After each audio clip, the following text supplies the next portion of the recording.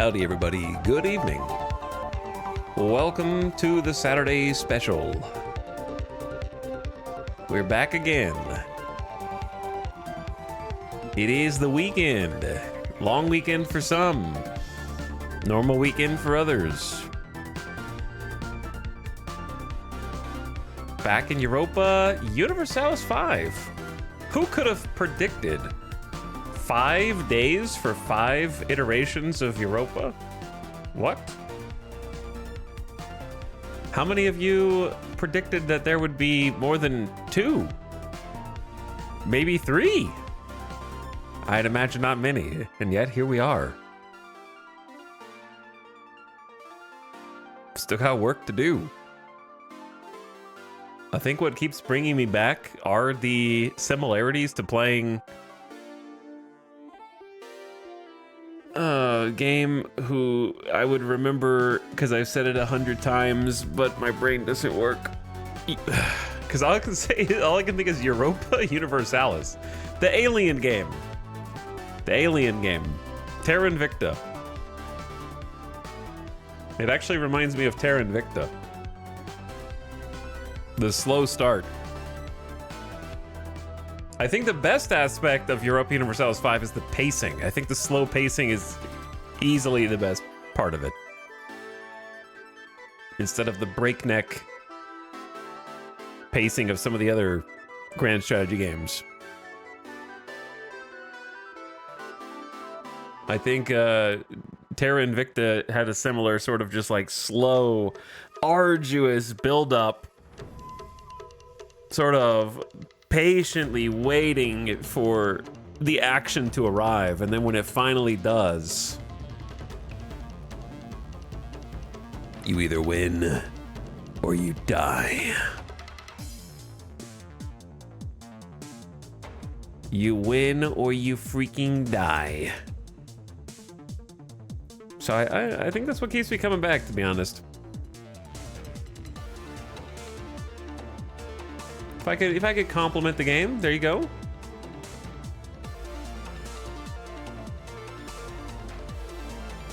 Hello.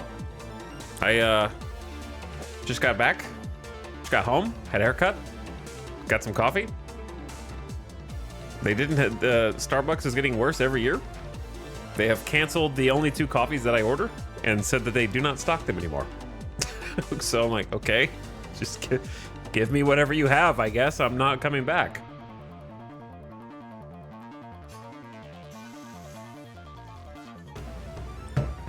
Only had 2 things that I order off the menu, and they're both cut.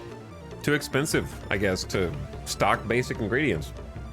I don't understand why Starbucks hates mocha so much. That's what they keep cutting. I like mocha, not like a frap. I don't need like a milkshake. I just need like a faint chocolate flavor in there somewhere, not just like plain latte cream, you know? But they cancel every single mocha drink that they ever put on the menu. I feel like they're consolidating. They just make enough money off of pumpkin spice lattes. They don't need to have anything else. They're gonna go Gordon Ramsay menu. Just have 5 items. You pick one of the 5 and you go. Get out of here.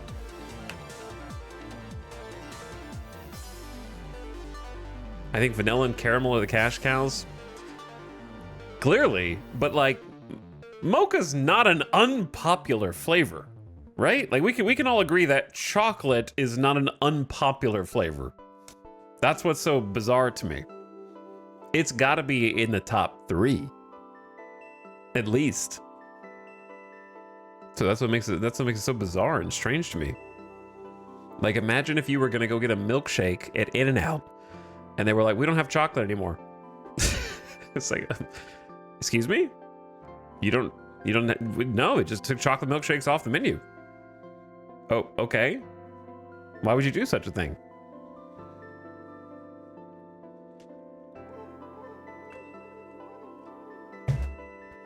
But anyway, it's game time. It is game time once again.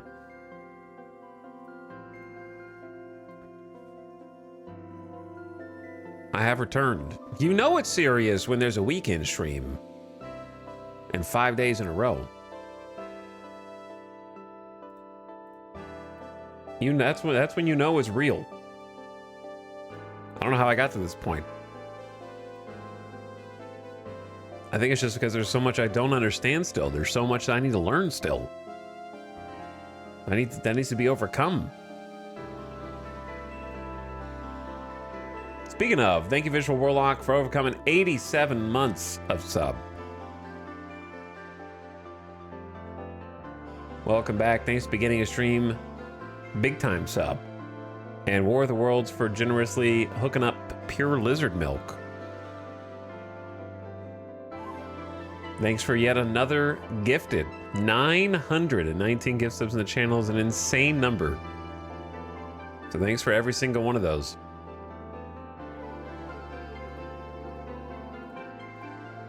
All right, let's hop in. I gotta get the... I guess I'm just gonna play the Europa soundtrack in first. So I got a pop-up on my Spotify. Your music, now with better sound. Listen in lossless. What was it before? Lossy? Was I listening to lossy music?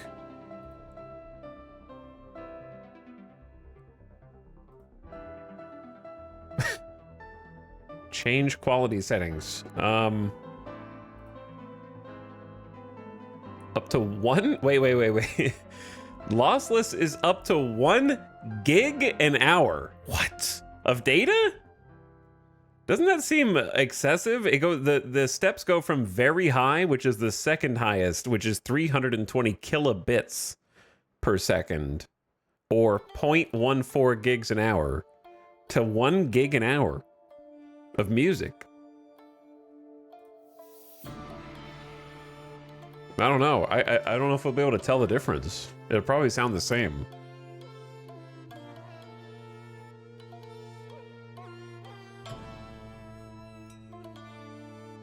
Okay, anyway.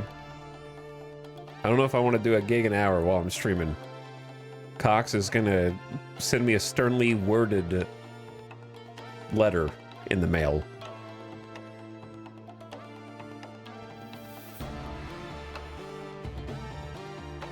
All right, I'm gonna let you finish. I'm gonna let the soundtrack finish because it's pretty good. Not quite thematically appropriate, more samurai and Ronin, but it's a good song anyway. Oh, mute that before it does the click in.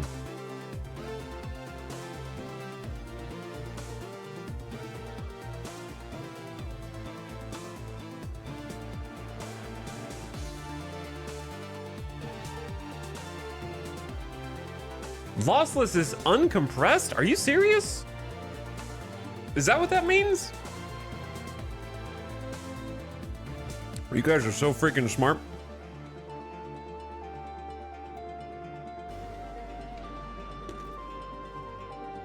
Welcome back to the Tribal Kingdom. This is actually not the Haudenosaunee, believe it or not.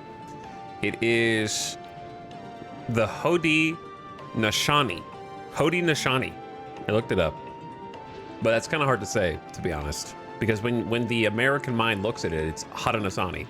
But that's not what it is. Haudenosaunee. Haudenosaunee.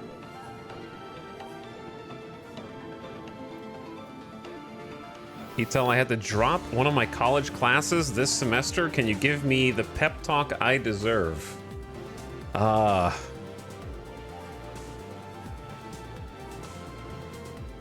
Sounds like you're just gonna have to pay for that anyway.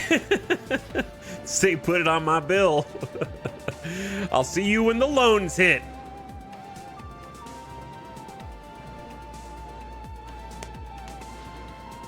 I don't know if that's what you were looking for.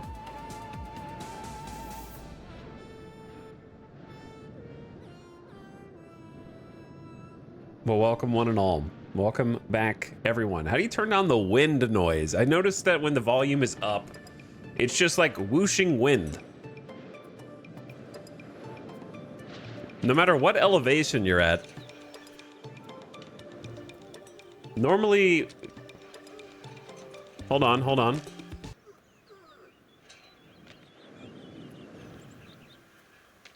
I hear something.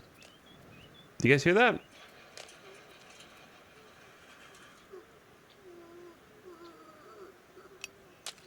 Something digging. It's just like it's because we're over. Did they actually do a little audio mixing? They did do a little audio mixing. They're just real heavy on the whooshing wind.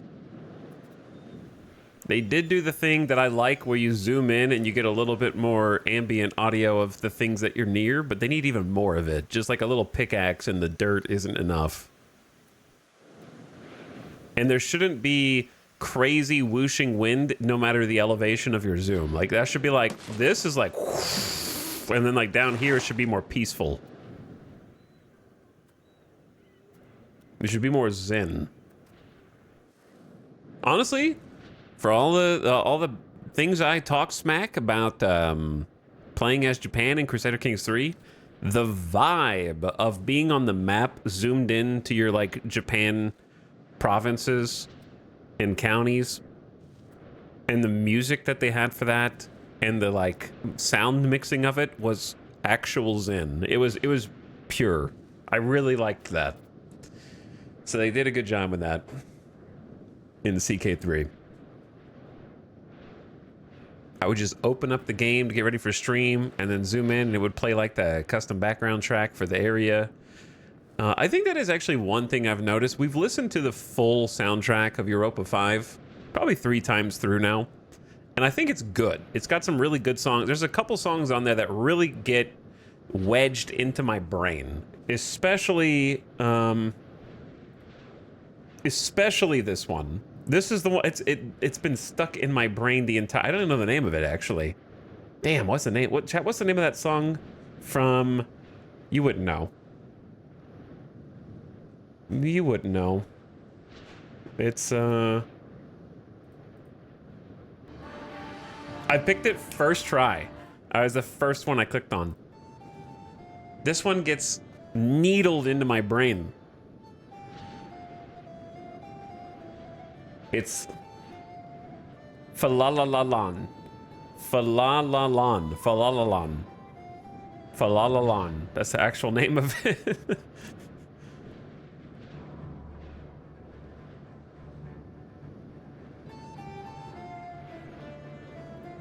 The tune gets stuck in my brain, man. So I gotta listen to it. It won't get it out. Listening to it will only wedge it in there even more. So it does have some memorable tracks. Like, it does have some songs that I think are good.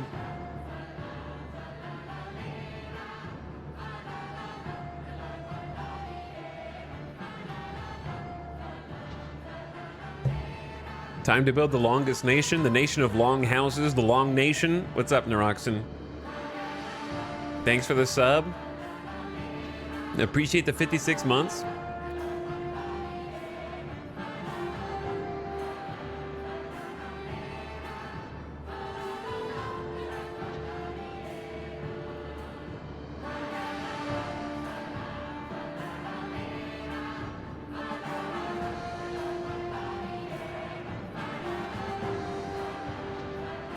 I was looking to see what else the same composer did.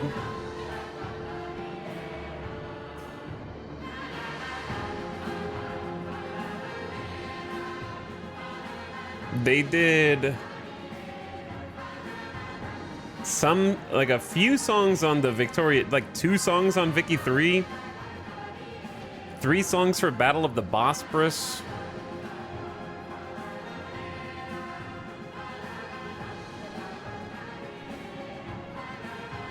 Legacy of Persia for CK3.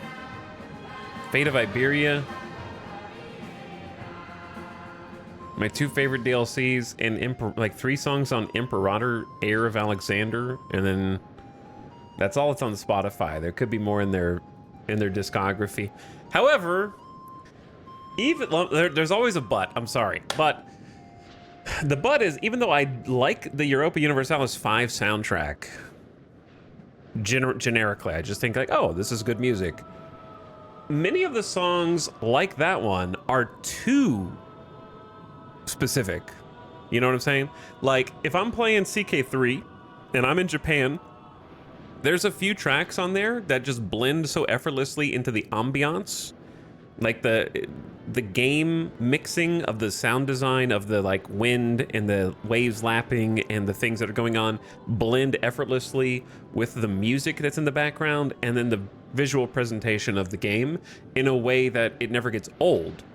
So like you can hear the same tracks over and over again in where I was playing in CK3. I don't know about the whole game, and it never gets tiresome because the tracks are not so specific that you're like, oh, it's that song. Oh, it's that song. It's playing again for the 8th time. Like you don't even notice how it transitions in and out. But it's just like good, relaxing music. I think a lot of the songs on the Europa 5 soundtrack are a little too specific where you go like, oh, it's that song again. So you can get tired of it more easily because they're more identifiable tracks. Like, oh, this is the flute song. Oh, this is the la la la song. And therefore it can get ground down by you being able to identify it too easily. Does that make sense? So I think that they're good songs, but I think that it's easier for them to get old because you will identify them, and they also feel like they don't fit with the game somehow. It's like I like the songs, but they don't really mesh with what I'm seeing and what I'm playing. It feels disconnected somehow.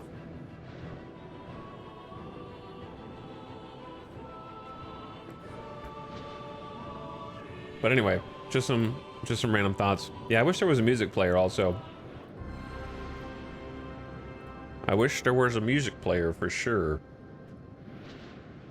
And I wish I could figure out how to isolate just the wind sound and turn just the wind sound down. Because I know we've got ambient map. Ambient volume of all map.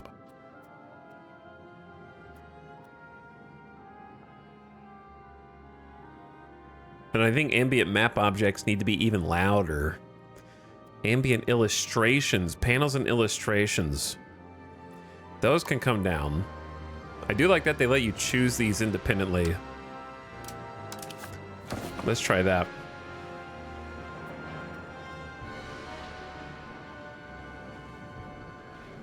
Anyway, hi everyone. I'm just yapping. I'm just here to yap. That's what I do. I turn on the stream and I start talking and I never stop. I'm trying to get the pronunciation down. Haudenosaunee.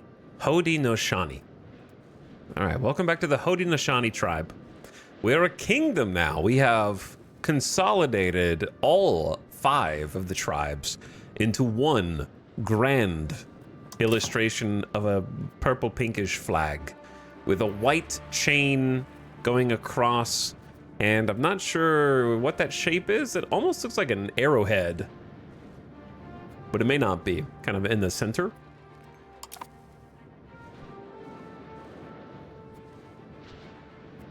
I learned it as this. Okay, I don't care what you learned it as. I just looked it up right before the stream turned on. Take it up with them. Well, you're gonna chat the kind of people who would listen to someone whose ancestors were in the Iroquois Confederacy, and they'd be like, "We pronounce our name Haudenosaunee," and you would go like, "Well, that's not how I learned it." It's just like to their face. I don't care, man. Anyway, Neroxen, thank you for 56 months. Again, War of the Worlds, Visual Warlock. Hey, guys. Let's get some notifications out of here first, because we're still sort of fledgling kingdom. We are in our infancy.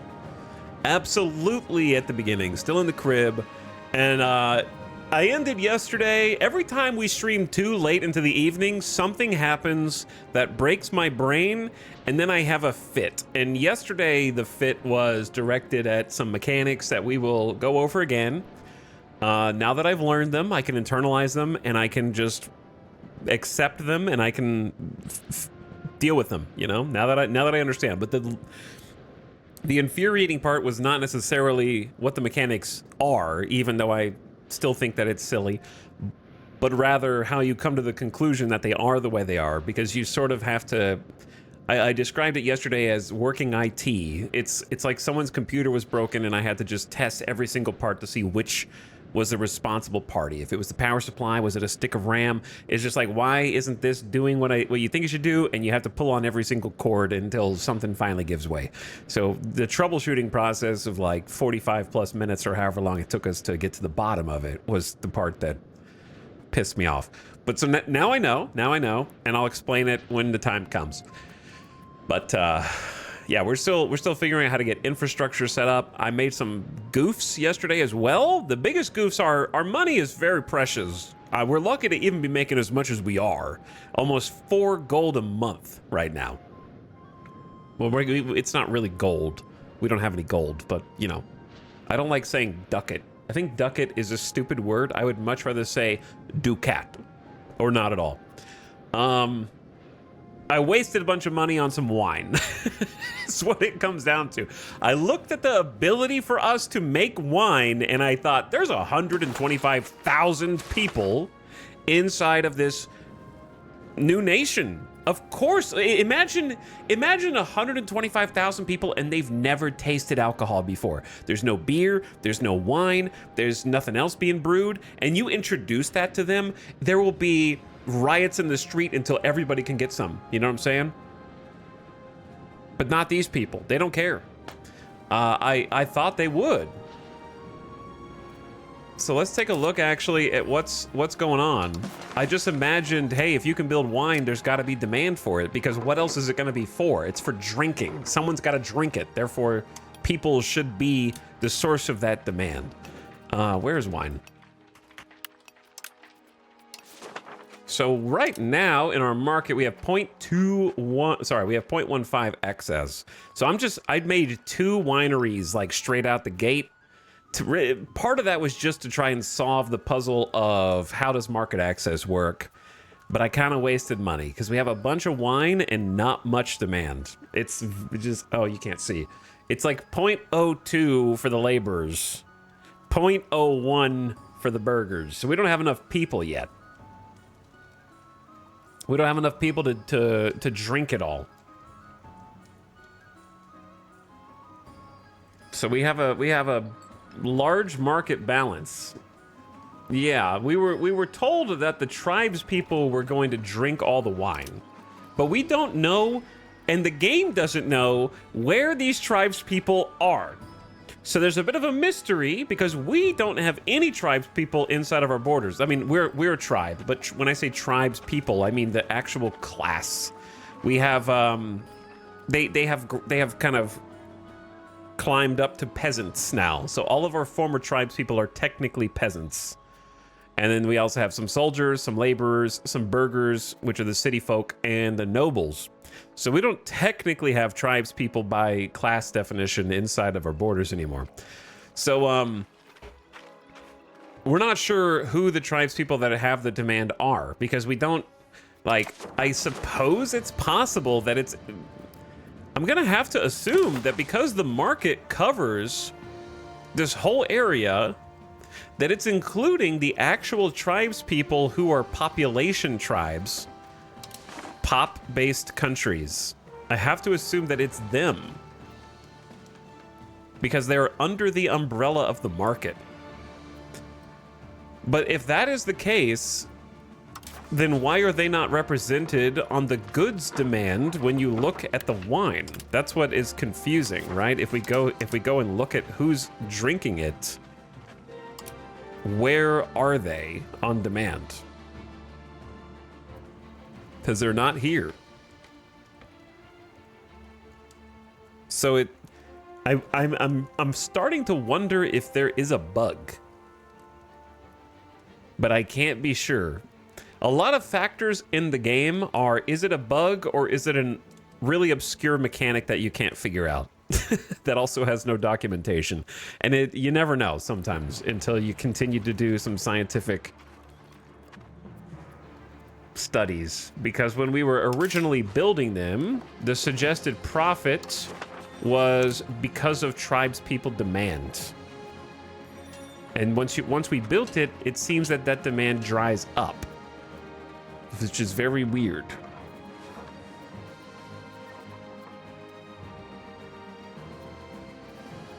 So let's take a look at where our wineries are. We have one here. Let's take a look at it. That's a marketplace. Use Silly Goose. This is wine. So we're actually losing money right now. The predicted income was like 0.3, 0.4, and we're making negative 0.01. So we keep getting baited by the potential profit on various screens. I'm sure eventually it will be profitable and we can keep it there because I think it was predicted profit after 3 years. So obviously I'm going to keep it, but they're not going to work here if it's not profitable if I don't subsidize it. So that's kind of the issue, right?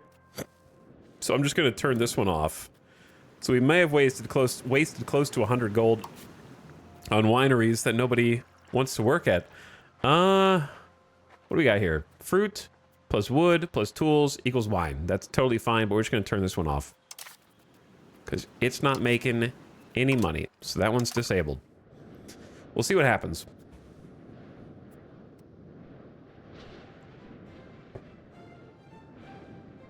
That was the last thing I did. So I kind of need to actually save money and just build roads. Is because we can't just keep throwing darts at the wall, hoping that these buildings suddenly start making money.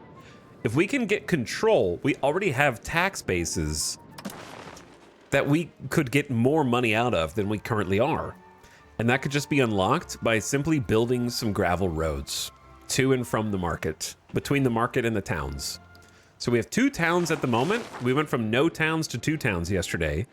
And where did we start yesterday? Like just, what did the borders look like yesterday?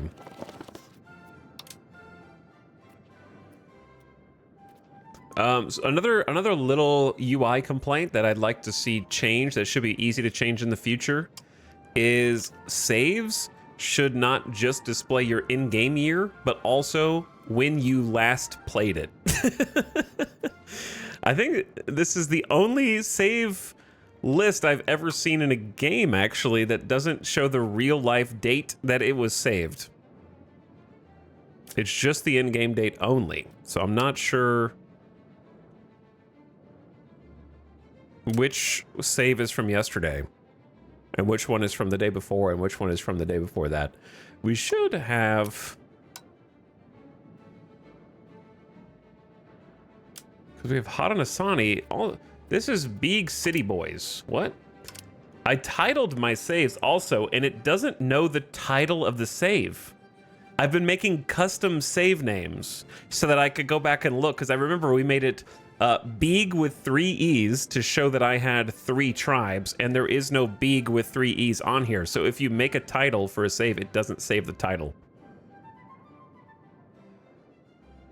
Whatever you save your new thing as, it all goes, like, we're Big City Boys now because I named that last night before I closed the game. So now every save is under Big City Boys with no titles. All right, this is very strange. It's not a deal breaker. It's just an observation that it should be a little more convenient in the future. Maybe a future patch down the road. I could just click on one at random, but it doesn't matter. Yeah, no titles of saves and no date of save, which makes it very unusable.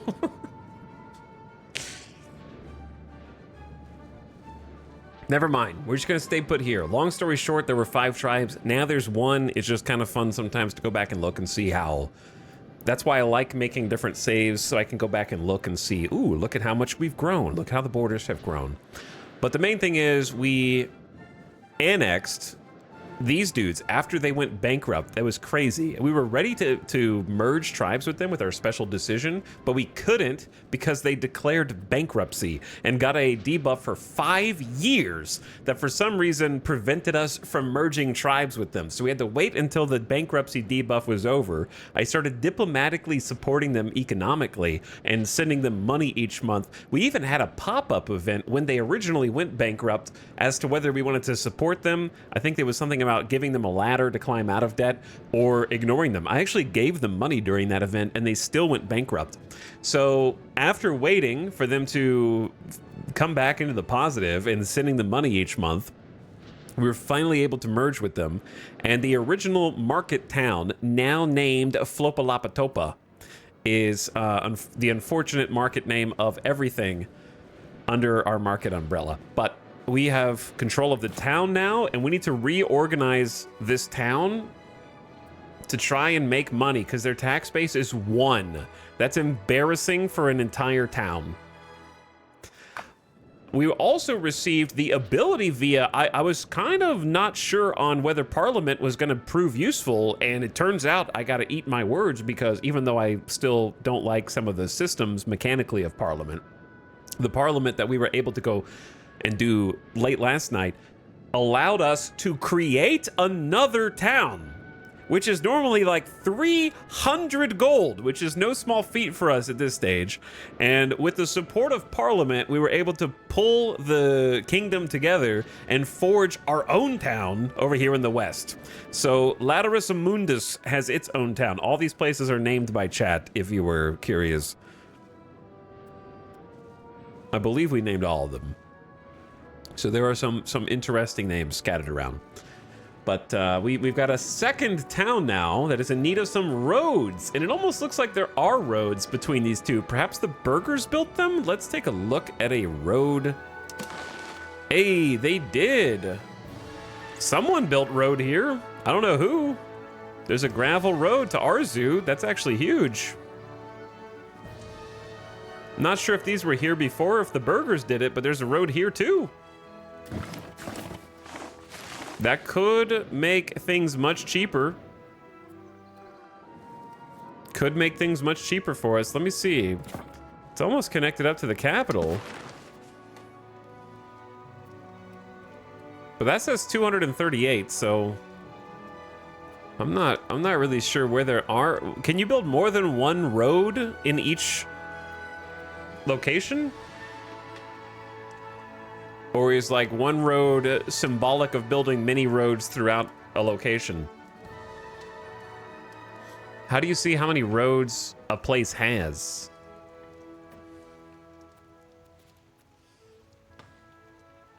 I don't really understand how this system works yet. We haven't really built our own at the moment, but we'll figure it out. We'll figure it out, because that's going to be something that, either way, it's cool that there are a couple of gravel roads. That's a start. So perhaps that has helped influence control over different areas, but we need to connect them up to the capital. And then I want to found a town on Sanaktamwambo as well, which I think would be smart, because we'll have town, town, town, and then, you know, just have these kind of linked up and spread throughout. And then eventually we need to tame the northeast. So yeah, we got a free town founded as a result of Parliament, which was excellent. We're still experimenting with how to best utilize them in our infancy as a kingdom. So this is all new content as far as I'm concerned. And I expect to do a lot more of that tonight. So get rid of some of these. Get rid of some of these.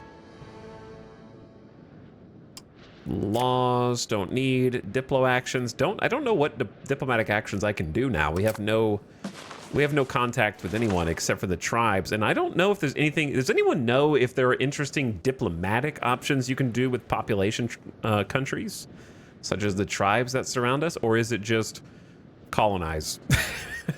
I'm sure there will be a DLC for that in the future. RGOs need people, not really my concern. Unprofitable buildings could be a concern.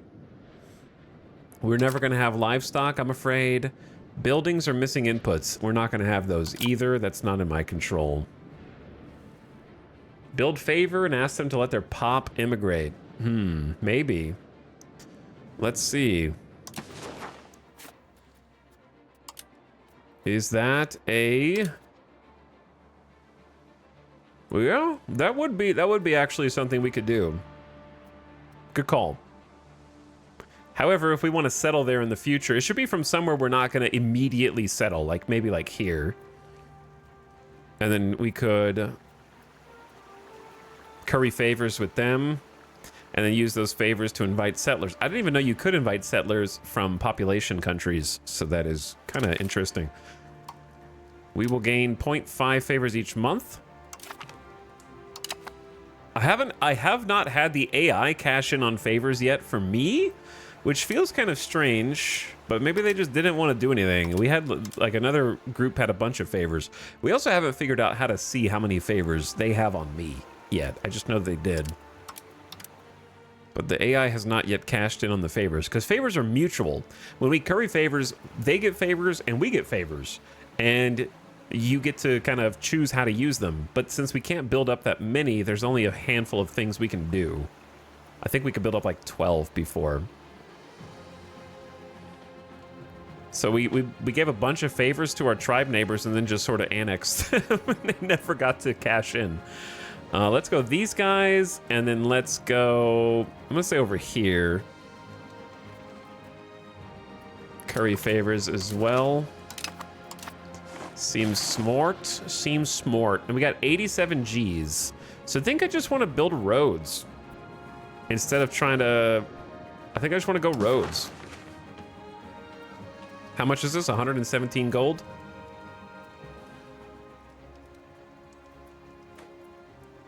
Maybe we just go straight across Mamdania. Let me see. The reason I kind of want to go south is because that lumber. Though the control is about the same. Yeah, let's go straight across. Keep it simple first. All right, let's unpause and get going, get rolling. What part of the planet is he on? We're in the Great Lakes, North America. We just united all of the starter tribes that you can play as into our Haudenosaunee kingdom. Had a custom formable and some custom events. And we also have custom Great Law of Peace government reform that we got last night when we made the formable. Enshrined through the wampum belts, the framework of the Great Law of Peace has governed our confederacy since its inception. Emphasizing peace and justice with maintaining a steady mind, the principles of the Great Law of Peace have united all within our nation. We get culture capacities, free stability investment, +1 government reform. Main thing is an extra cabinet seat. The cabinet seat is massive. We only had 2, now we have 3. We can do a lot with that. Our cabinet members are currently assimilating the new populations into our culture, and we are increasing control as well into our new area where the market is, so we can get benefits from that. Parliament's possible already? It's been 5 years already? It's crazy. Let's see what the options are now. Before I do that, I want to check on our values. How far are we to decentralization? 80? Okay, so it kind of doesn't matter where we hold parliament.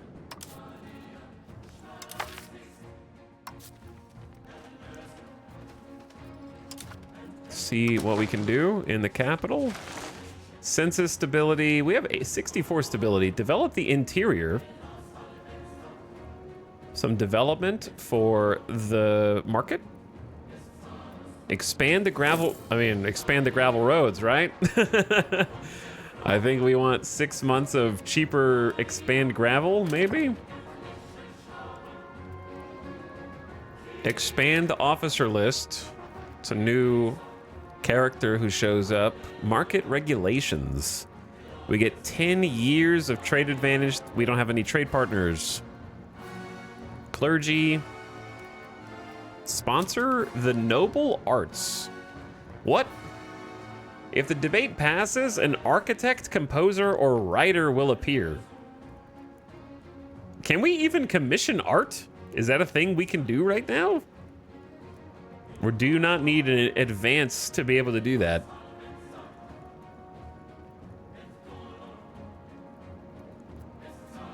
But it's gonna cost money. Are they gonna make art for free?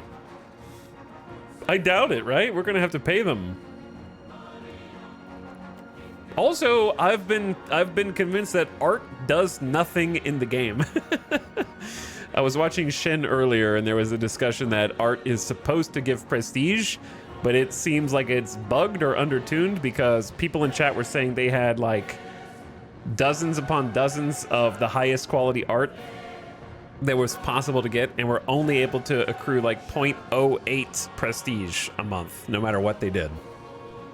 So it appears that art is in need of some patching. And there's nothing else that art does. I don't think it has any other function.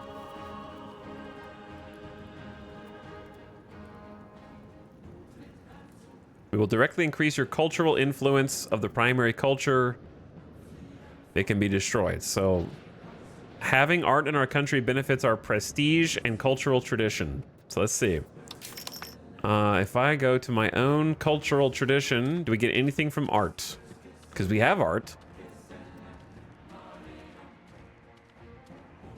0.03. Well, it's not 0. 0.1 from Haudenosaunee clan mothers. 0.5 from locations. So technically it does. The game is really stingy with prestige. Well, that's what's so funny, right? It seems so stingy with prestige, but we just get events that are like, here's 10 prestige, here's 15 prestige. And then if you don't spend it, you lose it because it decays incredibly fast. So it's very unbalanced right now, for sure. Because you get events that give you 10 to 15 prestige, and if you don't spend it immediately, then it goes back to close to 0. So you're always hovering around 0 to 15, 0 to 20 prestige, and it's very use it or lose it.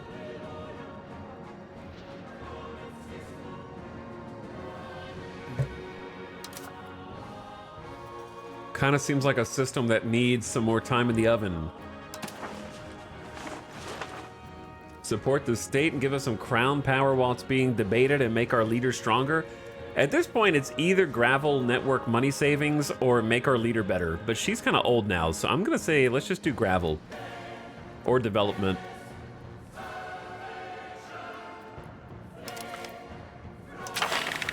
We already have a bunch of support for the roads. They want to expand the gravel network.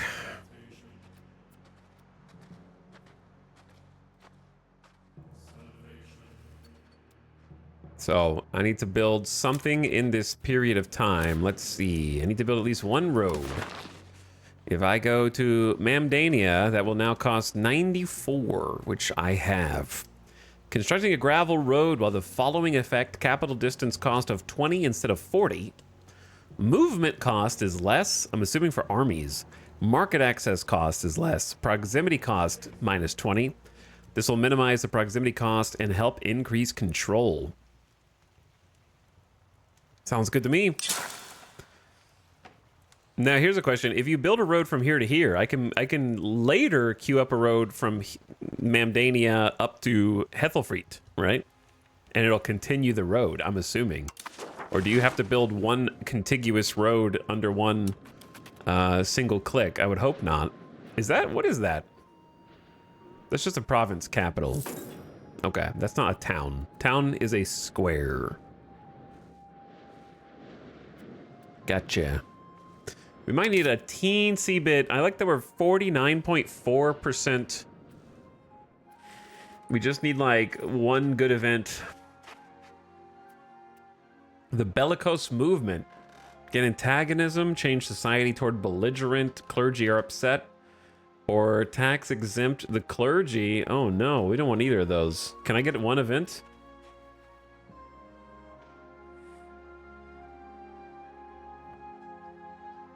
Are roads directional? I believe roads are directional. It seems that way, but the game doesn't show you the direction they're going. I don't know. I'm gonna go with I don't know on that one. Chat, did you guys notice we went from rank 1000 to 112 in the world after becoming a kingdom? We're in there. We're almost top 100. That's crazy. Kingdom country rank is plus hundo. That's a lot. That's a lot of great power.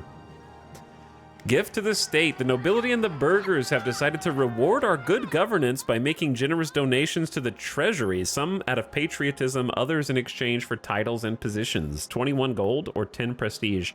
Easy 21 gold. Easy 21 gold. That's almost a 25%. It's like 22% of a road, man.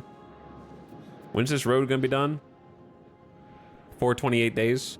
It requires lumber. Oh, we have a huge lumber deficit, and masonry, which we actually have a deficit. Wow, building the gravel road really pumps the demand, eh? I gotta go back down here also. Building gravel road is 1. Okay, hold on. We can help this. Maybe I should just start subsidizing masons. Okay, Gene Toga and Laterus Amundus, you guys can go back to work at the masons.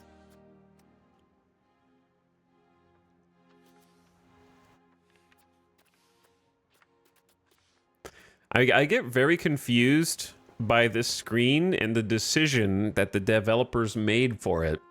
This is the best screen to control all of your buildings at a glance inside of your borders. However, when you first open it, no matter how many times you click off of them, it defaults to 3 filters that actually block you from seeing all of your buildings. It filters only where you... It only imagines you using this screen to build. It never imagines you using the screen to manage, even though it is a great screen to manage from.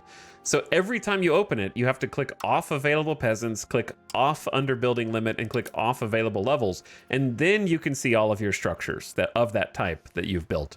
So very tedious to do that each time you want to come in here and because this is a great management screen. You can open and close like masons right here. We want to open those and get the people back to work. They weren't profitable before.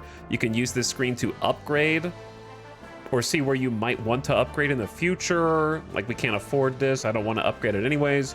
You can see what level they are. You could subsidize them if you want to. It's got a lot of information there. It also has, what is this green bar? Employment. So green bar is how much employment they have. And you can also, I want to say, if you click on them, it'll open them. Yeah, it'll open the production page. So you can see what they're all producing or what resources they're using. Because you can use clay to make masonry as well. So it's possible that, you know, we might strain the stone market. So we can kind of unpause here and see how the balance of stone goes versus, I guess, negative 0.8 now. Whereas clay is positive 0.79. So I could go in here, and if you're not automating everything, you could swap a couple of productions over to try to free up some of those resources.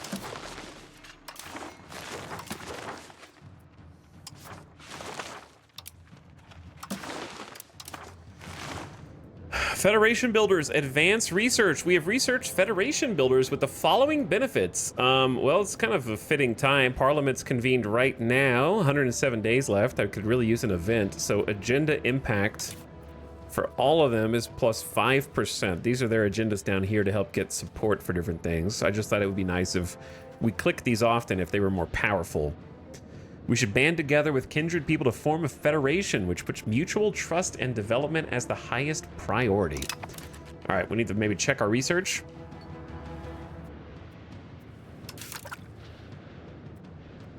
You know what I think? Since this is already gamified as a parliament system, we talked yesterday about how I think the request system is kind of stupid, but that's not what I'm talking about now. What I'm talking about now is, wouldn't it be interesting if Parliament came to you with different agendas over time? Since it's already gamified, it would present a risk-reward scenario. Maybe if Parliament lasts for 6 months, perhaps for the first 2 months, Parliament has 2 agendas, but after 2 months, they might swap to others. So you're looking at them and you're going, what if Parliament comes to me, or what if the nobles or the clergy come to me with something worse than what's on the table right now?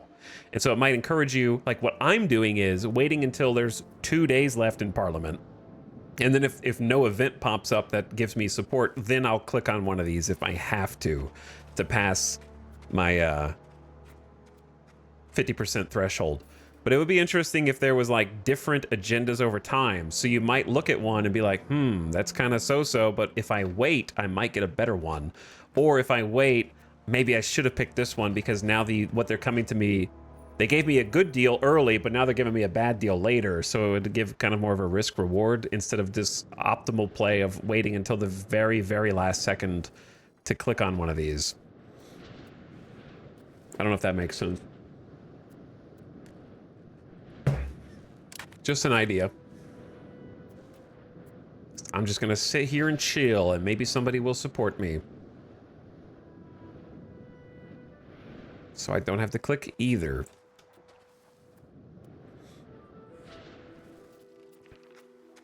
The issue will fail.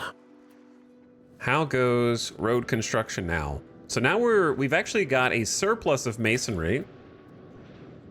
Too much. I went a little too hard in the masonry. Our charcoal kilns are not profitable. We don't even need charcoal that much, do we?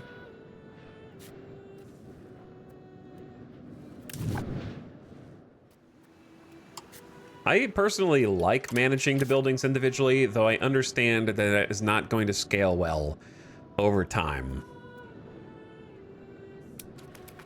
Is there a downside in the game to your people sort of losing their job and gaining their job due to employment from profitability or lack thereof? Is there like a debuff for them kind of getting fired and hired and fired and hired, or is that just something that happens in the background, doesn't matter?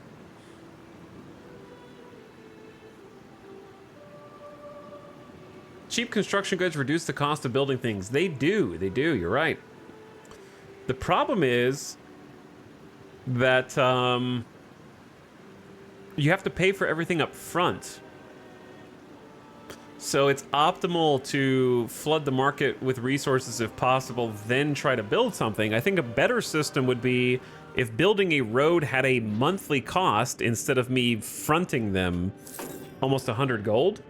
And then the monthly cost dynamically adjusts based on the supply and demand of your resources, right? So it actually is optimal to just like try to pump the market with resources, then purchase something. And then if if they get shortages, then it doesn't matter to you because you already paid up front. There should be like a budgetary aspect to that instead of all or nothing. It's very all or nothing right now. Because in my case, like you say, I just spent a bunch of money on a road. I probably just ripped myself off, actually. Because after I paid for it, then I went and put more masonry on the market, which would have made it cheaper for me. But that's not reflected in the build as far as I can see. I don't get my money back. Even though there's a bunch of masonry now. Let's see how much a road would cost if I just built one again. Into the same area. This is we're already building one, so it's not really going to give me a number. It doesn't want to give me a number to Mamdania, so I can't really directly compare. Victoria 3 does the whole balancing thing with market price impact. You might enjoy the build system in Vicky 3. Yeah, I think next time there is a sale, I might get some of the Vicky 3 DLC and give it another go. I know I just missed a sale, but I'm not really in a hurry to play it again and try to learn it. I don't like the whole political side of Vicky 3, though. I don't like having to like appease the people to pass. I don't like the way the resolutions and the voting support and all that in Victoria 3 is. No one does.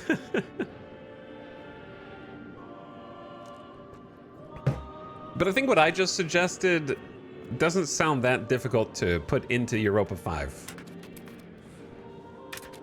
I'm sure it is, but it doesn't seem that difficult to, instead of an upfront cost, just make it part of your monthly budget and just adjust the prices dynamically with the market. It'd be much more interesting that way, I think. All right, so it looks like we're not going to get any parliament support. So do we want to tax exempt the clergy? Not really. They're giving me half a gold a month.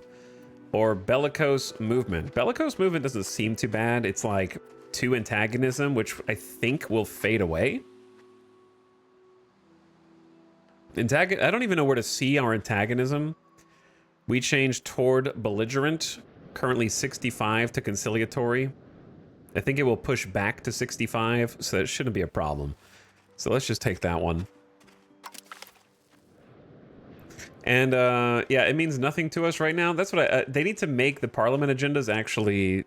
There shouldn't be one that doesn't do anything showing up, but that's probably just an issue of being isolated by yourself, specific to us in our current weird circumstance. Not to most people who have neighbors. All right, ad is gonna start in like 20 seconds. How's it been an hour already? We have passed the expand gravel road network. Move towards centralization. It's not gonna last, but just one of the cheaper roads for a little bit. We want to move towards centralization when possible. I don't know if I can get more lumber. We do have plenty of options for RGOs. Ad starting soon. Turn your volume down. Just a heads up. Like, we could increase the lumber RGO, though it might not be profitable forever. I think it would be good to do because we have thousands of people here. And it's pretty close, like it's gonna have good access as well, good market access, which I will try and explain my findings from last night again, though you will have to get out a pen and paper to write it all down. I'll do that after the ad. But yeah, let's up this RGO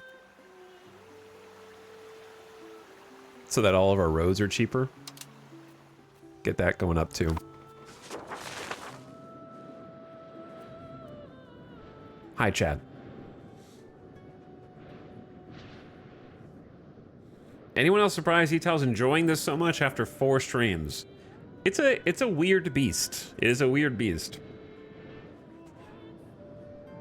It is the kind of game that doesn't come around often. So, like, I don't know how to describe my relationship with it at the moment. But I'm imagining there are a lot of regulars who are surprised to see this come back for the 5th stream, much less the 2nd or 3rd.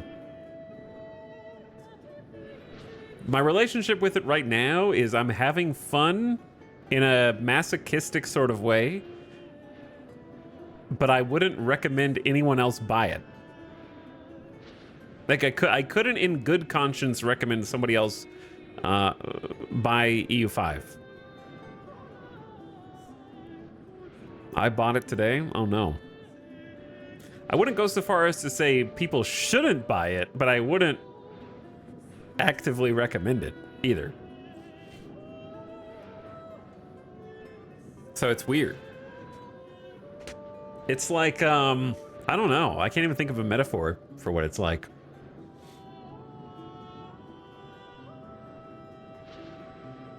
It's same, and I felt the same about 4.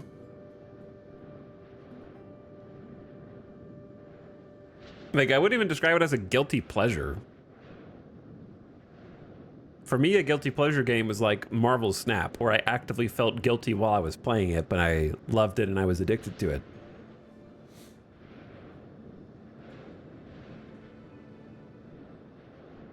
So I wouldn't describe this. I don't feel guilty about it. It's more like extremely niche. I don't know. I don't know what to liken it to. It's very strange. It's definitely one of those circumstances where you look at the game. Dude, I don't know how to analyze it. It's honestly just befuddling to me. It corrupts my brain.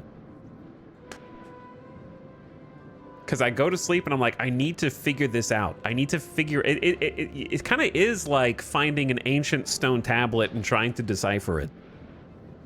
I feel like I'm just trying to get to the bottom of what the hell these devs were smoking, like, while they were making it for 5 years. I feel like I'm doing a elaborate educational dive into what an ancient civilization was, how they lived their lives so differently from me. I'm trying to, like, figure it out.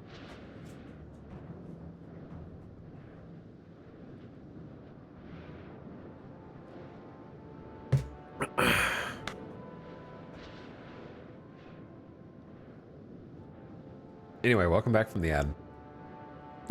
I'm just wrestling with how I feel about the game, and it's so weird. It's like having a birthday and somebody gifts you a puzzle, but not a puzzle. You know what? I told Alice this the other day. It feels like somebody locked me in an escape room, and I'm trying to figure out like which lever to pull and like where the secret key box is to unlock it, so that I can zoom out bird's eye view and see how the Rube Goldberg machine is operating together. I feel like I'm in an escape room and I'm trying to figure out how to like put everything in the exact order that it needs to be in so I can see the big picture.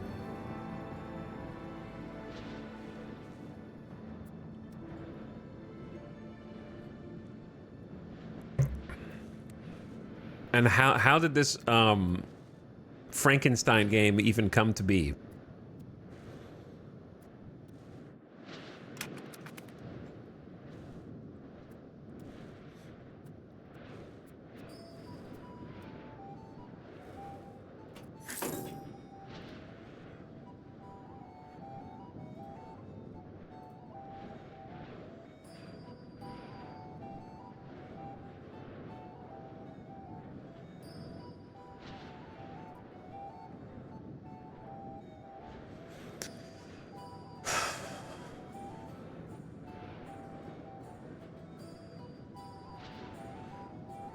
Like most Paradox games, we need to watch you stream it a few times so you can do the hard work of finding everything for me. It doesn't feel like most Paradox games. It doesn't, like, to be perfectly honest, it doesn't feel like I'm playing a Paradox game. It feels like I'm playing a game by a different indie studio who is heavily inspired so much by other Paradox games that they liked that they wholesale put their systems into their own game.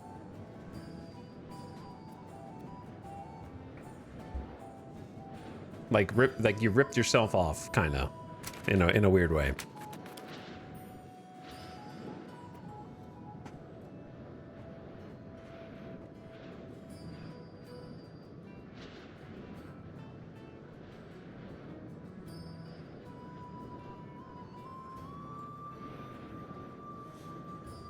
I'm still trying to learn CK2. Oh man, just get CK3 on sale.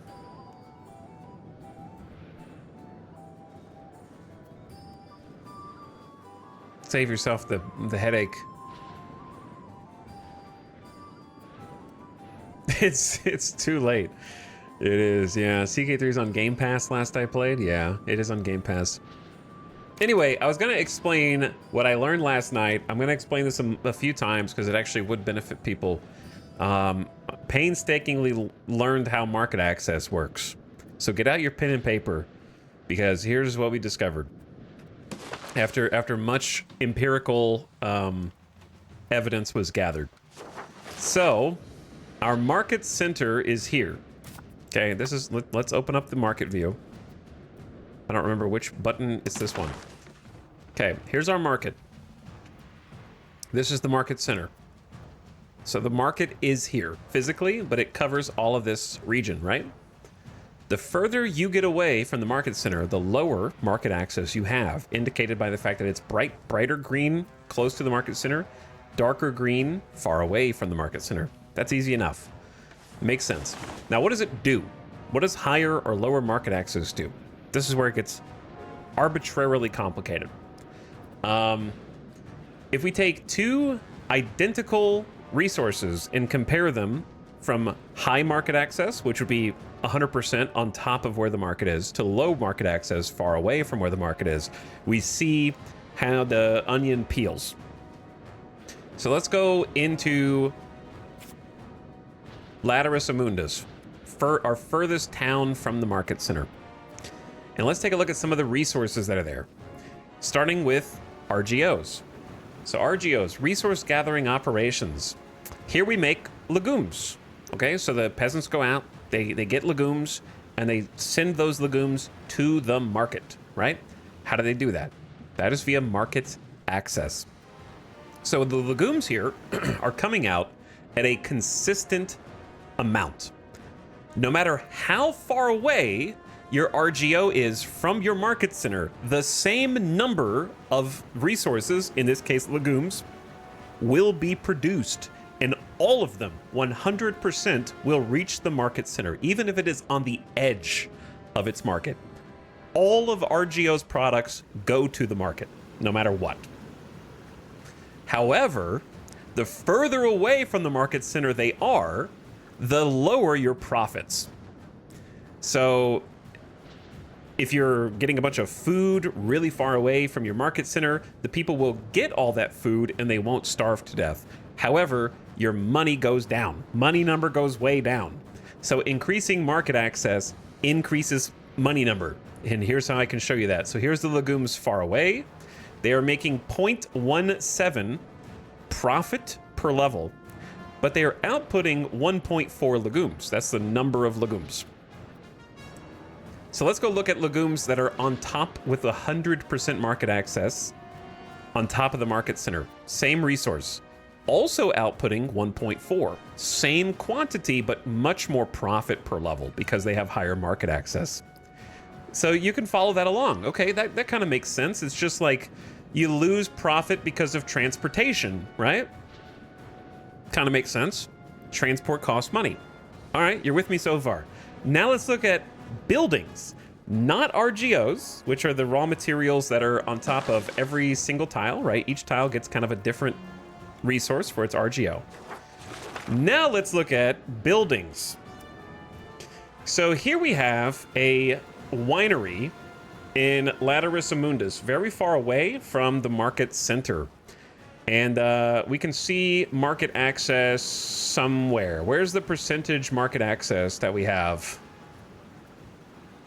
I can see proximity. I forget where is the number of market access? There's probably a, oh wait, I could just go to the market overlay and then mouse over it. Yeah. So if I mouse over it, we have 66% market access. It's also here under the name. You could just mouse over land in the market view as well, and it'll show you that. So let's take a look at two identical resources from two identical buildings based on their market access. So we know that we have 66% market access to this distant town. So the winery is outputting, do I need to turn this on? Building is closed. All right, let me turn it on so I can show you. Let's get the people in there. Get the employees in for this demonstration. Okay, they are in. Wait, no, they're not. Why are there only 20 people in here? There's 520 of you just sitting around. Okay, well, this is gonna... They're only going in 20 at a time. You're just gonna have to believe me on the next part. So, RGOs, no matter how far away they are, produce the same amount and ship all of them to market, but the profit goes down the further away they are. Conversely and inversely, buildings will produce fewer goods that are worth the same amount anywhere. It's the opposite of RGOs for reasons, gamification reasons. So if I have a winery that is very close to, in this case, on top of the center of the market, it is going to produce around 1 unit of wine per month. Okay? But the further you get away from the market center, it is producing fewer units into the fractions. But each unit it does produce is selling for the same amount as the one with 100% market access. So they're inverted from each other. RGOs make the same amount no matter where they are, but it makes less money. Whereas buildings that produce goods, they make fewer the further away they are, but they sell for the same amount. So it's two opposite mechanics depending on if it is an RGO resource or if it is a building resource. They are opposite of one another. Market access is important for both.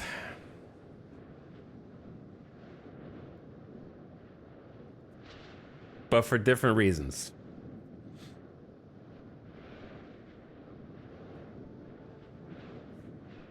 Drivers are taking a swig on the way to the market. So, yeah, for buildings, that's going to affect your supply and demand because the quantity of product that you're making changes the further away you are. So if you're trying to fill a particular demand, then the further away it is and the lower market access it has, it's going to make fewer toward fulfilling that demand. The closer it is to your market, or at least the higher market access it has, I should say, the more quantity it will make, and therefore you could end up with more of a surplus. And it's pretty confusing, in my opinion. But that's how it is. So you can increase, you might be wondering, okay, well, how do you increase market access besides just proximity? It's rendered in first transportation distance to market, which is, in this case, minus 39.66%. If we take a look at one that is closer to it, we can see that it is only minus 4.14%. Here we have negative 11.4 because of the transportation distance. Now, market access can be increased in a few ways. Market access propagates better over seas and rivers and can be improved by constructing roads and naval buildings or by creating a new market. The tooltip is like, is your market access low? Just build a new market. Okay? The other important bit about market access, besides the quantity of goods and the price of those goods, is that you will buy them in the order of market access.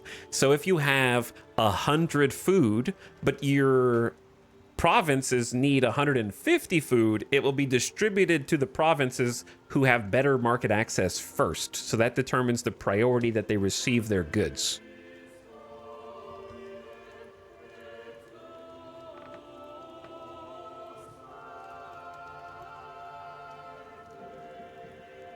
Now, if you want to look at how roads, so you can tell it's primarily roads, is the only thing that really changes market access according to this tooltip. If you go to your road builder, there's some useful information there. So if we click on the road builder, at the top of the screen, you're going to see 4 different types of roads, including railroads. If you mouse over each one, it will actually show you the effects that it's going to have on your market. So even just a gravel road is going to reduce market access cost by 10%, which the minus 10% and the cost, I wish they would have changed the language of this so that it was a little clearer, but it's more better. And it also reduces the proximity cost, which I'm unclear whether or not proximity cost affects the perceived distance between a market and a location. I'm not sure, because I know proximity cost going down improves positively the control that you have over an area. So I need to experiment with this a little bit more. But then you can also mouse over paved roads to see how they affect it. Minus 15% market access. Modern roads, minus 20. You get minus 30 proximity cost. And then railroads are going to be your best one. Much, much later down the line. I don't know how many of you stayed with me on that little journey, but hopefully it helped somebody out. Hope, because that was what was trying to figure all this out was pissing me off last night. But I'm there. I'm there. We got it.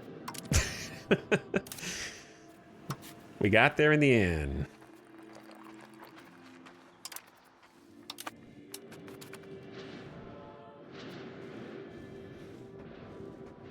How do we go up to 4 gold a month? Where are we getting all our money, man? Money is shooting up.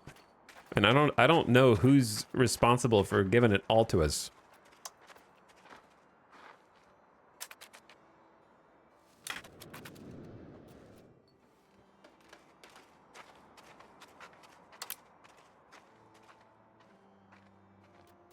Not spending anything on diplomacy. Do we have enough for, That's not what I wanted. Do we have enough favors? We do. All right, we're going to invite some settlers. I want some settlers in this section because we need some more people up there. And then we also talk to you. I don't think you can invite settlers from more than one area at a time, though. In fact, invite settlers isn't even a choice with an X next to it. Huh. Are you going to try to colonize? No, we're just going to stay as this forever and never, ever do anything else in the rest of the game, actually. I think we're just going to stay... I don't even want to build any more buildings. We're just going to live peacefully off the land. Coming of age. Our ruler's great nephew. But anyways, that gets asked a lot. Of course we will, but we don't even have basic gravel roads connecting our towns yet. So cart before horse, basically. Cart before horse. We have discovered neither carts nor horses in this timeline so far. So the thing about expanding is you need control. The further out you expand away from your capital, the lower control you have, which means the more worthless those territories become. So I'm focusing on trying to get the basics done first, and then go in from there. What's all this? Clay pit missing 863 employees.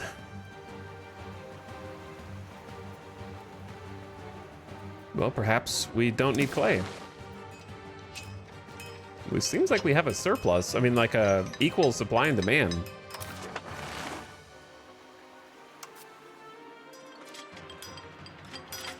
I could simply turn the building off and then increase the clay RGO, which would probably be better.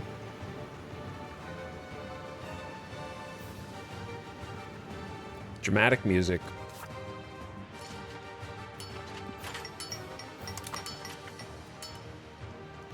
Like, I don't know. I kind of like microing these.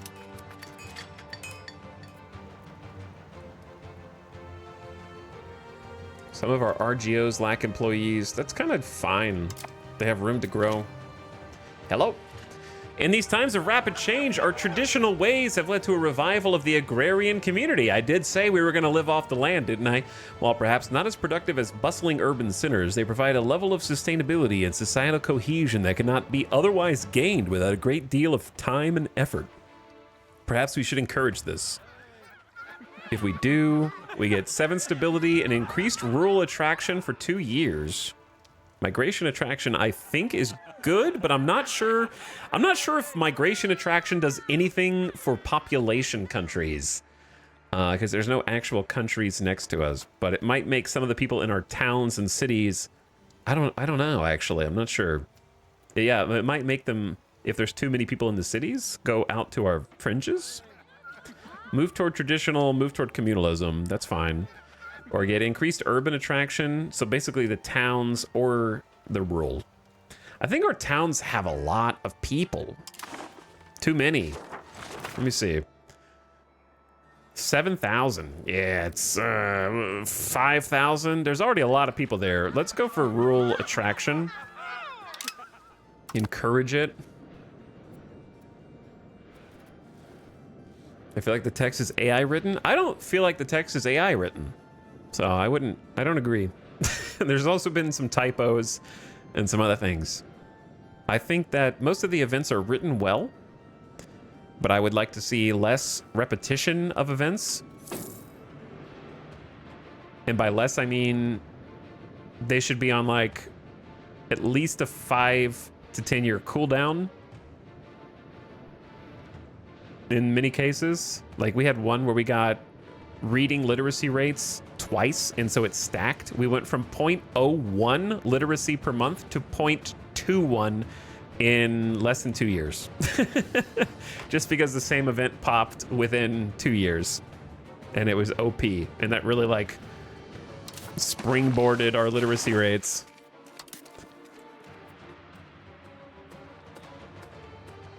Average literacy of 10%. Oh yeah, I guess the peasants in different areas may not have the same literacy that we do, so they're actually still trending up in the areas that we've already kind of recently annexed. So they haven't hit their max yet.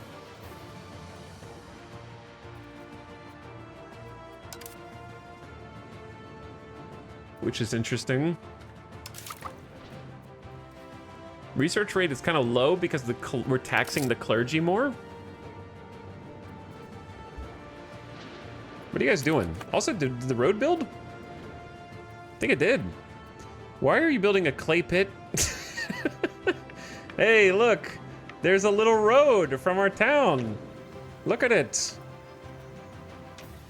It actually cuts through the forest and connects up to Mamdania. That's cool. Seeing the, I like seeing the map change. Dynamic, well, not dynamically, but you know what I mean. It's gonna be cool to see that develop over time. 4.4, yeah, the 4.4 might be, because we were at like 3.8, and now then we were at 4, and now we're at 4.4. So I'm gonna just headcanon that the road did something. I'm not sure if it did, but that's what I'm gonna tell myself, because they also have a road going from here to here. And that is also the next thing I want to do.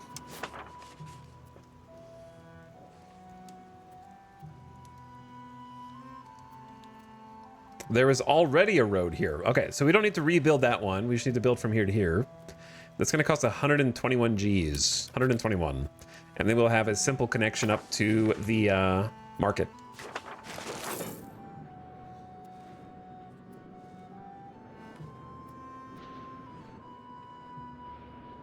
So I think we can kind of just chill and try to max our cash.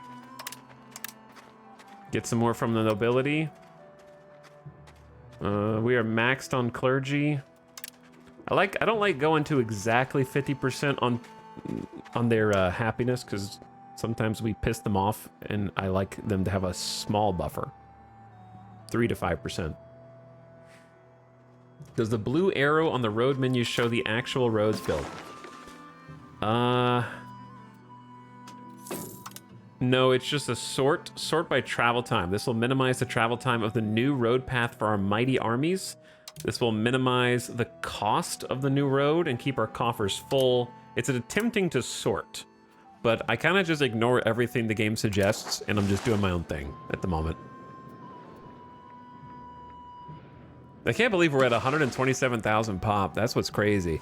I wish, well, I suppose it would be possible to go back to the new save and just count how many pop combined everyone is.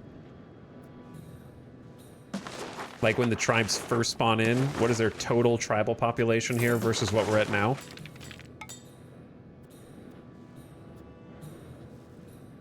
And see how much that's developed. 111 a month? Seems pretty good, though. Seems pretty good. What do you guys...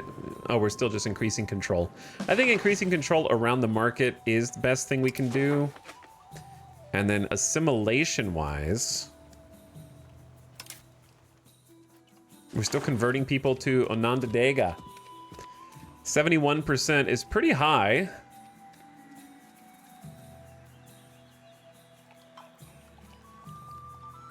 They're spread among the following provinces.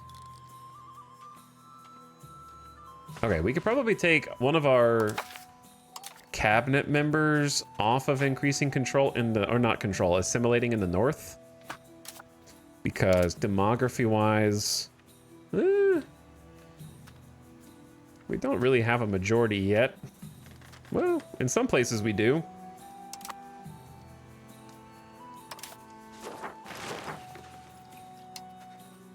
What else would I even want to do? Development? Just get someone on development who's better with diplomacy than this dude?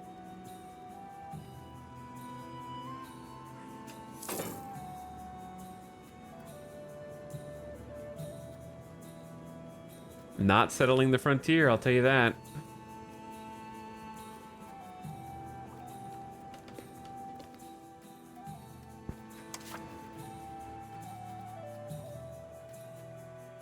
I'm not sure when I want to start changing from one thing to the next. I don't know if I'm ready for that yet. So I'm just gonna keep it as is for now, for a little bit longer. Okay, how much money do I need for the next road?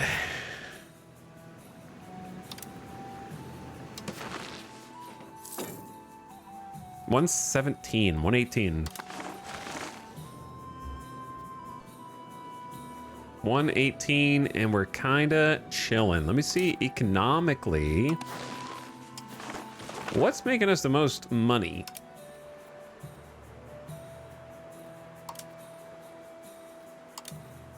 Or what could we do? They still want, see how it says demand for corn is needs of the tribesmen, 13.3.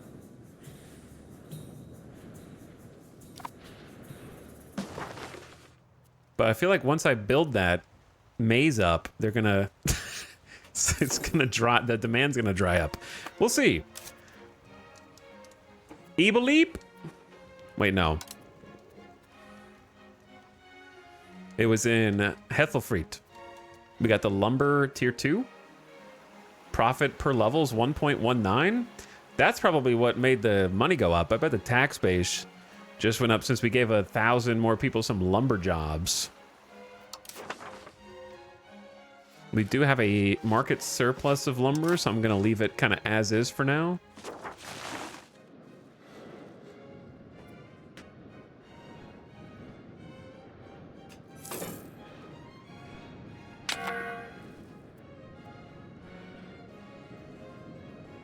Winery.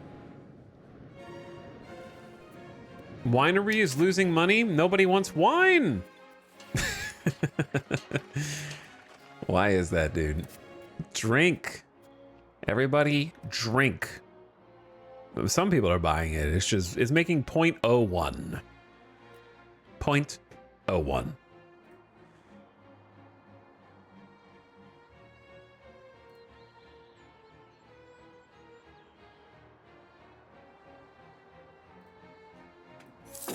Haven't gotten them addicted yet? I guess not. I suppose not. Yo, we're at 4.8. We're approaching $5. I seriously don't know where the extra income's coming from. And we never will. Because this screen is just so vague.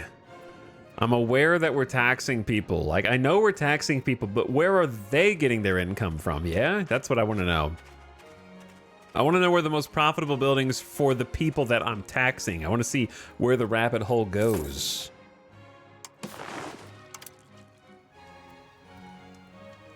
Don't know. Who are we selling goods and food to? There's natural supply and demand in the market. And then the market also covers populations outside of our borders.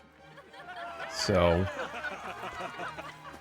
our support for our religion and the devotion we show impresses the people around us. 10 prestige, and the clergy are happier. There are various tribes around us who are presumably purchasing things.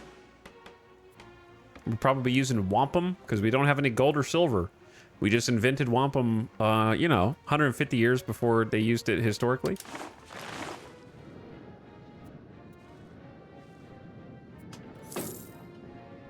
No big deal. We're almost in the top 100 in great power. That's pretty cool.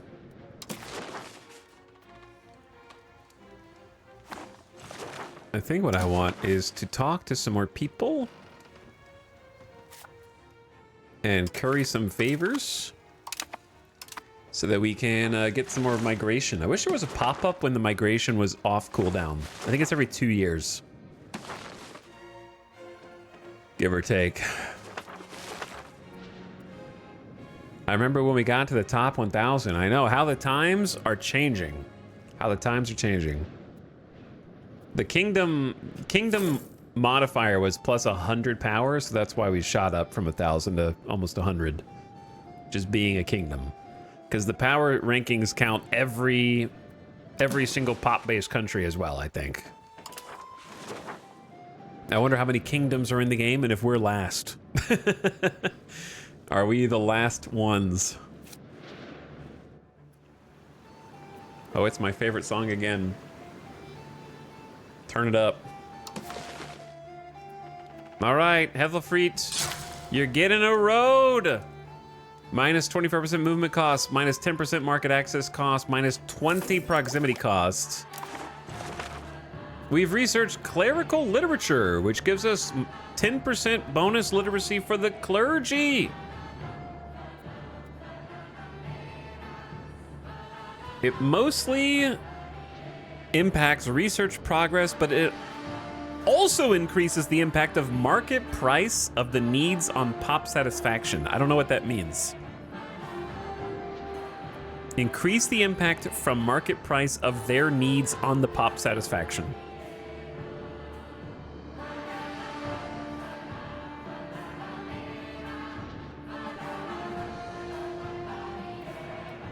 Because market price is just how much they pay.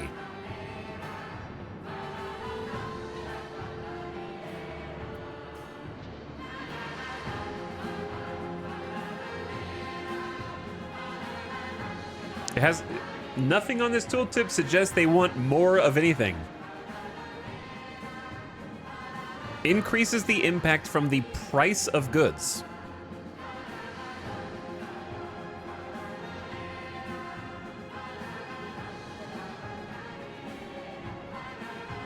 That's all it says. But it doesn't mention what the impact is to begin with.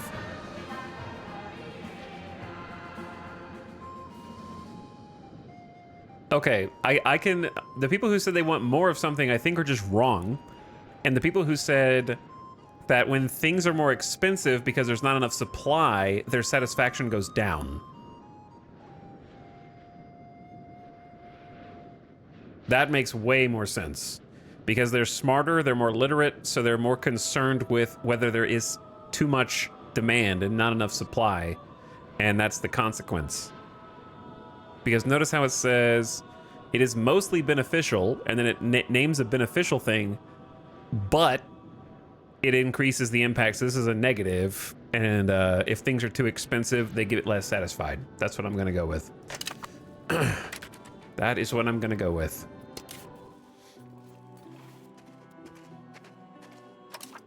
But that won't stop 2/3 of chat from just guessing and then being confident in their guess.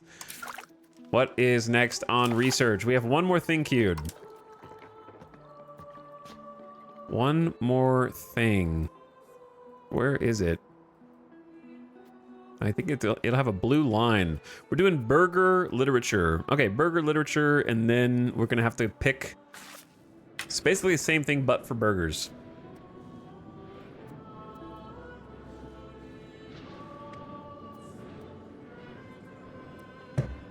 Same deal. Make the burgers smarter.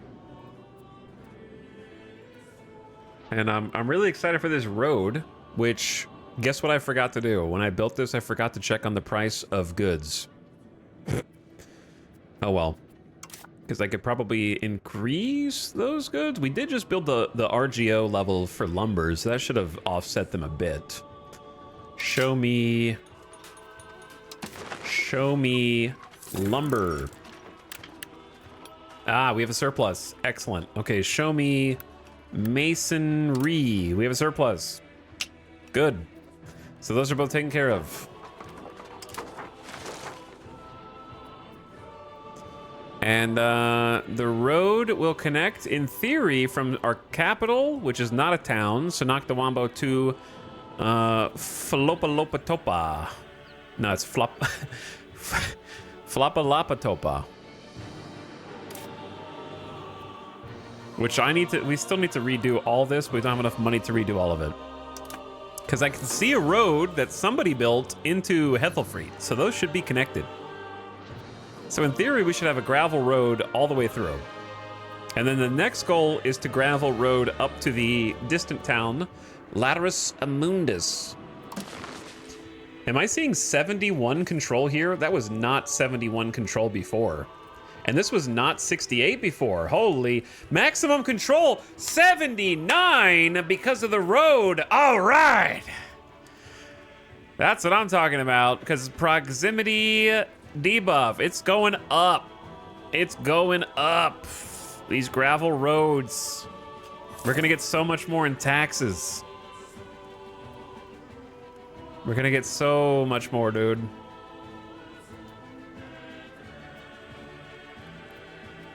Controls at 71%. Proximity increase from our cabinet is helping.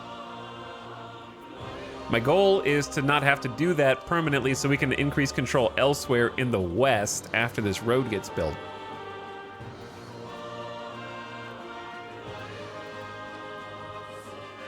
So that'll be cool.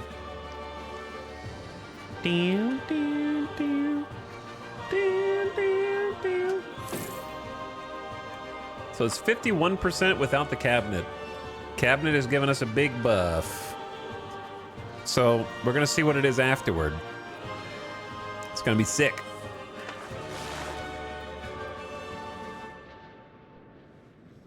%51%. Let me see what this one is too. So 51, and the natural control without cabinet is just gonna be minus 20 from what it is now. So it's like 44. 51, 44, basically. And let's see what the potential tax base, 2.2, potential tax base 3.6. This tax base is very low. And then we're going west, young man.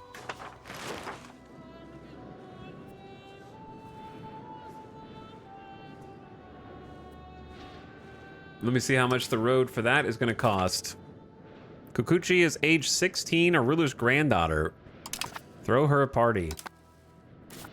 I hope you guys are getting married amongst yourselves, because there's no pop-up up here that tells me to find you a match anymore. Nothing in there says I can get you guys situated.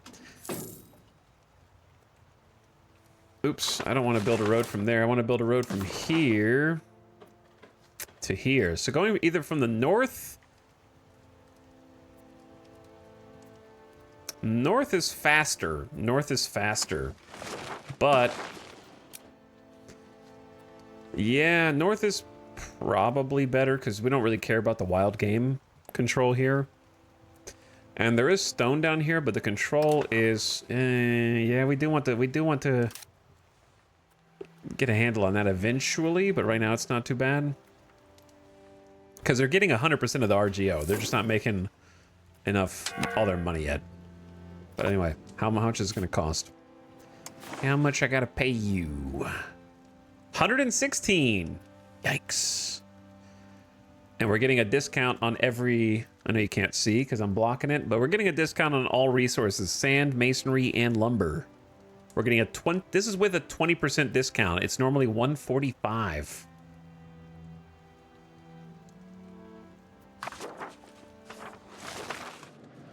So that's not bad. We have excess mats. I think that's worth, like I said, I'm just gonna try and get connections to all of the places where we stand to make the most. What's fantastic is it looks like the burgers have, or maybe they built it before we took over and I just never paid attention. But either way, connecting the road up to our zoo, that's where the corn is. And corn is where the money is right now.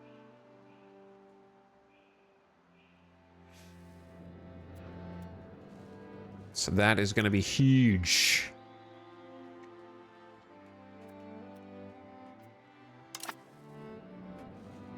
Because look at their potential tax base. 7.45 potential tax base is crazy. That's the most in our entire kingdom, I think. And we're losing 65% of it because no control.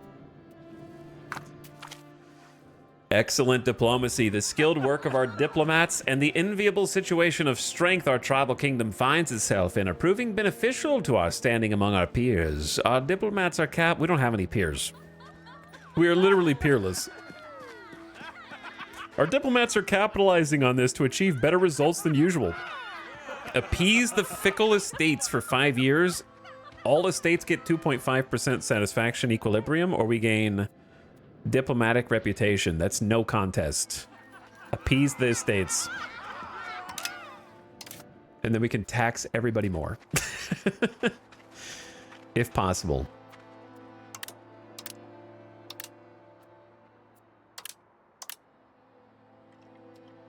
Let the money flow. Oh, the road is done.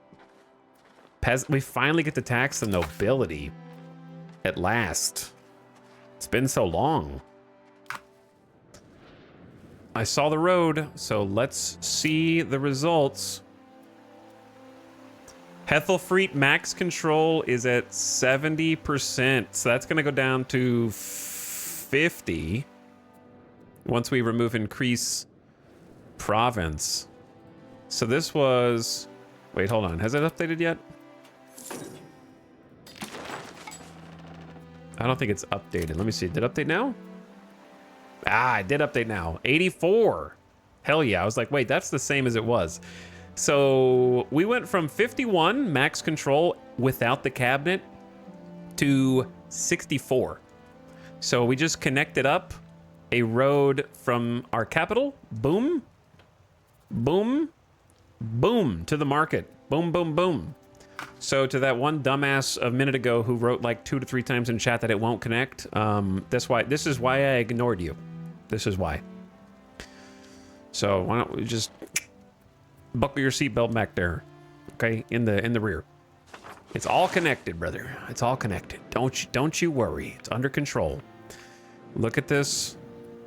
Look at this beautiful contiguous gravel path all the way over here to the market.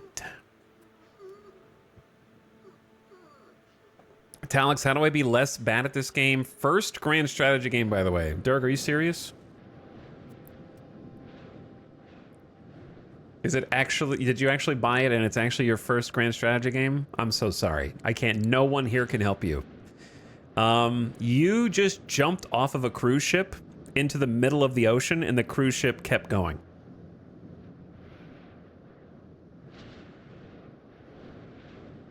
We're just out here partying and we don't even know you're gone. I would never wish this to be anyone's first grand strategy game. I'm having fun in it, but it should not be anyone's first grand strategy game. I feel confident in saying that.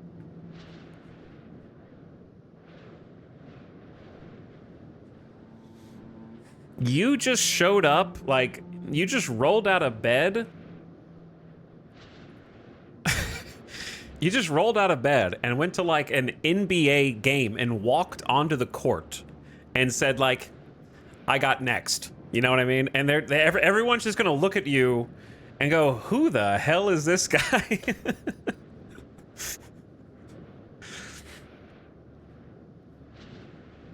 I feel called out, LMAO. Yeah, I would start with Crusader Kings 3, but it was just on sale for 15 bucks or it's on Game Pass. That's the perfect first grand strategy game to get into. If you're determined to get into this, it's just gonna take a lot of reading and time, and eventually you'll be able to do the classic learn how to play game of Google your question and then put Reddit at the end of the question and someone will have asked and answered that question. The unfortunate part is that the main people who are playing and writing about Europa Universalis 5 are the same memesters who've been playing since Europa Universalis 2, and their subreddit is just full of in-jokes and patting themselves on the back that don't help anyone. And then in between, there will be one tutorial that's like, hey guys, I figured out this super obscure shit that no one will ever be able to figure out on why manual trading is busted, and you actually don't want to trade with anyone unless it's for little profit. If you set up your own supply chain, it's going to crash. It's like, I read that one yesterday, and I was like, I have no idea what they're talking about. I haven't gotten to that point yet. So it's for like they have tutorials for other fellow elites, not for newbies.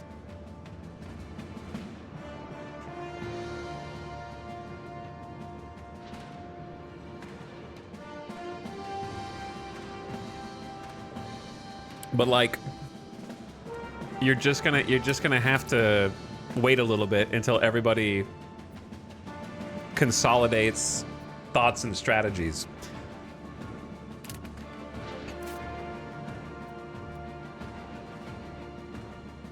I'm still figuring all the basics out.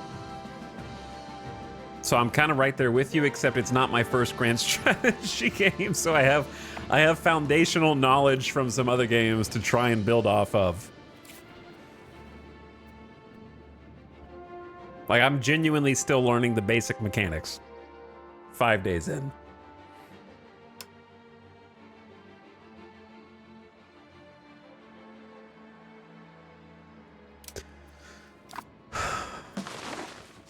Okay, so check this out. The market max control is now 77, so minus 50, or sorry, minus 20 is going to be like 57. So the basic max control is going to be like 57%, which before, what did I say it was, like 40? So we got like a 17% increase in max control from getting the gravel road connection, which is actually quite good because that's like that much more in taxes that we couldn't get before. So our income should go up. Collectively, I'm gonna send our cabinet member who's increasing control over there now to increase control elsewhere, where we're getting the corn. The corn is the big money. The big money. So now we can see the actual sort of max control of these areas, and it's gonna trend.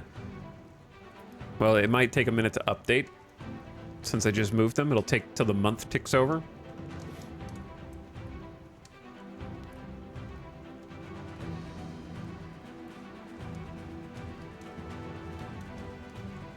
Grand Strategy Grad School. There it goes, down to 64, which is still so much better. 56. So we're gonna lose some control here over time until everything equalizes. But I think it's in our best interest because the corn, the money from the potential corn, and we need to build up this town to be more profitable. But I want to get some connections first. So this road is going to cost us 116. But we're making over 5 G's a month. We're kind of snowballing a little bit, it feels like. Oh no. Oh, I thought this was our leader. Aliquippa has died. Our ruler's younger sister and courtier, and also cabinet member. She was a cabinet member for a little bit, but she passed away. She had decent stats. We're struggling a little bit with the stats. Our first ruler was a goddess by comparison to who we're getting now. Wait, was it not a cabinet member? Does it just notify you when your direct family members die, I guess? Also, there's no notifications when your rulers get traits. Or are there? And maybe she became a ruler after she got these traits. Maybe that's what happened. She's calm. I didn't even notice these before. Stability investment minus 10%. That's really good was really good for us. We were using it. Never loses her temper or face By never losing temper or face, okay, that makes sense. Our ruler will both inspire by example and be able to take well thought through decisions, allowing us to recover more quickly from any crisis the world throws at us. All right, she just got another trait as I was looking at this and there was no pop-up. Maybe in the bottom right? Nah, nothing down there. Your ruler getting a trait should really be some kind of notification because you never know what you could do. Is she a drunkard now? She's indulgent? Oh no. Secretive, counter-espionage, doesn't do anything. Monthly progress to centralization. The ruler is secretive. Natural instincts to keep doors closed and letters encrypted trickles down and will make our entire government harder to infiltrate. And she's indulgent, always seeking relief from general apathy. Our ruler indulges in great amounts of stimulants in the form of alcohol. Is that just chance? We introduce wine to the people and she just starts guzzling it down. Having an indulgent ruler reflects poorly on the entire country. Think about how shitty this wine is, though. We've been growing fruit. We didn't know how to make wine. We start instantly putting out wine. They don't know how to age it. You know what I mean? Like we're all consuming like the worst alcohol. Oh yes. Oh yes, the great Haudenosaunee. This is a 1 month bottle. It took us 1 month to make it. It's just grape juice, you know? Like we probably didn't even ferment it. It's just grape juice. Life expectancy -5. I just looked at the trait. Oh. What's up, Shin? How's it going, dude? We just invented wine and we're I accidentally wasted money on 2 wineries when we were learning last night. I had to close one of them. I thought they would want to get more drunk, but only our ruler has. So she's already 63. The last ruler died at 58. And she just lost 5 years of life expectancy. So does that mean she's dead already? Perhaps. What if the month rolls over and she insta-dies? That would be kind of funny. She's not dead yet. Every month is a challenge. Let's are we still we just crossed 130,000 population. That's kind of a huge achievement for us, to be honest. Where? Oh, we can invite settlers again. We can invite more settlers. Let's invite settlers to the west. Every bit counts. I think it's a +10 population per month, which of course is going to be less and less as we scale up and up. But it's, you know, it's a 9% increase in monthly arrivals for 2 years. It's pretty good. I was enjoying hanging out in Shin's channel earlier today, watching some more, trying to learn some things from watching someone who's already in the 1500s playing, while I am surrounded by nobody except myself. I'm playing single player Europa Universalis 5 right now, but all I learned is that personal unions are flimsy and mysterious and unpredictable as the Kingdom of Norway and the the King of Norway and the King of Sweden, which I believe your character was, randomly lost the Kingdom of Sweden and gave it to Bohemia with no knowledge or information after trying to annex them for dozens of years. So that was hard to watch because I felt your pain. I would have rage quit probably. I think Shin was in the process of annexing them, and it just randomly was like, you are not in a personal union with me anymore, and now Sweden is in a union with Bohemia. And they're with zero information.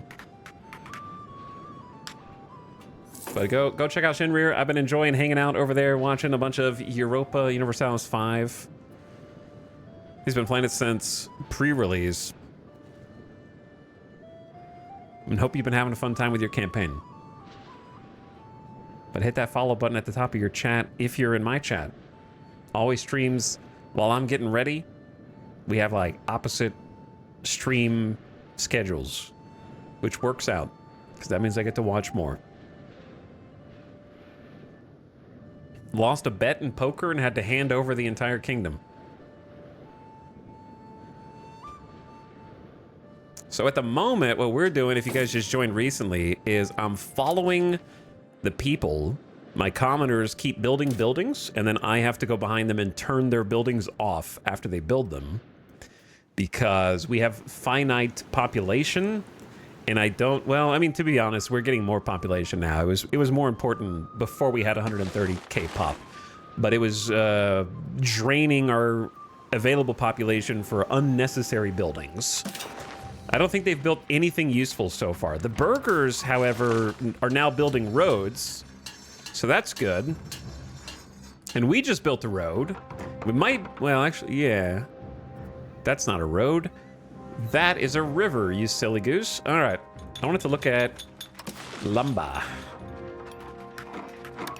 Lumber. Yeah, we have a surplus of lumber still. More surplus isn't bad, but we have plenty of RGOs that we can upgrade. We don't need you to be building buildings for things that we can just get off the land that we already have. We're trying to connect up. How much is this? 111. Our income just shot up from 3 a month to 5.5. We've almost doubled our income just in the last hour. So we're increasing control by getting some roads down and therefore being able to tax our tax base more effectively in the process, because that is the biggest hurdle that we're facing, because we have some population centers and some resources that are quite lucrative potentially that we can't actualize quite yet. Have you started the Finger Lakes wine industry? Yes, centuries early. Yes, we have. I should be able to afford this now. Yes, I can. So we're trying to go here, but we can do it one piece at a time. Pojan Palo. All these places named wonderfully by chat. The only thing that we can rename. This year's harvests have been exceptional. Rarely in our nation's history has the earth brought forth so much of its bounty. The populace are interpreting this as a sign of divine favor of our rule. We are blessed. We get 1 year in many locations of food production and unrest. I see. I'm curious how this road building influences the goods that it's using. You know what would be excellent? If you could pin specific resources. Can you pin these? Pinning certain resources on the outliner would be very useful, because I'm handling all of these buildings manually at the moment, which I'm sure will get overwhelming. But for now, I enjoy. Seems like we've got enough lumber. And then masonry is negative. Ah, that's not so good.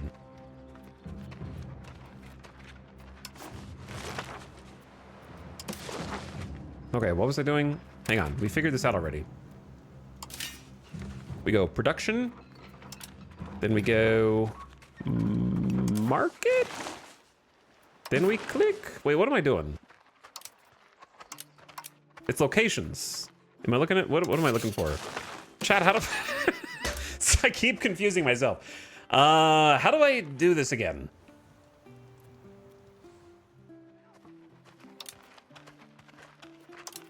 Too many menus. Brain hurt. We literally just did this. Buildings. Click the picture. And we're in. All right, figured it out. Got it. And then we need to clear these and we can see all of our buildings. And then we can manipulate. I could just manipulate them from here. They're all on, but they might be using resources that we don't have enough of, possibly. No, it looks like we do. I think all of our masons are on, but no workers were hired in the last month. So let me get to the bottom of why that is. If I click on this, nothing happens. Okay, click on it 5 times and then something happens. So why don't we have anyone working here? Did I turn the building off? Nope. Do we have workers? Yes. Perhaps they, okay, my guess is that there was no demand, so they were laid off, and then we started building a road, and now there is demand, and they might be hired again if I leave it on pause. That could be what's happening. Let's see if it increases. It did. Okay, it's handling itself. It is handling itself. False alarm on my part. I thought that I had disabled some of the buildings. But yes, you can thank chat for Flapalapatopa, the name of our market. Flapalapatopa. Right next to Binbimbop. We also have the vaunted location of Hamamamuna Kunakuapua. And name not found. Next to Hethelfreet, where we just built a road. And we also have Hayahihi Sawi, which also has a road connection there, it looks like. Among many other wonderful names. Okay, I want to see the control. I'm kind of learning how building the gravel road connections influences control.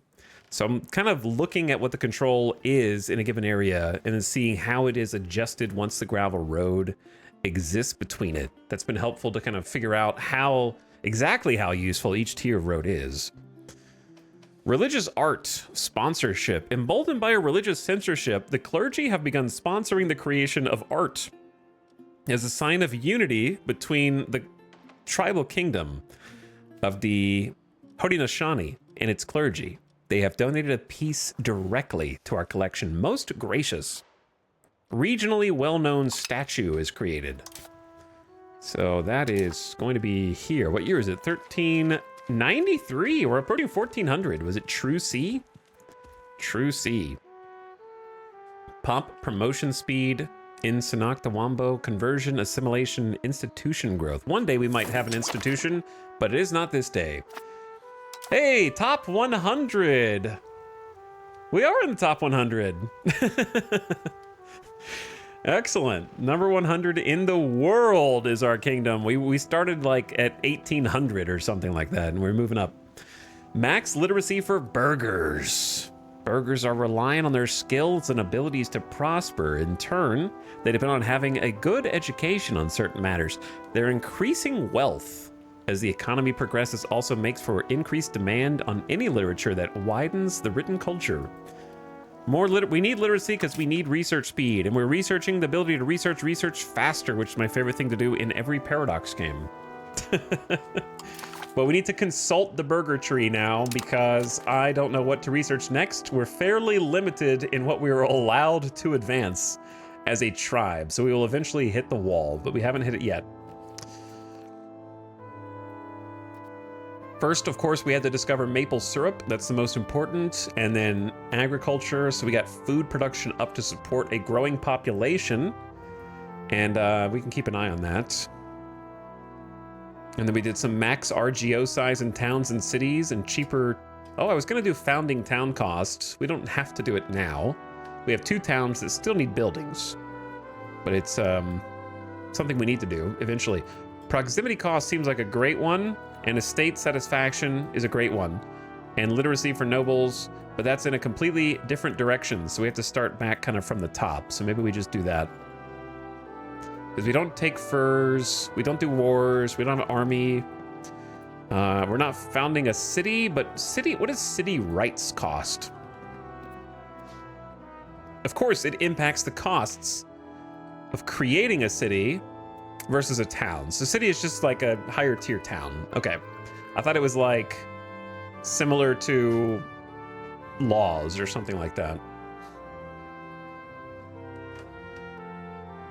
Okay, let's go down the left-hand side then, which we don't really need improved relations, unfortunately. We don't have any subjects, so that's useless.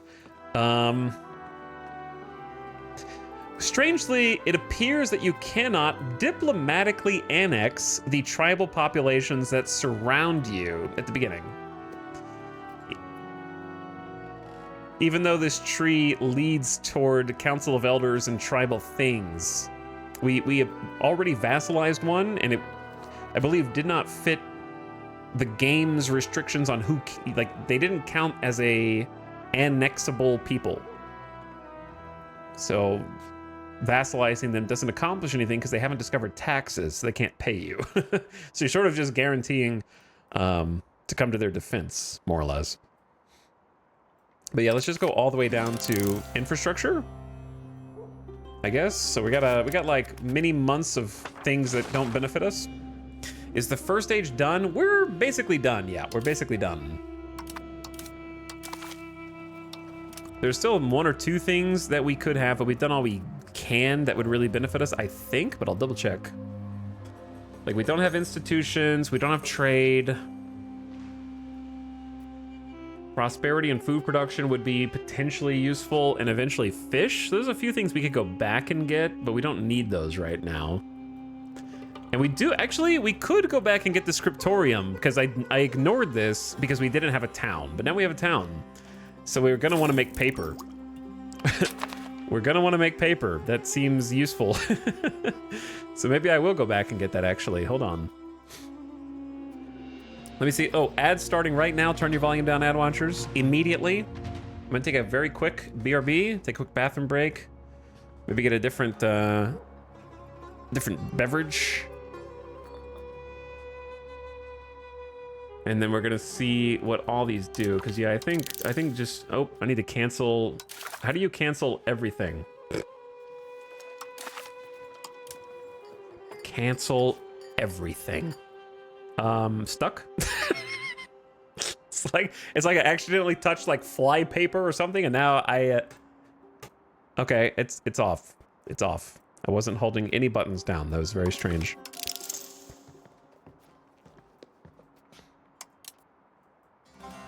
There we go. It'll do the scriptorium, but I'll read more about that here in just a minute.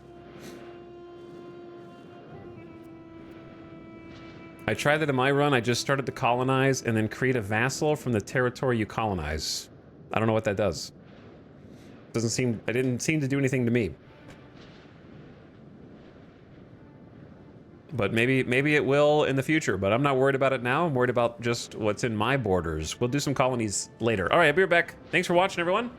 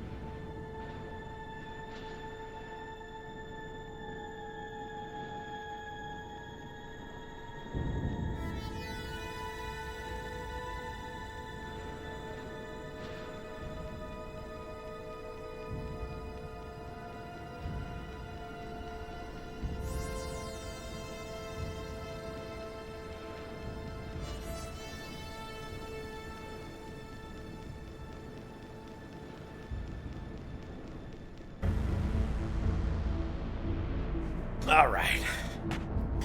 I meant to change my shirt earlier, and I forgot. So now I did. And no one even noticed I was wearing the same shirt from yesterday. Disgusting streamer. All right, we need a new soundtrack.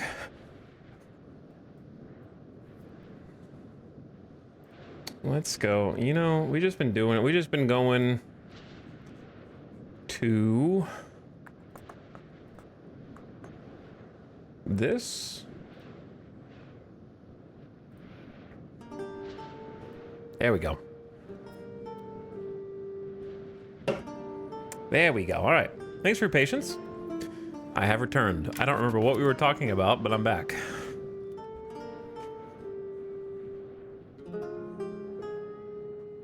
Research, of course. The scriptorum. Hello? Oh no, a new queen? She did die shortly after she became hooked on wine. We bring sad news. Talix, I redeemed name a province. I think you missed earlier. Well, I think you missed that there aren't any provinces to name. So you'll be in line. There aren't any. They're all named. We don't have any other ones. I need to disable that channel point redemption and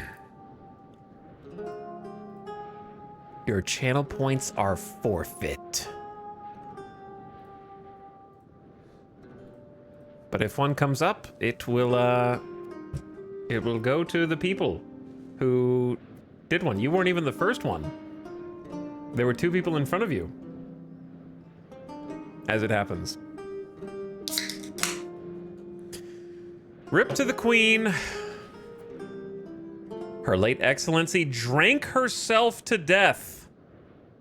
Her drunken stupors and expensive tastes have left the country both poorer and worse governed than it was when she was crowned. Wow. That took a turn. Maybe she became overburdened by uniting all the tribes under one kingdom banner. And the stress of having to manage these many peoples and the modernization of their lands was simply too much to bear.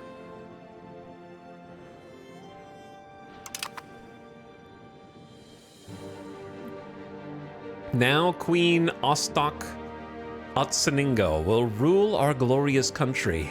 Her Excellency's great cunning and silver tongue shall aid us in forming strong alliances with our friends. We don't have anyone to form an alliance with, so we'd really prefer that to be administrative, but it's not, so... Ah well. Ah well.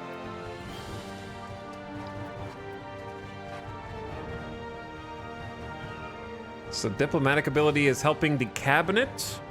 Cheaper to hire artists, which we can't do. It makes the estates happier, which is good.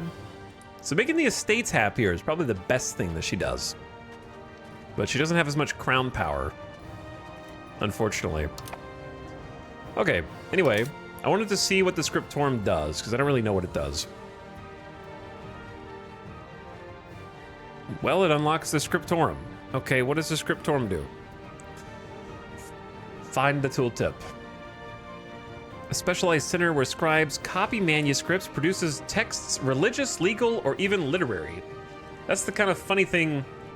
We have an alphabet, but I suppose no way to write the alphabet down. So I guess they're reading physical objects that represent our text, or maybe scribbling it in the dirt. I don't know. What are we reading? We have high literacy rates. Well, not high, but they're climbing.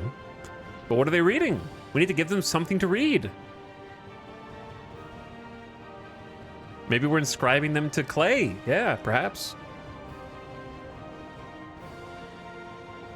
So what does this actually do? It has 4 total versions of itself, can be upgraded multiple times. Wait, it says 1, 3, 5, 6. Is there a 2? What's the second building? It makes 0.3 books. Oh no. Hold on. Hold on. Book. Book. I'll just click on book and I can look at it here. So books are consumed by or demanded by many, many, many buildings. Do people themselves want books? Is there a people demand for books, or does it only go into other buildings?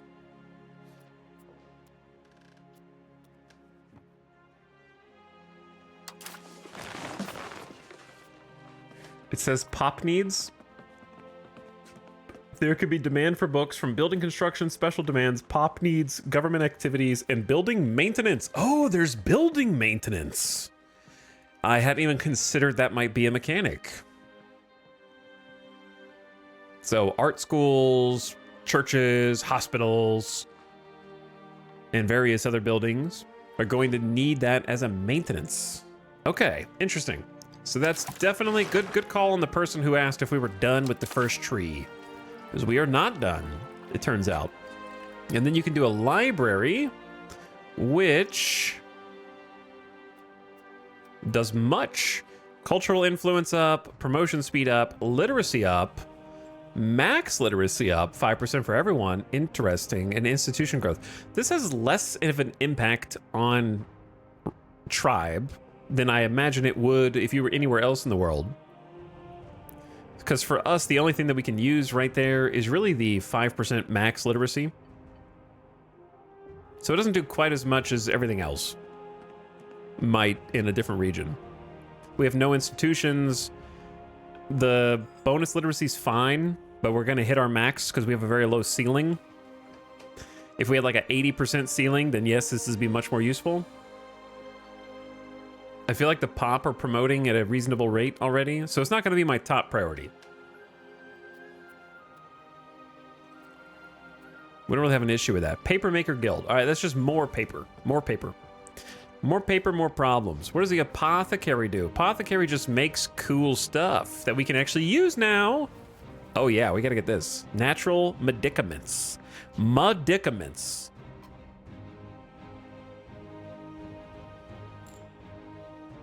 Which I need to click on this because we didn't have wild game because we didn't have tools, but we just figured out how to make tools out of stone. So now we can make tools. I mean, now we get wild game rather, and we have fiber crops. So we could make medicaments. There could be demand for regiment maintenance, special needs, pop needs, and building maintenance, and then hospital and lazaretto. I'm not sure. It's the difficult part as a new player is when you see something that's like, oh, well, pop need this. Okay. How much? Is it worth going out of my way? Will I profit off of it? If they're already very happy, is there another benefit to it? Because it seems like pop needs are good for two reasons. Making them happy and getting money out of them. Right? Is there a third? Is there a third reason I should care about pop needs? Out of curiosity, what's the chancery again? If it is in a capital, the location benefits max literacy and efficiency of the cabinet, but it needs fine cloth, gold. We don't have those things. We have lumber, tools, and glass. That's all we have. That is it. All right, well, it's still interesting. Might be worth just having access to those buildings. Try to see if I missed anything over here. Oh, I don't think so. I think it's mostly the paper and maybe the apothecary after that. And then maybe we just have the library since it'll be fast research and go from there. Oh yeah, the new ruler. So we have a new heir. Who's our eldest? Kukuchi. Why do you look so awesome? Sinushuao Antsaningo. Did I get you? Where are you? Are you? You're the only one that has had any decorative jewelry out of everyone that we've seen. They're getting an administrative education. Very good. How old are you? 17? Arrange a royal marriage to someone similarly aged. But, like, there's not really... Maybe we just pick whoever has the highest great power score? I don't know. I'm not sure really how to pick this. At this point.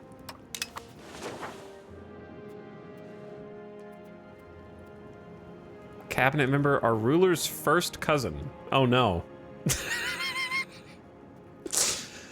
Marrying your second cousin. It do be like that in 1393. It do be like that.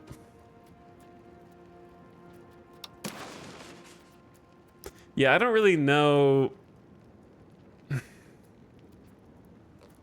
Where is this? Do we even know? Oh, it's way over there.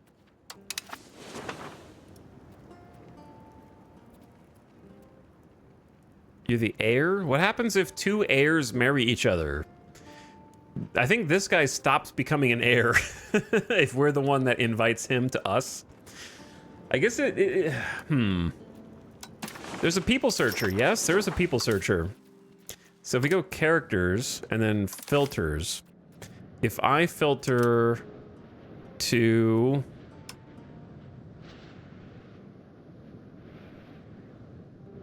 let's say nobles, show character, not nobles, characters of the crown to make it a royal marriage. Yes.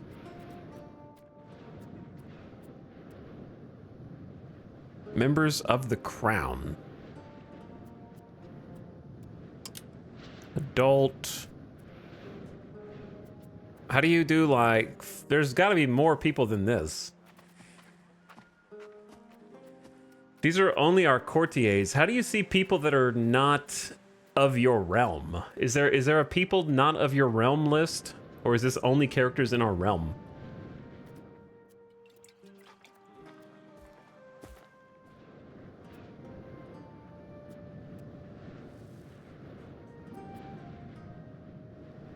This is just our crown? That's true. This is just our crown. But I think it's only people who are in our court.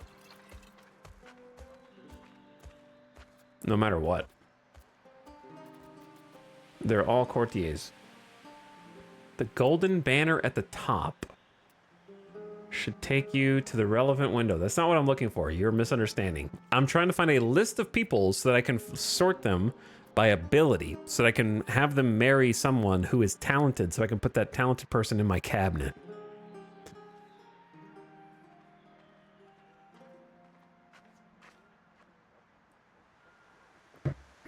But it doesn't seem that I'm able to search people outside of my realm by their abilities. Because I'm aware that I could look at this and sort by great power, but I can't see anything beyond that. The ledger, perhaps? The last refuge of the desperate. I don't see a people list.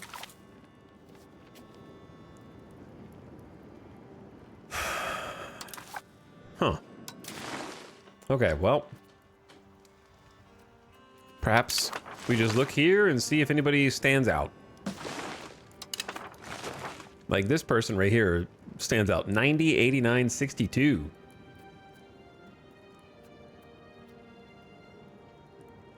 That person definitely stands out. Heir of the Arindaron... What is that? The Arindaronan. The Arindaronan. Where are you located, Arindaronan? Let's go ahead and make that proposal. Yeah, they're north. They're up here. All right, good enough.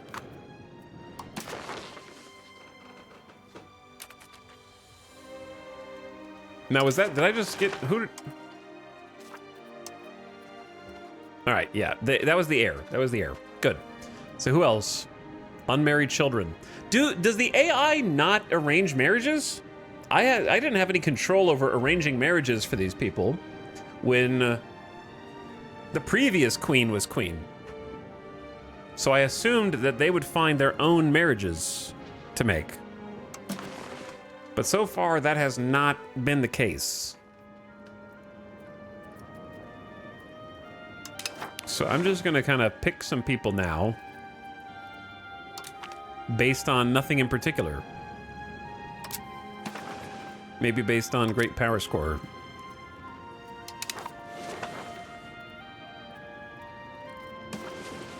Which I don't even think matters necessarily.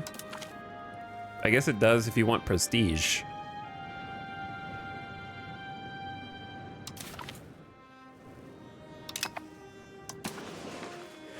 Yeah, they're not like super old or anything like that.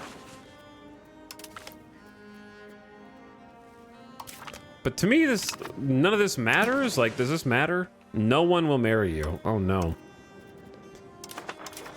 We found someone that nobody wants. This guy. Nobody wants to marry this dude. Our poor son. Poor son. Anyway, we're back. We're unpaused. Just trying to. We had a change of rulers, so things got to get sorted out. We're in the process of building a road up to Haudenosaunee. Haudenosaunee. Past Jean Toga, because Jean Toga is just in this weird spot with this massive. I would call this a lake. This is not a river. This is a lake. Kaguya Lake. Actually. Kaguya Lake. So I know there's people I saw people in chat earlier asking, where can we build bridges? These are lakes, not rivers. You cannot build a bridge over a lake.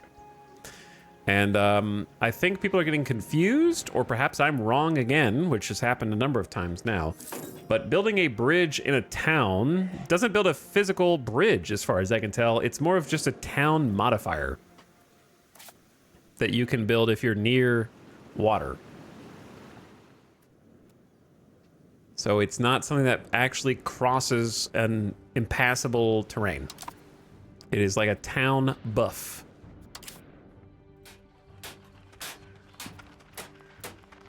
That reduces movement cost and local proximity. So it can be useful for the local proximity buff, but it doesn't actually do anything like functional besides that.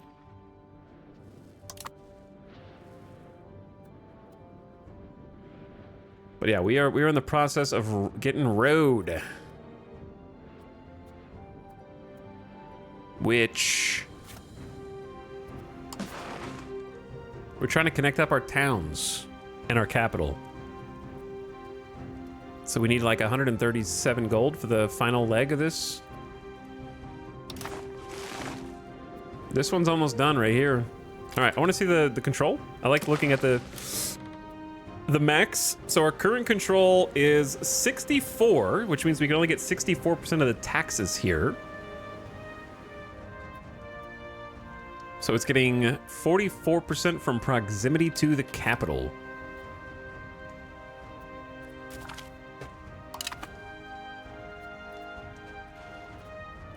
So after the road is built, the new maximum is going to update on the new month.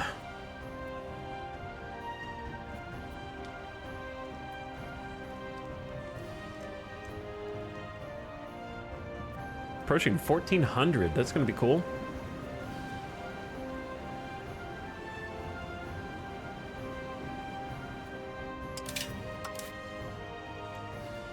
Wow, we are plus 173 food on the market, so we have a lot of room for expansion. Onondaga in the west with all that corn is plus 90.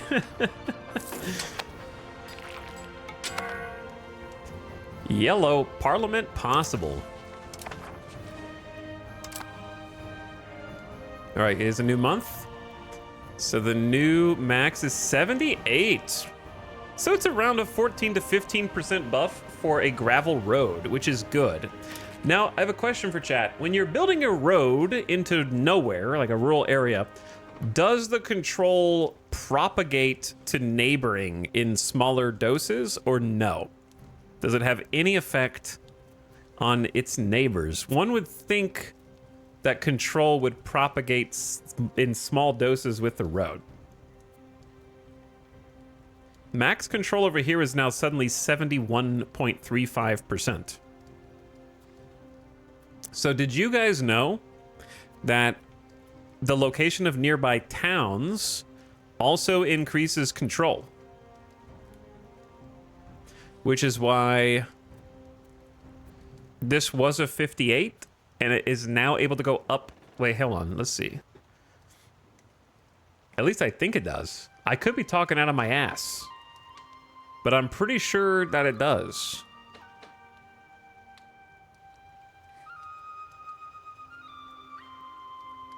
Check the proximity to capital map mode.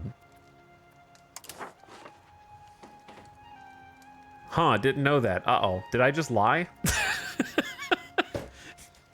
I may have just lied. Am I lying? I'm just gonna make some shit up and say it like it's true. I swear that I read that somewhere. I'm gonna say maybe. I'm gonna say hold on. Let me see something. Where is the town tooltip?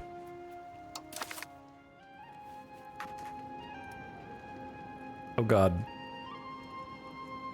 Not here.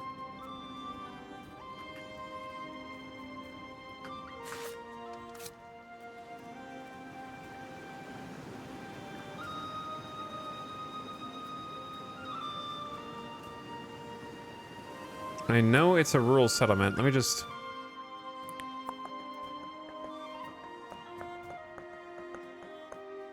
A town? Okay. Yeah, no, I think I was conflating the max control you get for the area the town is built on.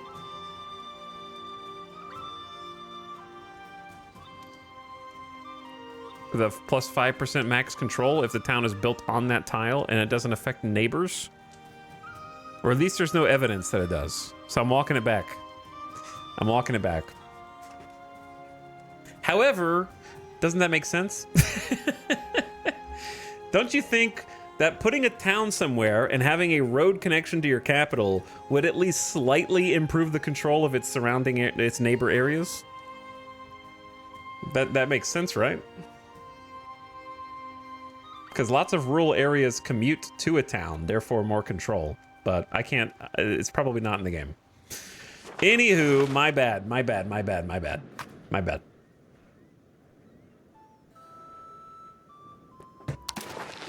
Now, let me see what we can do here. Bolster the government. What is 10 years tribal authority? Crown power for 10 years. Census is pop growth for only 6 months. Wild game hunters, not necessary. More forestry, it's something, perhaps. Expand gathering is clay. Fund farming, legumes. Navy. Clergy. Promote, oh no, another town? Where is this? Gene Toga. That's like in between these two. Do we want, I want a town on the capital. We don't need a town on every tile. What is Gene Toga anyways? Gene Toga's clay. And I believe it's our only clay. So I really don't want to reduce the RGO of our singular clay. In fact, it's the only clay on the map until you get up here or down here. So Freetown would be cool, but I don't think it would be beneficial long term. The last one was built on legumes, so that ended up being good. I think I'm just gonna... I don't know. It's either the lumber or bolster the government. I think I'm gonna bolster government and just try to get 10 years of crown power, but...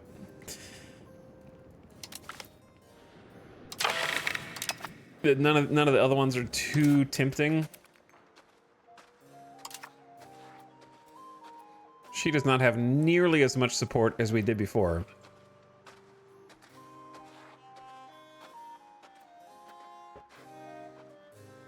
Serfdom movement. We lose 5 prestige. We're going to lose it anyways. Clergy become a bit unhappy. We move towards serfdom. Serfdom is actually not really what we want. Max tax for peasant estate. Let me see. If serfdom is dominant, you can tax the peasants more, but they eat more. Maybe we do want serfdom.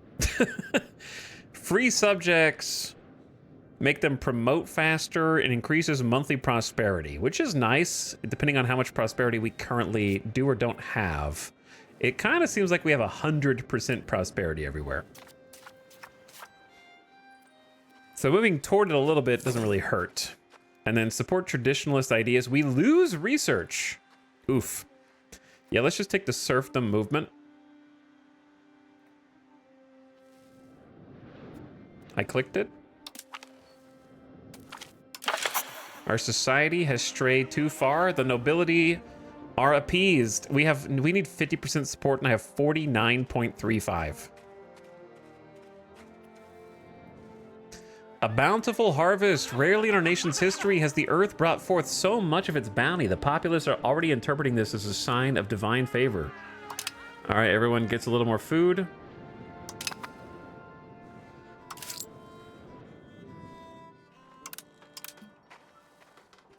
Gotta tax the nobility slightly less.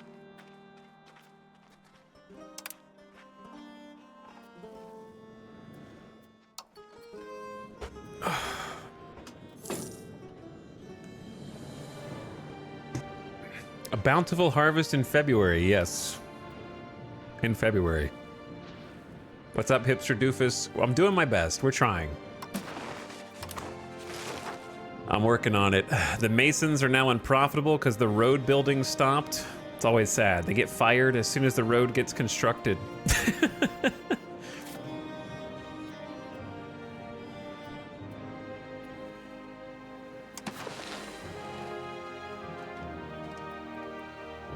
We need 132. Ouch. We have a surplus of all materials. And I need 0.65% support in Parliament. So let me get this straight. You can bribe the estates for their happiness, but you cannot bribe them for parliamentary support? That's not realistic. Where are my super PACs that I can do? I can just funnel money into the people who decide what laws get passed so I can influence it with my finances.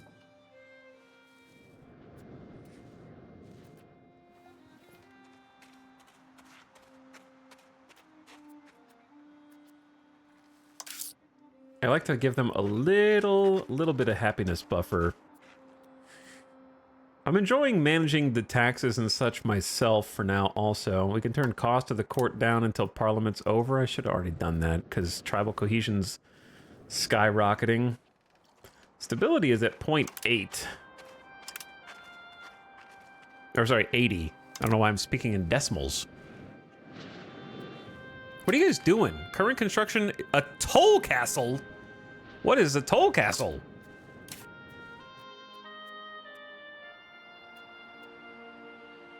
Plus 10 possible nobles, plus 100% local noble food consumption. A small fortification placed very close to a road, river crossing, or mountain pass where a small contingent of guards enforce the payment of a toll for passage. Plus 10 nobles to this area. We don't want that. Oh well. I don't think I can control it. And they're building a farming village. I hate the fact that everyone's just building random bullshit everywhere, all the time.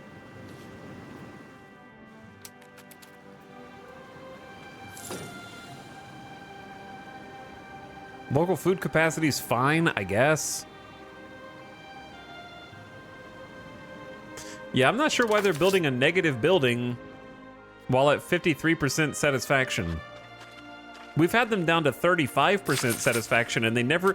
I forgot to get, well, I forgot to make it pass in Parliament. Whoops, I got a little distracted while the game was unpaused and forgot to get the final. To be honest, they didn't really have any way for me to get 0.65% anyways. That was good. Oops. It wasn't that important anyways, to be honest, right?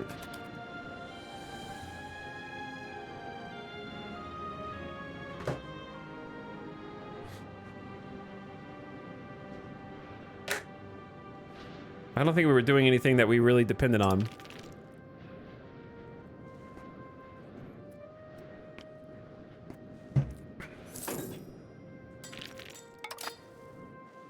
Do we have any favors to call in?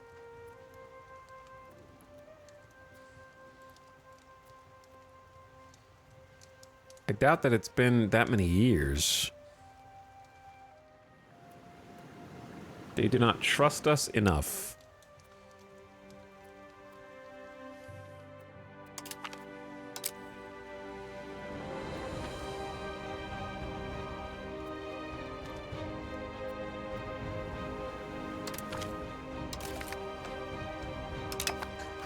I'm not going to remember who I'm currying favors with, to be honest.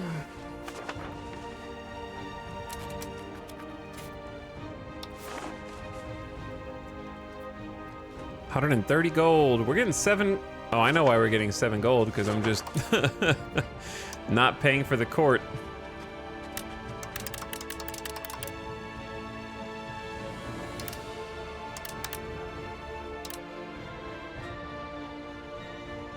That'll do it.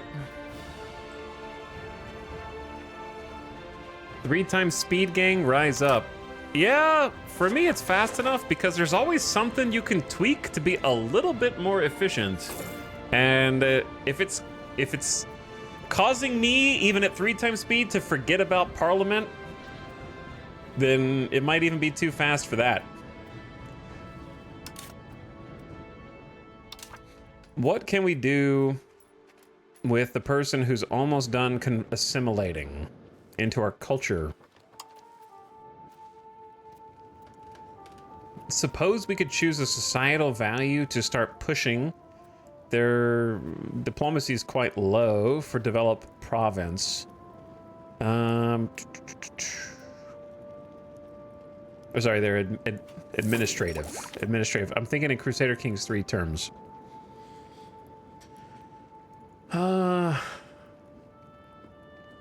They're not that good of a cabinet member. They'd be better off changing societal values, so maybe I would pick one for them to start working toward. We have now researched the scriptorum, which gives us the following benefit. Can build the scriptorum. Very cool. We're doing an apothecary next. We'll make paper eventually, working on roads first. I think it's cool to see the little dirt roads, or sorry, gravel roads starting to spread across different areas. Very neat. I like it a lot. Quite enjoyable.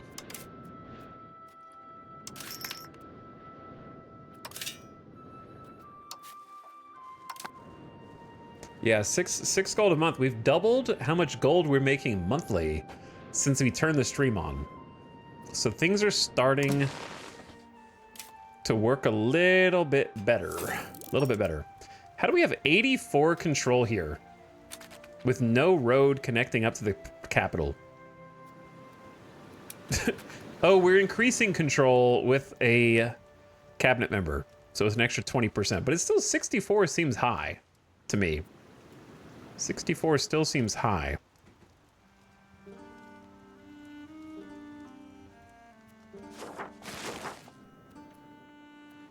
Proximity. Nearest proximity, plus 100, from Sanoctawambo to Pojanpalo is 40%. Gravel road. Wait, where's the gravel road?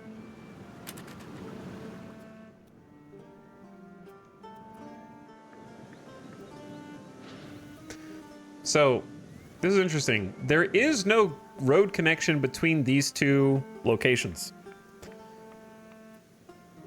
right? There's no road connection. So where is the gravel road bonus coming from?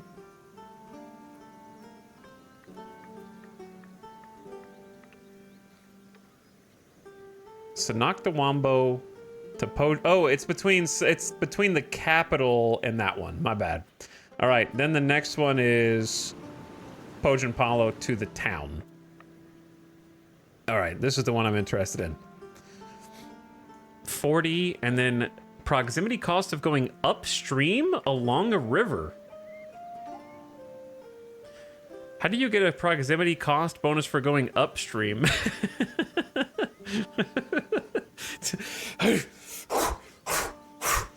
Just getting my upper body workout here, man. Like a salmon. Swimming upstream. Land minus 9.3%. Development minus 0.8. So development matters a lot here too. Canoes is minus 5, which is kind of huge. Yeah, we do have canoes. Minus 10 for federal tribe. Our policy that we took. And so low administrative abilities hurting us is the moral of the story.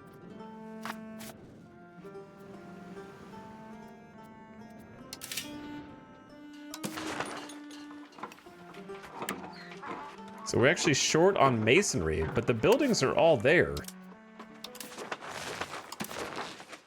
Bro, how do I do this? Oh, it's the building, not the good. The building, not the good.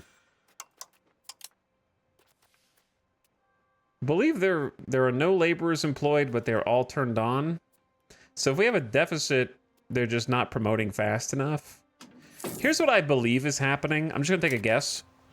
My guess is...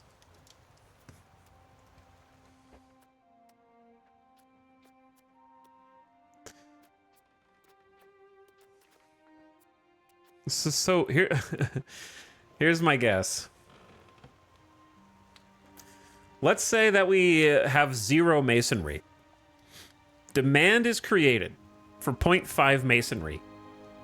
The game possibly summons every available mason and hires them all as fast as possible to every building. Because it hires from every building, they fulfill demand and then fire everyone. So right now, almost all of our masons are empty, as opposed to just having one that is on and the rest be empty. So they're constantly having to fire and hire from every single mason because they're all trying to hire for the same demand simultaneously. That would be my guess. So anytime there's a spike in demand, all of them are activated. And then when the demand goes away, they're all fired instead of just keeping one employed. That is unfortunate. I'm not really sure. So the problem that's creating is we never have a surplus unless I subsidize at least one of them.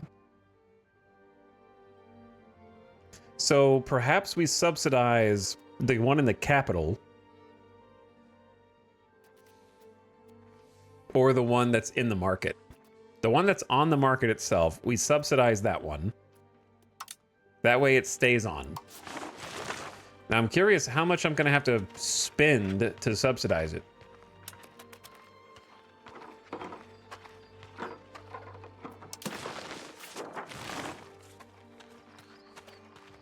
We're about to find out. The reason why I was looking at that is because I'm about to build the road, but I feel like I'm gonna get punished because if you take a look at the road builder and the price, no, it says we have enough lumber and mason. Okay. Click it. Click it, and then we will have one gravel road linking up town to capital village to other town. And I want to found a town on our capital at some point. But that's going to be just a mere 335 gold.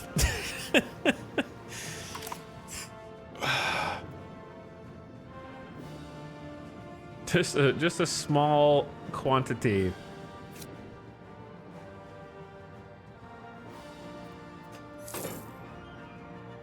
So if you're subsidizing a building, does it get like a special icon? What is this, marketplace?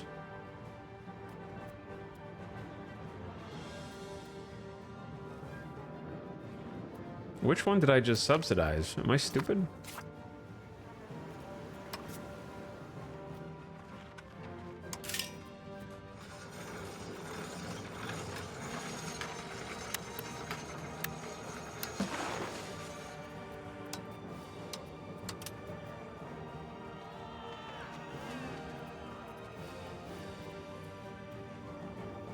That's not the capital, it's just close to the capital. That's why I couldn't find it.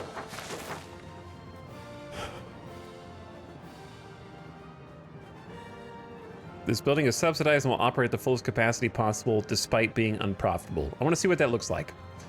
Our policies are evoking widespread discontent among the nobility. It seems they are misinterpreting them in a way contrary to our intentions, to the degree that our opponents hold them up as proof of the government's ill will and lack of interest in the welfare of our tribal kingdom. Nobility lose 10% or we lose 5 prestige.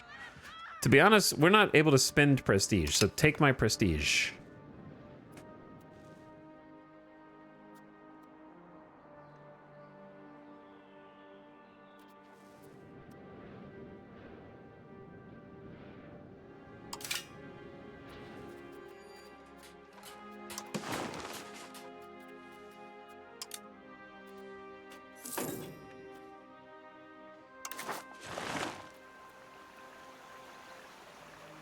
I guess it's worth subsidizing the market villages also. Oh man, I gotta go through here and change some things. I gotta... Yeah, you guys could be making way more money, dude, because I'm not managing this well, because I'm doing it manual.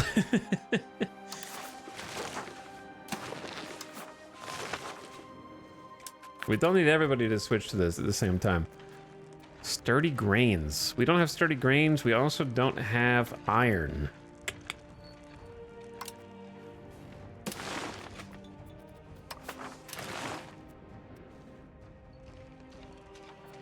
We can have 2 switch over to weapons, maybe. All right, that's the other thing, because now proximity matters.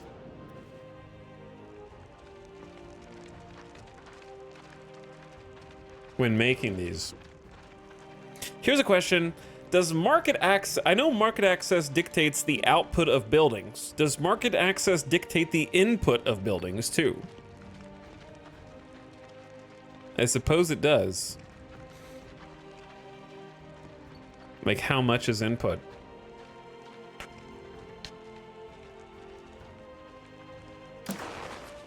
Worst case scenario, they take the same input but produce less, which would be bad.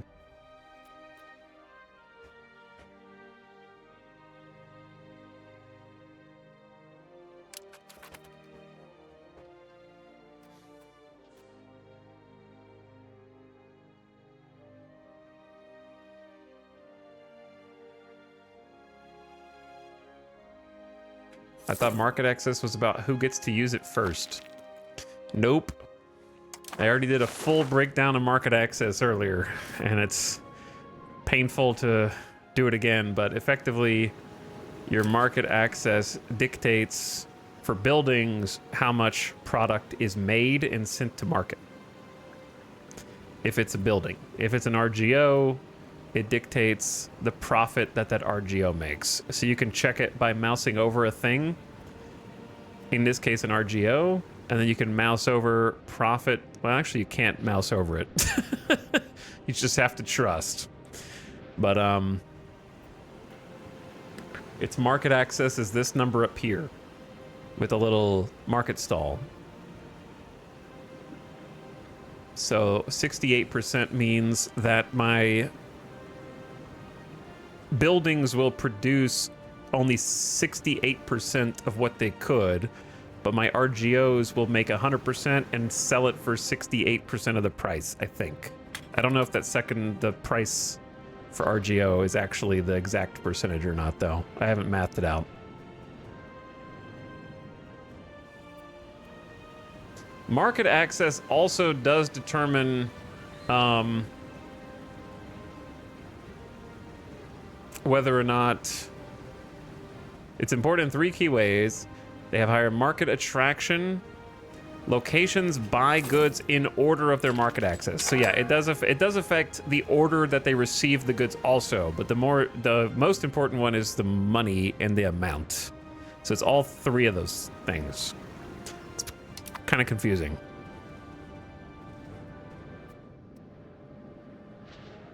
So yeah, you're also right, but it does affect the price for RGOs, and it affects quantity you make for buildings.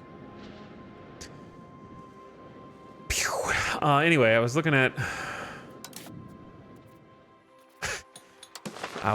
this stuff.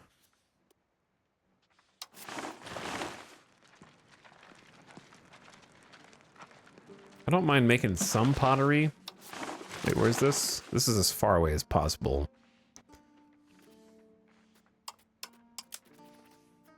I hate that it auto-filters those 3 things every time you open the screen. That is by far the biggest issue.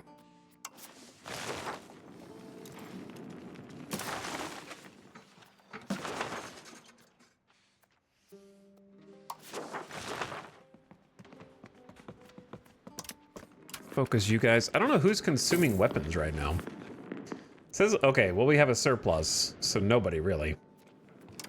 You can just stay what you're doing. Stay doing what you're doing. Look at that population grow. We're heading toward 140K. Moving on up. Building roads. We got another road going in here. So now that the roads are kind of coming in, I think Aliquippa Onashai. She was a cabinet member and died of old age.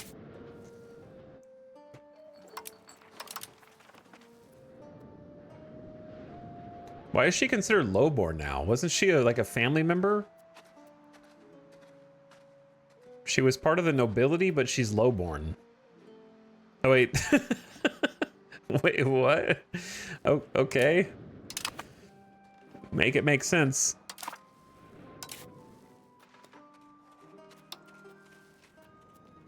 We got a lot of people to choose from.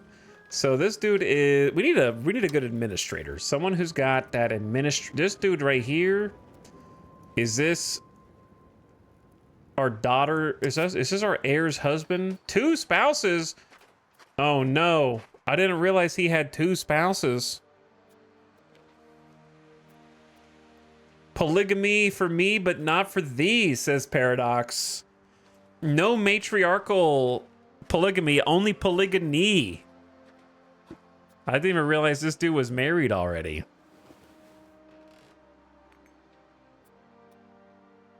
Polyg for me, but not for thee.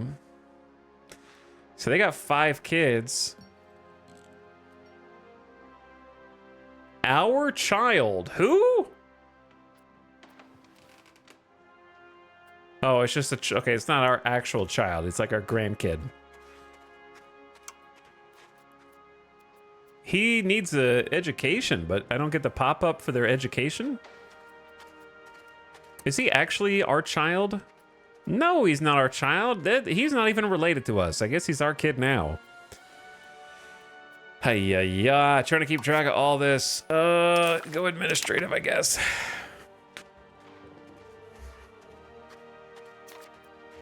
I mean, he is still... he does still have the best stats. So he's going into the cabinet now, I think.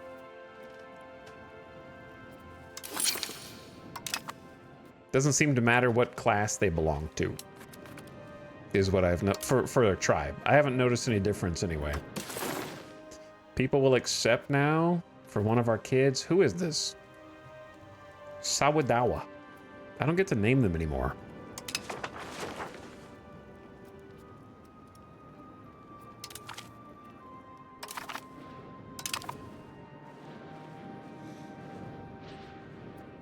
Who are you playing as? Native Americans around the Great Lakes in New York. We have formed the Haudenosaunee Kingdom, which is a unique formable from the 5 starter tribes that you can play as.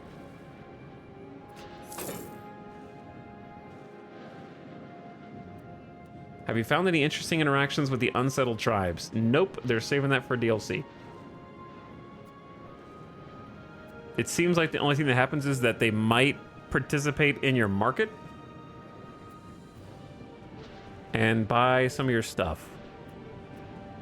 Otherwise, we're just gonna have to colonize. You as Native Americans have to colonize the other tribes. So we're gonna be the first colonizers, I guess, eventually.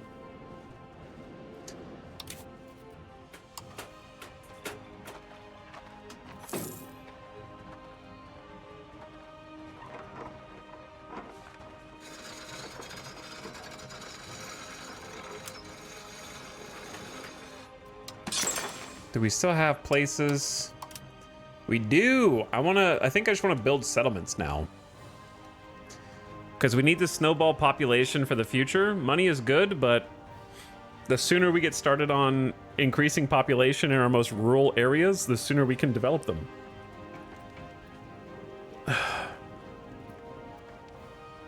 And now that we're getting like 6.4 gold per month, which is more than we ever got before, these cost 35, so it doesn't take that long to kind of fill these in with a basic settlement, which is going to increase migration attraction as well as population growth in a pretty significant way. So I think I'm just going to chill here while the clock ticks by and just keep starting the builds, which is also going to consume the masonry and the lumber and keep everybody there employed. Because we got a lot of spare masonry on the market right now. I recognize those Finger Lakes. Do you live around there? I mean, my characters in game do. But I'm pretty far away in Las Vegas.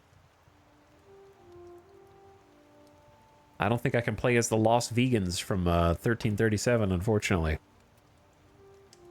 Though that would be pretty crazy.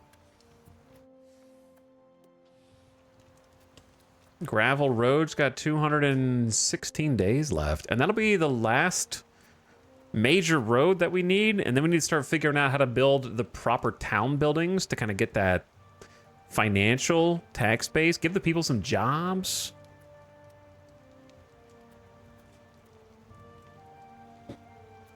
Let the economy start to grow.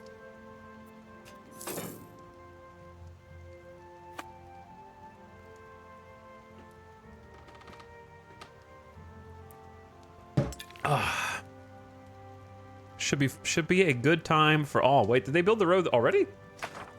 The road is built. We've done it. We have a connection all the way to the maize. The corn.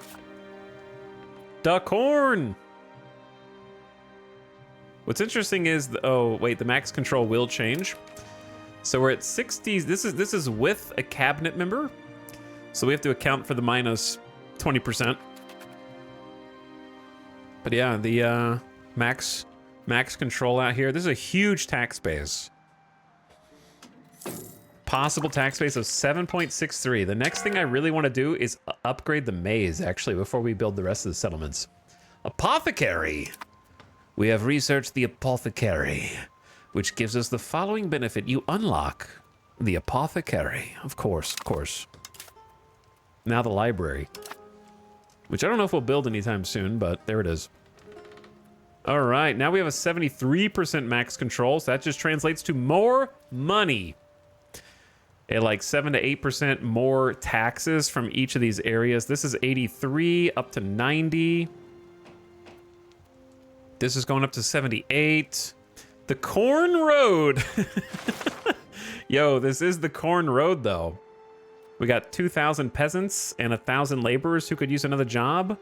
Let's build the 5th level of maize. RGO maxed. We need 1,000 builders.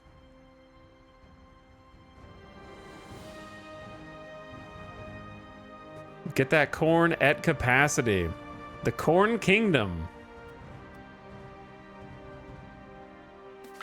Losing out on all these taxes due to low control. So I think we just want to keep our control bureaucrat over in this area to make sure that the corn flows. One young man in our diplomatic corps has distinguished himself. He is truly gifted and utterly loyal to our kingdom. Our nation will benefit from him for a long time. 10 years of diplomatic capacity bonuses that we can't really use, but nonetheless.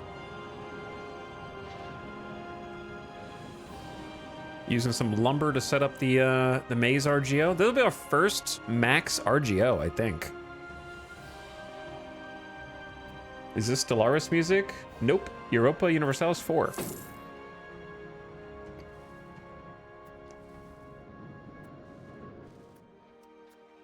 This province is making a ton of food.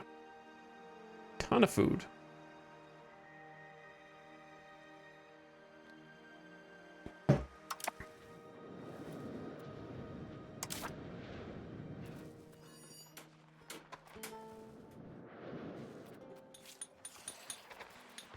I think I am going to be biting off more than I could chew trying to manually work all these buildings.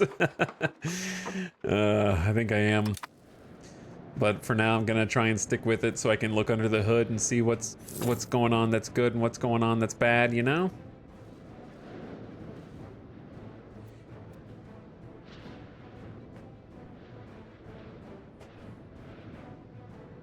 There are buildings for more food efficiency. You've got granaries. Hold on, chat. Are there buildings that do things in this game? There are also buildings that allow you to get military people. There are buildings that allow you to make books. Are you guys just going to go one by one down the list of all possible buildings and what they do one at a time?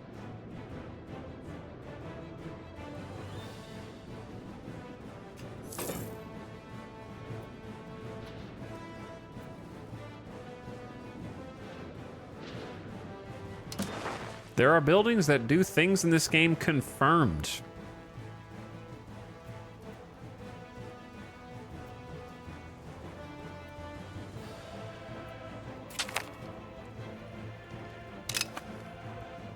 Throw a party. We have 8 favors. 120 people a month. We don't have the option to invite settlers anymore. Let's focus on finishing up these settlements.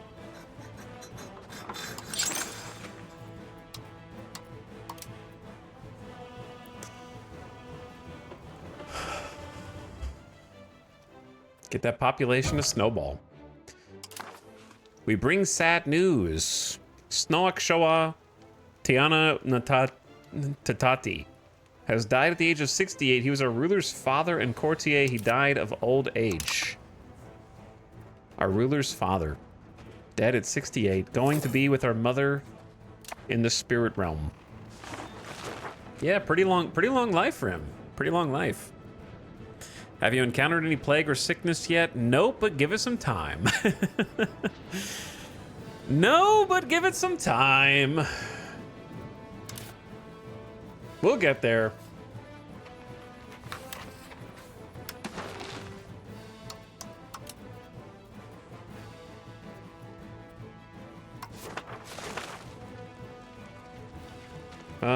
We need to make some you make glass. You guys are so far away. I don't think control's that good over here. But you have a level 2. Ad starting right now. I'm gonna giving you the warning as fast as I could.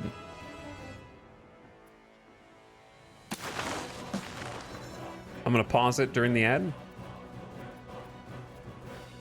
Ding ding ding ding ding ding ding ding ding ding ding.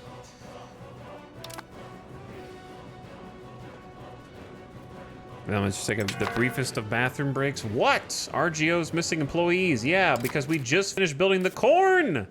Give them time, brother. They're not done. They will fill it in. And then our possible tax base is gonna go up even more. We're at 7.5 right now. Yes, they're like, but the corn! RGO's missing employees! You don't understand! We need more! There's no laborers here, sir. I know, that's why I'm building settlements. There's no laborers. I know, that's why I'm building settlements. It's all the like most rural areas for like the level 1 RGOs. At the top of the map, whoosh, whoosh. The corn! Thanks for watching, everyone. Be right back. 1 minute, 2 minutes.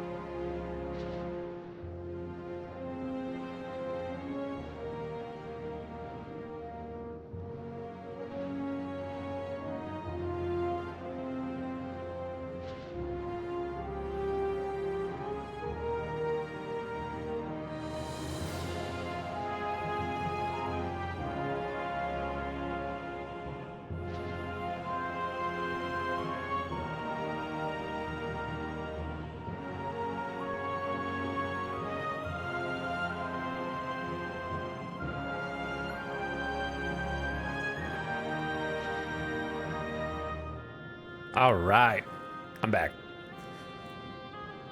We back. Thanks for waiting. I had an idea. I have an idea.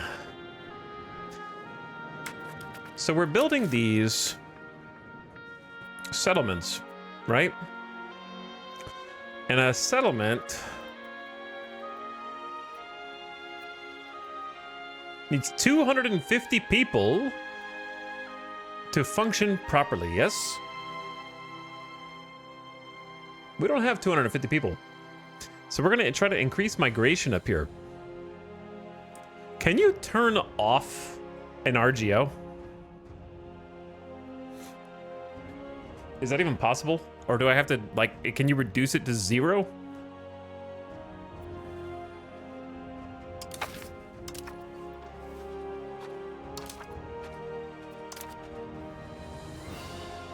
Because they've been assimilating for a while. They're at 97% here. Wow, they're done. You don't need that anymore. Encourage migration is a administrative task. And both of my other advisors have kind of bad administration, unfortunately. So we'll just have to make do. I'm not sure what the bonus for this is. So we want to select a location to encourage migration to Pipo Bomimo. Is that where we want? Or like here? Or here? Well, they have 335 right there, so they'll be fine. They have 400. They'll be fine. We have a lack of wool, which makes these only work 75%. There are no sheep in the new world, believe it or not. Wait, actually, I want you to do it up there.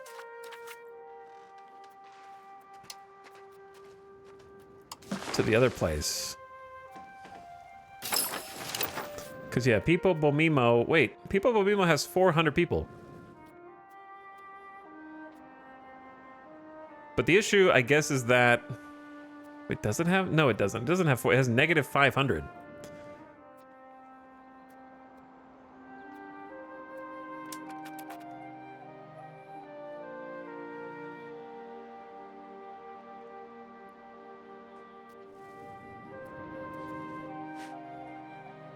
What happens if you right-click on the RGO? Yeah, it says it reduces it.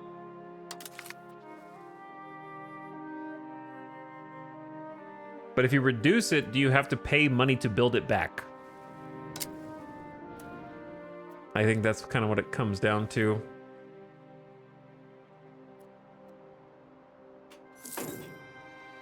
Wait, now there's 437 people. That should be plenty. But that's a market village.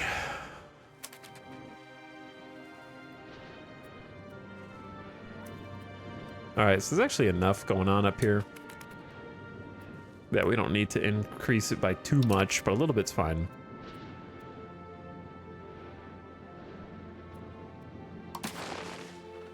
Who's this? We have unmarried children.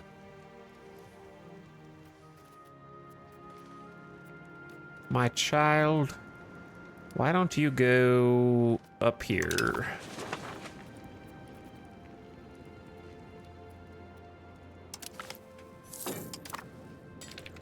Does anyone actually spend time on the royal marriage stuff when it's like not your immediate heir?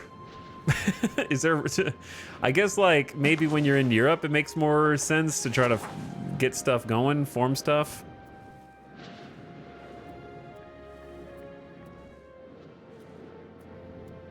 Current construction Potters Guild. Yeah, you just do it for prestige, I guess.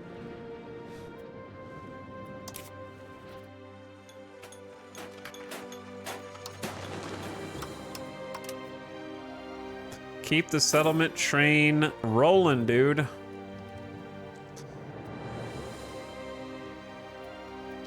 Now, we're creating demand for masonry and lumber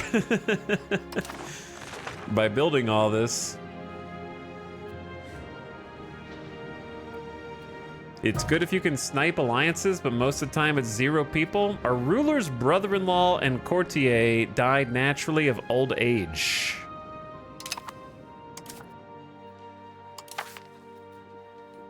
Lots of deaths happening right now. Lots of death rolling around. How's the level 5 maze? It has 5,000 people.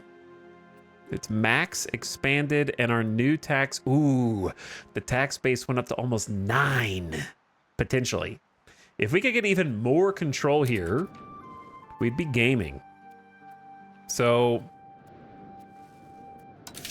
building-wise, do we have any options to build in a rural province to reduce proximity cost or increase control?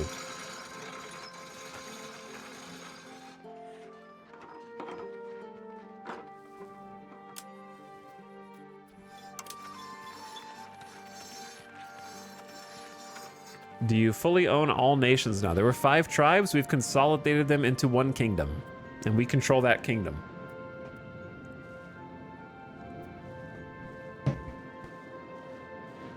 So that's kind of where we're at. You can actually build a bridge as a rural building. It does not require a town. So that's quite interesting. But am I crazy, or is building having a bridge as a building? There has to be a river. Okay, I don't think there's a river here. In our zoo, there is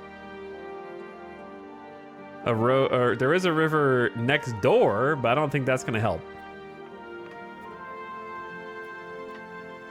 How do you tell if there's a river somewhere without using your eyeballs? We're talking about just tooltips. I guess it has a river in the picture. If it does.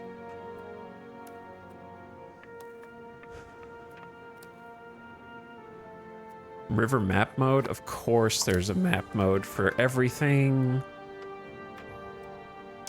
I don't see it, brother.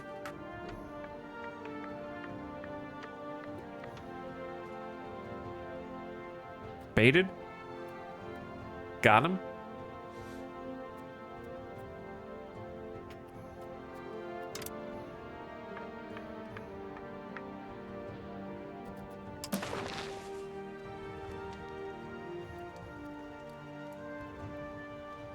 It's not on the UI. You have to go into the input options.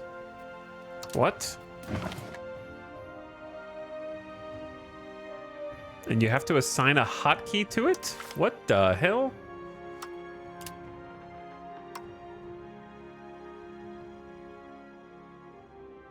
We living in 2008 right here, brother.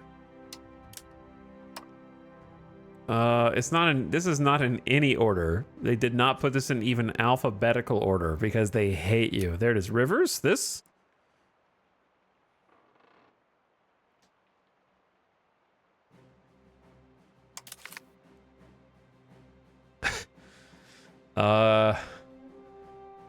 What's a not used hotkey?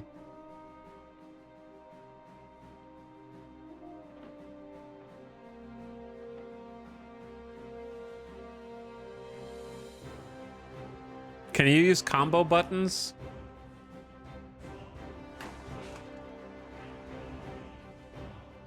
I just did Control R and nothing showed up. Okay.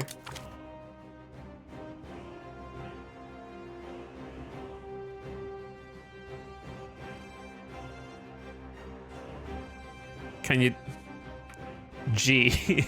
We're like editing a text file. Is G actually used for anything? It doesn't seem to be. Is R used for anything?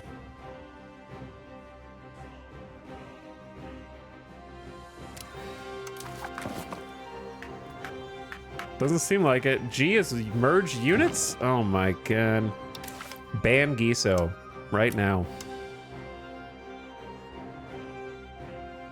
It is R used for anything? Just gonna do R.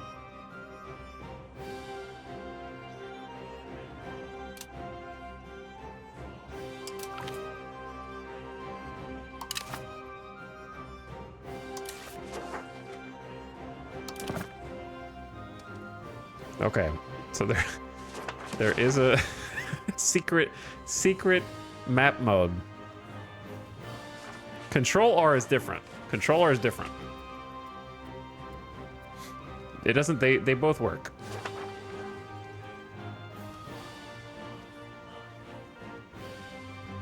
All right, anyway, there's no river there. Went down the wrong rabbit hole. Are there any buildings that you can build in rural that reduce movement or proximity cost? It'd be an infrastructure building, presumably, which is... Why is bridge a laborer building? You actually do have to have laborers.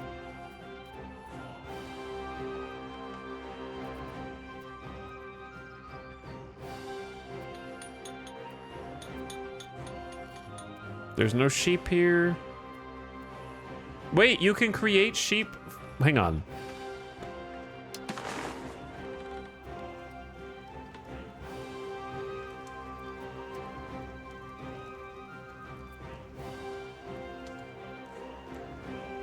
You can invent sheep from scratch?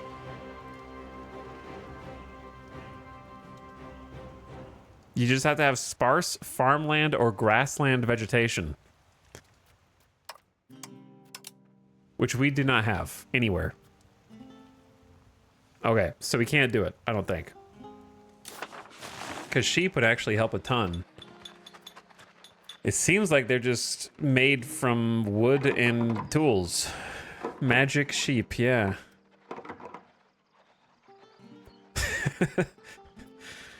Salt, cloth. None of these. No tribesmen buildings. Peasants get the villages.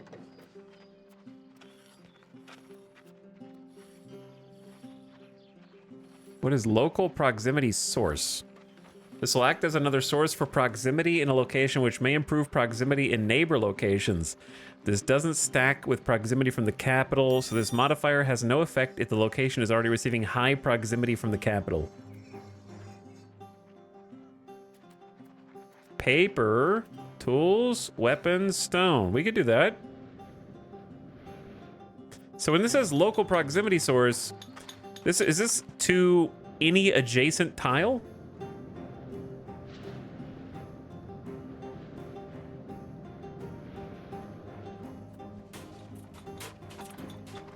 Because that's kind of insane, right? That's kind of cracked.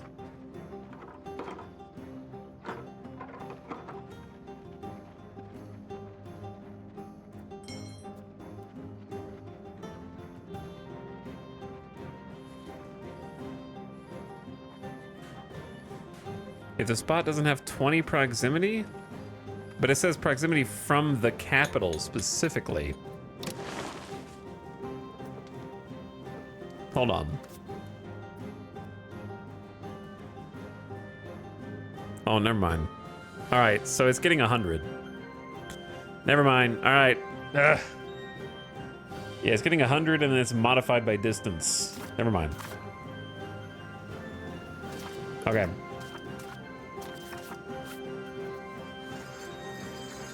Sorry, just looking at stuff. Where am I? What the hell's this menu? I've never even seen this layout. What? Why does it look so weird? Okay, I went to this and then back, and then it changed the whole UI. We looked at the laborers' buildings. Burgers is not gonna matter. Stop the grinding noise, please. Bang, bang, bang.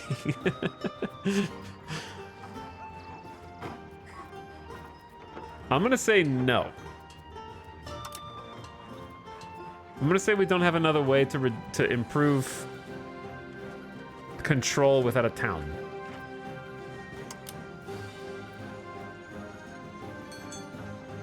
You can search for a proximity.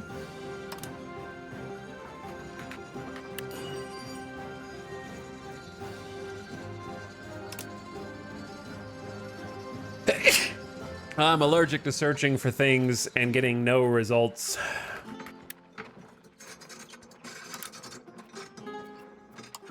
So it's just the bridge.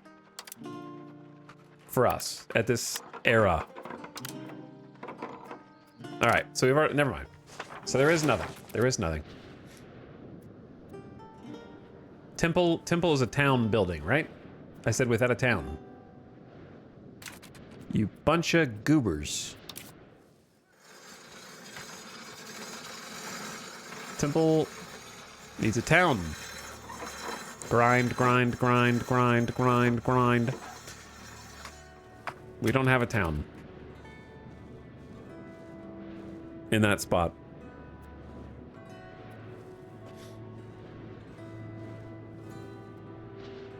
Plus, encouraging migration, plus 0. Okay, let's do something else then, yeah? Plus 0 is kind of crazy.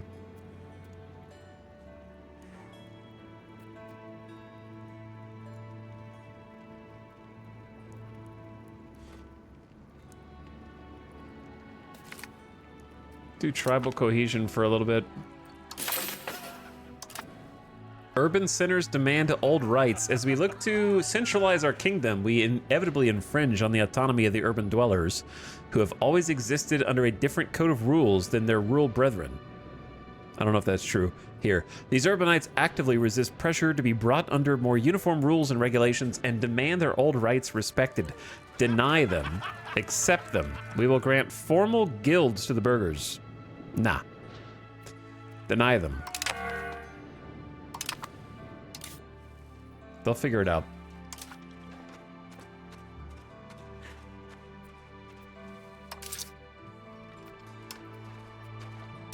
Tax the nobility a little more.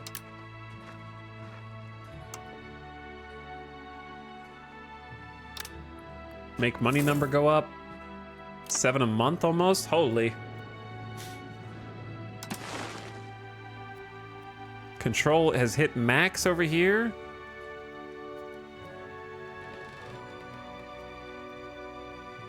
So it's not possible to have more than one, it's not possible to have more than one cabinet member work on establishing control, right?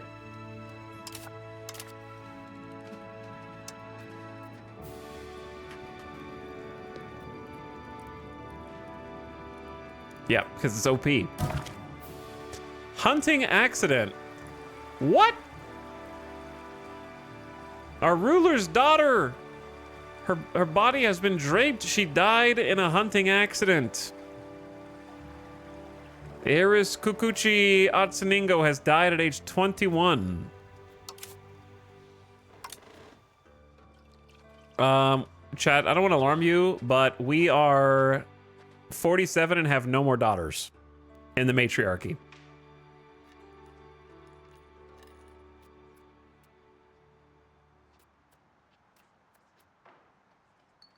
So who is the heir? If this was Crusader Kings, we'd be panicking. Yeah, this is the same way another one of our daughters had died. Of course, she had goated administrative abilities, so it would have been too powerful to be able to play as her. And the game does not care about grandchildren. They do not care about if your heirs got a daughter or not. It goes to somebody else for some reason. I have no idea why the inheritance works this way. How do you find out who the heir is now?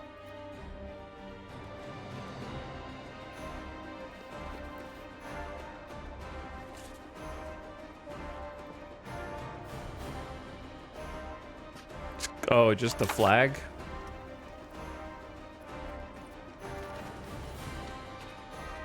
Wait, where? It's on your main country page.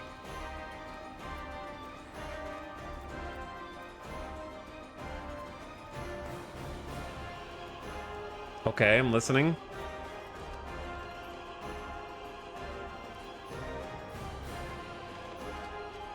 This is us. This is our husband. It's showing that the heir is the ruler. Maybe it needs to roll over to the next month.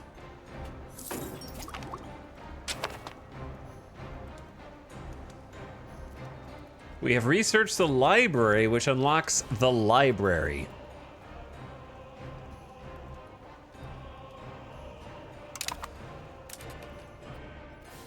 Is this supposed to be the heir? Tribal matriarchal. The oldest female child of the previous ruler.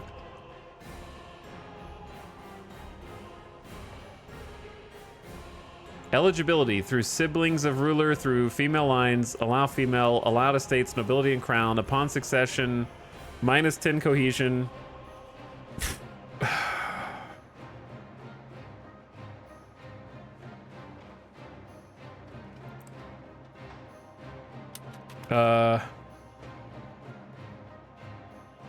When this happened to me, it just put some random person in charge. What the hell, man?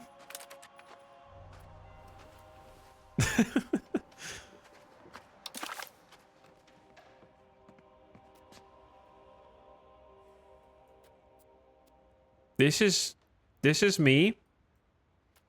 Her sister is dead, and she has no more sisters. She has cousins. What the hell? 4 sons and 1 daughter. Now, my daughter had a daughter, so like in my mind, she should be the heir.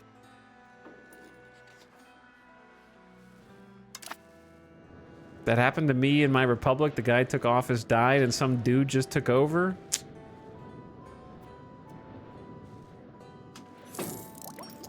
I need to pick up. I need to slow down.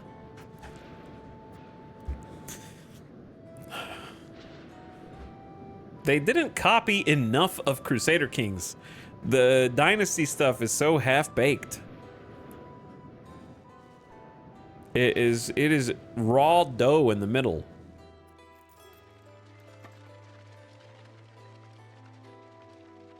We'll see what happens. We'll see what happens. We're gonna find out. We're gonna find out. I need new research.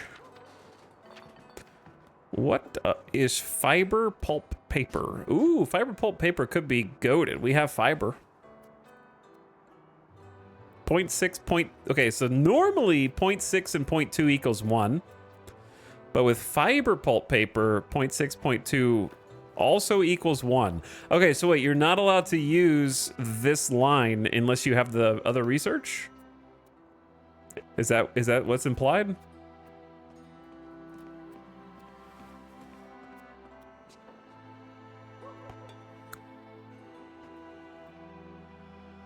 Wait, am I stupid? The scriptorum allows you to make books, but not paper. So why do you unlock the scriptorum first before the Papers Guild? You learn how to make books before you learn how to make paper? What? Okay. We also learned what libraries are without knowing what paper is. Okay. Well, I'm just gonna go down to fiber paper so that we can make that paper.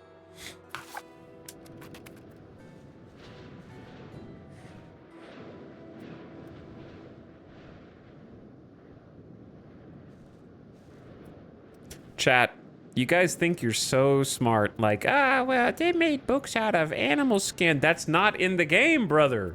You're trying to give the developers credit for some historical thing, but the gameplay mechanic is not in the game for that.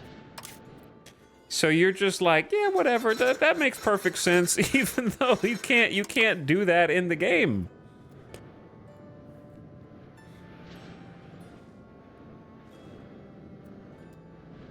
We're talking about gameplay mechanics.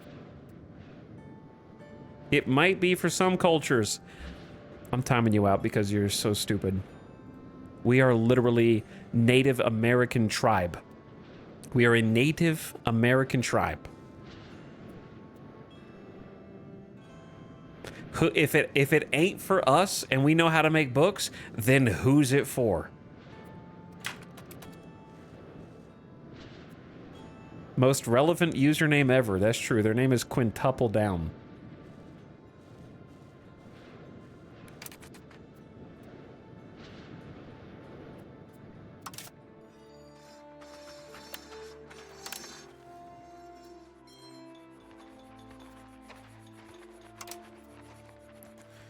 Show buildings that produce paper. None.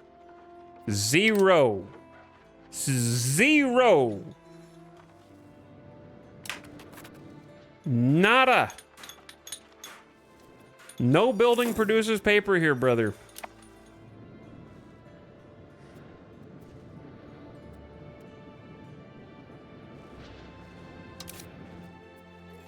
The Paper Guild is going to be our only avenue to make paper, and we're learning it after the way that we make books. That's what I'm making fun of.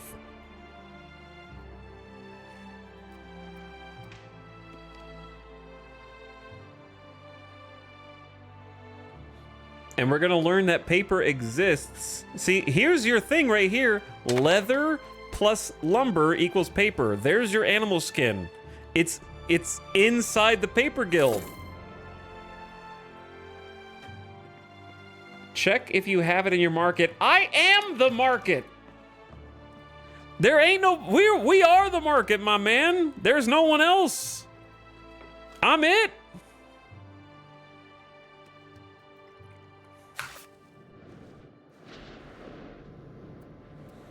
Stop giving the benefit of the doubt to the developers and make them earn it.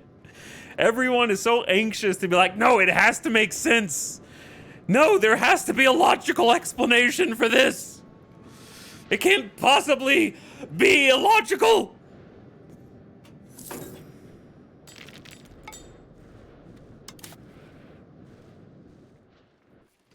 I'm telling you how it is. We learned that the scriptorum exists, which makes books out of paper, but we don't know paper exists until they make the Paper Guild, which is after the books. It's in the backwards order. And then we actually learn how to make the paper. So we're doing this literally as far backwards as you can. We learn about books, then we learn that paper exists, but we can only make the leather, and then we learn the fiber paper, which is the one that we actually want. So we're going, I mean, this one at least makes some sense because you can do the leather paper. So your animal skin paper's right there.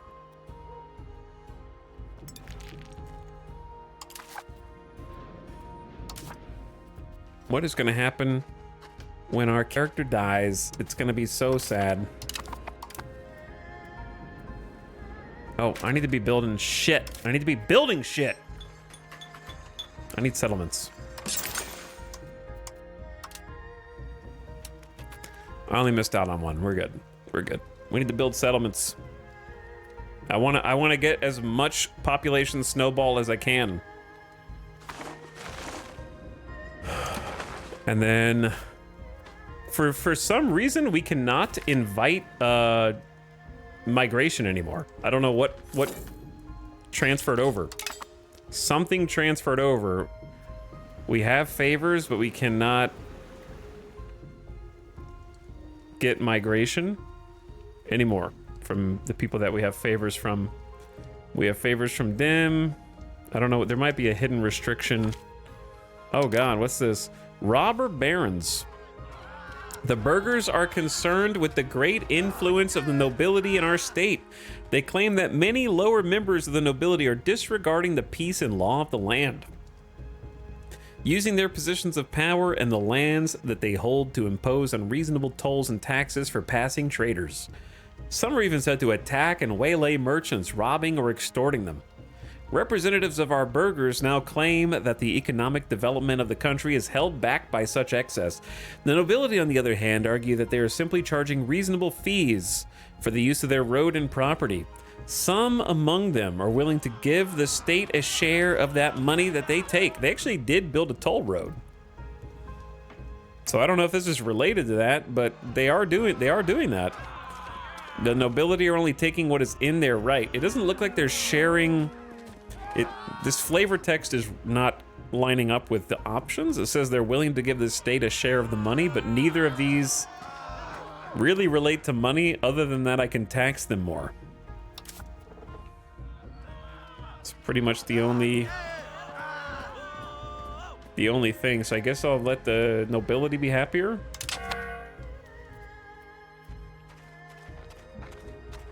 Nothing changed? Oh wait, no, that's just what it's trending toward. It did change.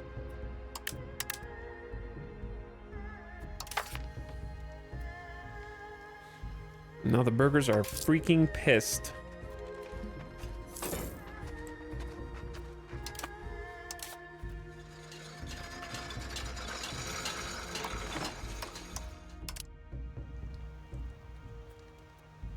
We have negative 0.89 lumber.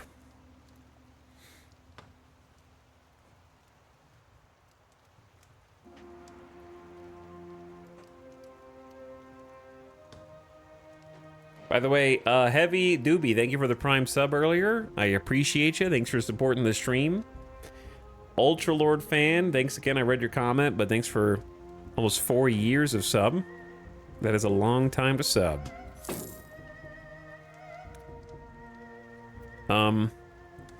The price went up, presumably because lumber went down. Lumber went down. Where's...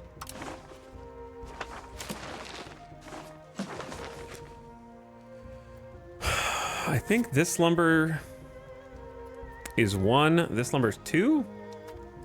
We have 2,000 people here. I'm gonna pump the lumber number up. Pump the lumber number up. I clicked it, but we can't afford it.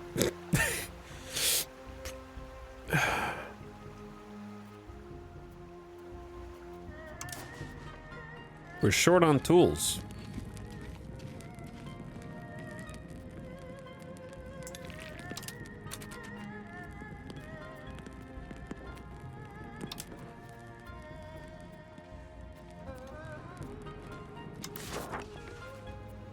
We got a tools guild here who's working at normal efficiency, but we're only able to make stone tools right now. That's the big problem. So we're making them pretty inefficiently. We have a tools guild in both locations. They're making not much money considering how useful tools are, to be honest. It's more of just like helping everyone else make money. So perhaps we just raise there's plenty of people here, so I think let's just do cart before horse and pump the tools guild first.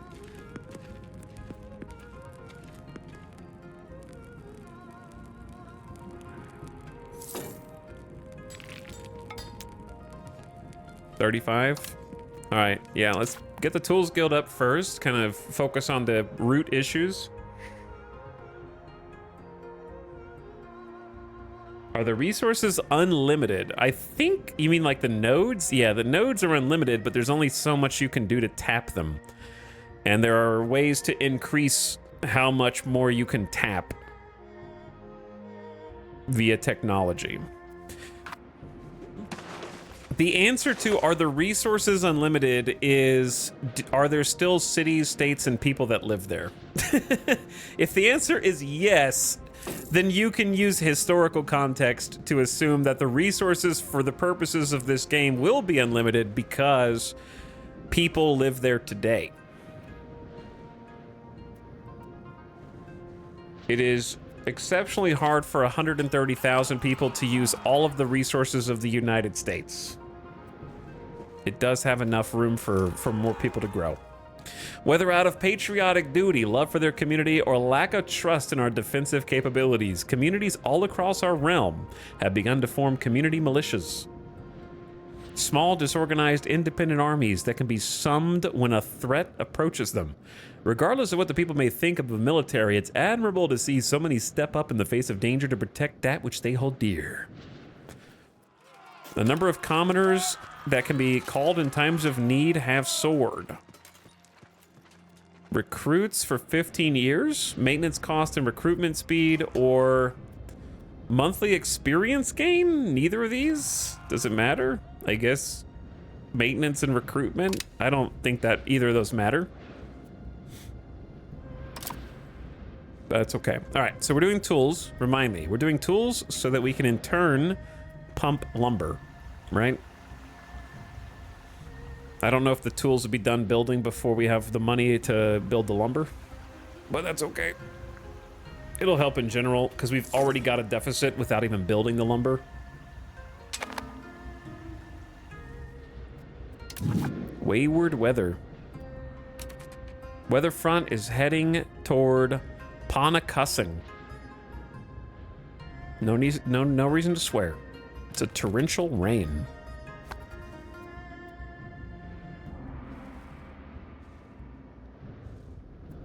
We're almost done with full assimilation over here.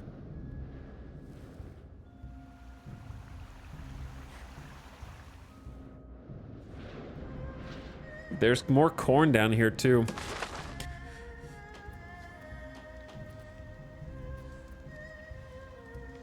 Corn in the north. It's gonna be fun to decide which way we want to expand first. We've finished assimilating. All right, what should my cabinet do?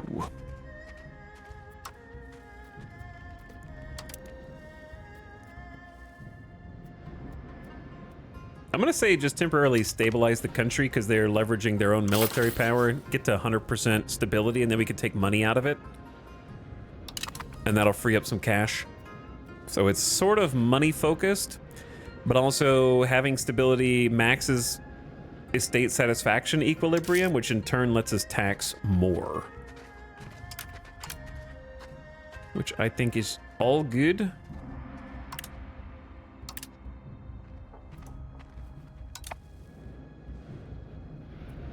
Just tuning in, I saw a YouTube video of tribes. It seems there's no way to explore, or do you have a way around that? Well, I mean, you just need to research the ability to colonize, and then you can create colonial charters wherever you want if you have the money for it. And you need to, I don't need to expand yet, so we're not expanding. Trying to get our financial base up first. But you'll be able to explore in the third age. You need the third age and an advance there. If I don't know if that advancement is available to tribes though. Do you have the Settle Frontier Cabinet action? You do, and you shouldn't click it because everyone says it's bugged and will deplete your entire population.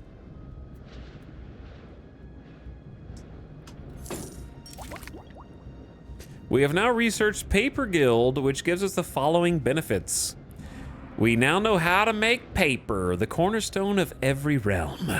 Used from administration to education and even trade. Thus, the Papermaker Guild ensures the proper standard of production and volume, as well as a unique technique that involves the soaking, pulping, or pressing of basic supplies such as linen, cotton, or plant fibers. Good stuff. Now fiber pulp. The other one isn't bugged. The charters work fine. Okay, we'll take that up to the people who say it's bugged. I don't know. I haven't done it. But there were a number of people in chat yesterday saying that they used it in their actual country, not tribe, and lost all their population. The cabinet drains your pop to 1, but you get it back once your province fully settles. I don't know. I haven't clicked it. I have no plan to. I'm just telling you what everyone else said. Argue amongst yourselves. I don't give a shit.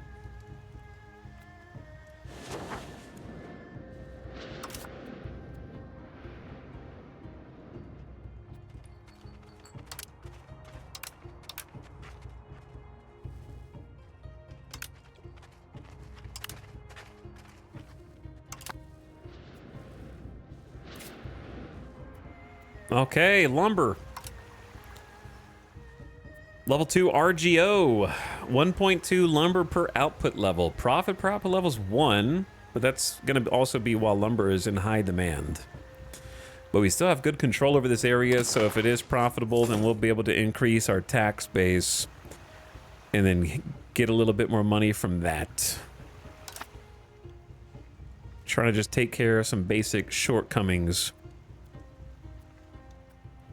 So they're going to be high demand for tools. How many tools is this going to make? Not that many. Not that many.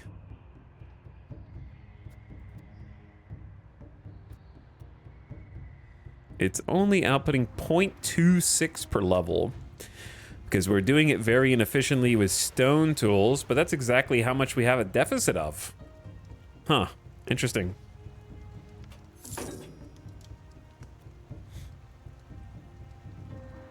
I think we're talking about two different things. One's a cabinet action. Settle frontier is bad. Yeah, that's what I said. The other geopolitical option, charter colony. Yeah, we weren't talking about charter a colony. We were responding to Afton XY, who said, do you have the settle frontier cabinet action? And that's what we're talking about.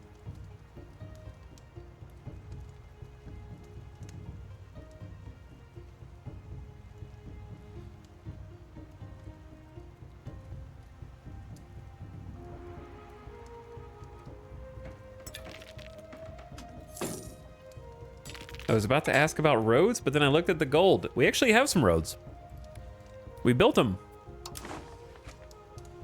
We have a contiguous gravel path between our maze and the market. And we've connected the towns up to the capital, which will be a future town. So control has gone up dramatically as a result, which is why our income is now hovering around 7 gold a month, up from 3 at the beginning of stream. So money number is going up. Yeah, the road is paved with corn. It's true. It is true. But yeah, right now I'm working on just laying the groundwork for populating the more rural, distant areas of our... I don't know that it's necessarily the most efficient, but I think population is what we're going to be struggling with the most long term. So I'm just trying to plant the seeds. It's going to be my personal strategy. I don't know if it's a good one. But we only have 2 more spots that we can build a settlement, so I feel like it's worth. These are our little frontier lands. The real frontier is beyond them, where there's double corn, triple corn, so like quadruple corn. So I'm just sort of laying that prep work for where we're going to end up going north in the future, perhaps. There's a lot of good choices. Parliament is already possible. Let's see what the options are. Conduct a census. Officer lists. Market regulations. Doesn't matter. Promote the clergy. Support the arts. Support a noble cabinet. It's got to be census for the population growth and stability, I think. We'll get 6 months of big pop growth. We have 49.35%. This, how do I keep falling short by less than 1%?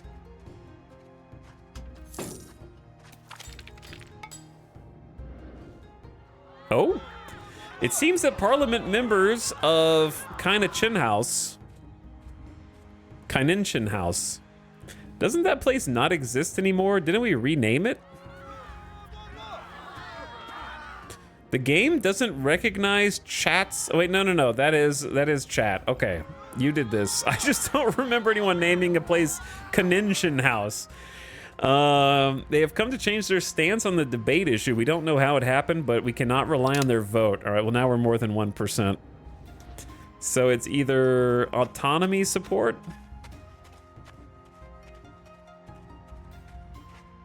We change societal value toward decentralization and lose stability, or we will grant embellish works of the faith to, I mean, that one's fine, but let's just do the safe one, lose a little stability to gain some stability. It is what it is. Clergy are upset.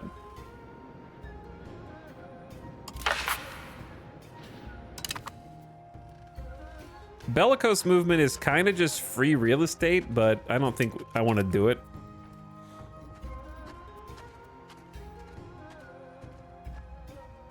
It would be well, it's 1 year of plus 25% max tax, which is kind of funny. I just don't think we need to go crazy for that. All right, let me get that settlement. We only have 2 more I need to build. 44.53.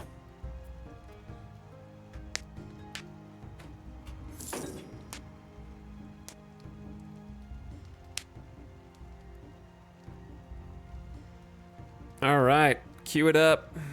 I clicked, there it is. And then the next one will cost 44.52. So let's see, hello? Recently, researchers in our tribal kingdom have published several works with radical theses that could prove destabilizing if widely disseminated. We could opt for the easy path of obscurantism. I've never seen that word. And suppress this knowledge, but is peace of mind really worth standing in the way of progress? 5 research progress and lose stability. Sure. Who needs stability anyway? We're about to get 7.5 back.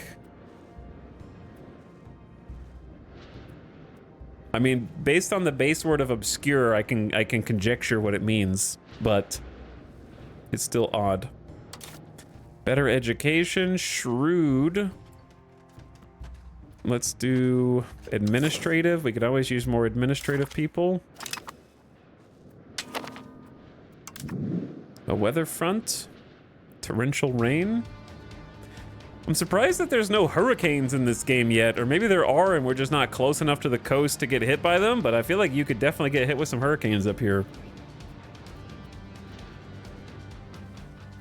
178 pop per month with this extra bonus. It's pretty sick.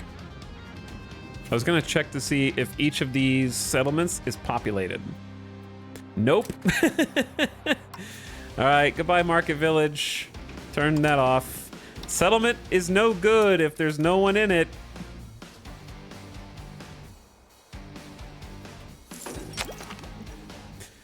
All right, too many pop-ups. That means we're fast-forwarding too fast.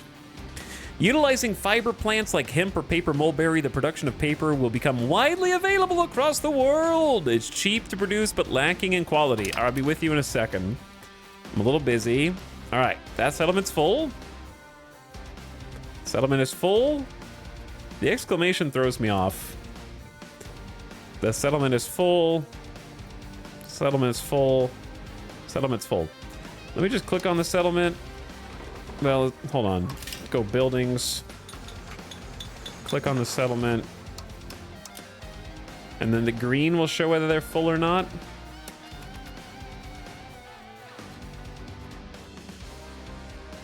Yeah, this is the I just discovered paper music, exactly.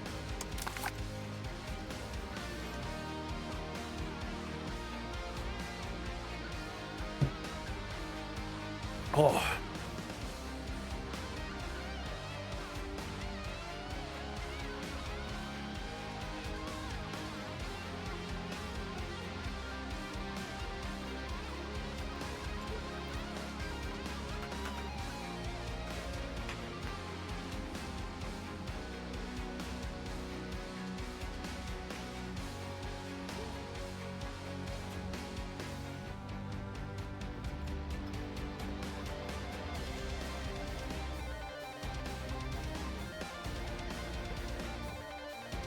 No matter what you say in chat, someone will argue with you. Hurricanes can't occur in northern New York. Interesting. New York State Climate Impact Assessment disagrees with you. It's so annoying. It is. It is so annoying. Between 1851 and 2022, 15 storms hit New York State at hurricane strength. The state also experiences frequent nor'easters, lake effect blizzards, and other storms.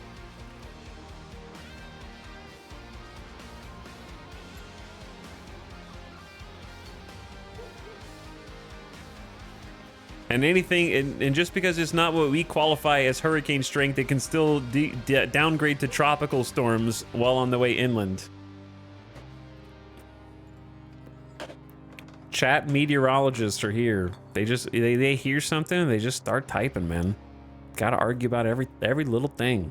Every little thing.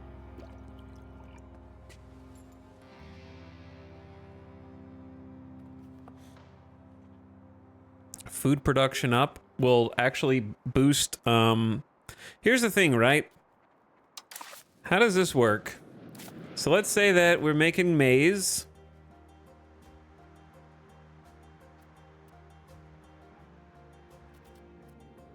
Maize also produces food, but what's wait, okay, so look.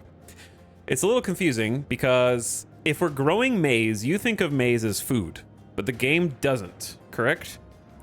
You have the maize that you're extracting and creating as a product, but you're also getting a generic food with that. So if we get plus 10% food, we're not increasing the amount of maize we get, we're just increasing the amount of food that comes with maize.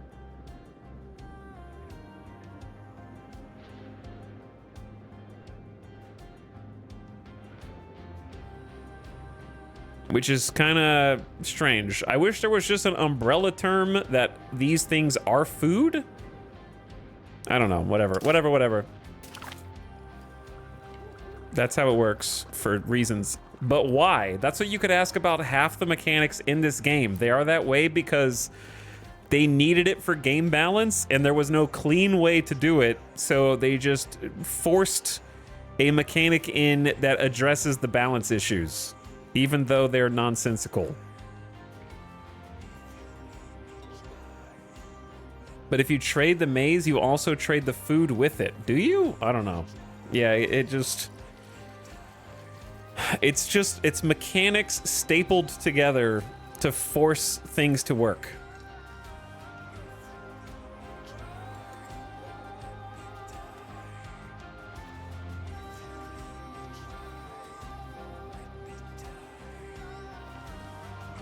So, like, food production right now is unnecessary for us. I think we're going back to Age of Renaissance now.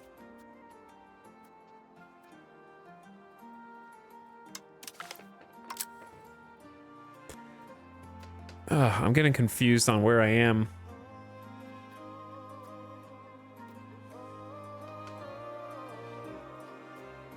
I can't read any of these.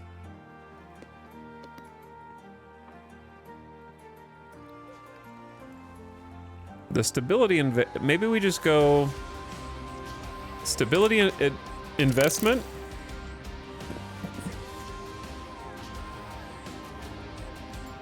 And then whatever it takes to get to proximity cost. Diplomatic annexation cost, we'll probably never get to do subject opinion, we'll probably never do loyalty of subjects, we'll probably never do improve relations, we will do. So we have to do a bunch of kind of useless ones to get to one useful one, and then we probably start buffing military stuff, or just policies, actually. Prosperity recovery, I haven't even seen it go down. Oh yeah, then we're gonna want literacy of nobles and estate satisfaction equilibrium.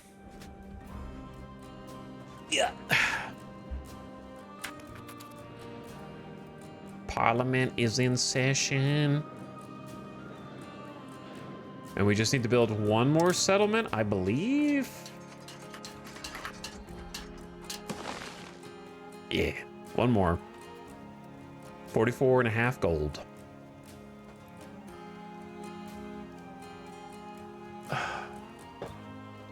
I missed some subs. Laughing Bear, 5-year sub streak. Never thought I'd be consistent enough for one of these. Well, thanks for 82 months total, Laughing Bear. I appreciate you coming back for one more. Neobium, I saw you for 14 months, but thanks again. If you're out there, Neobium, Ultralord fan, Heavy Doobie, and Laughing Bear. Thanks, guys, for keeping the stream alive.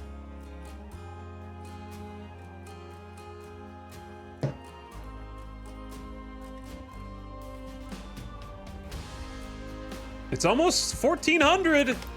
Holy, I never thought I'd see the day. May 1399. We're gonna be in the 1400s soon.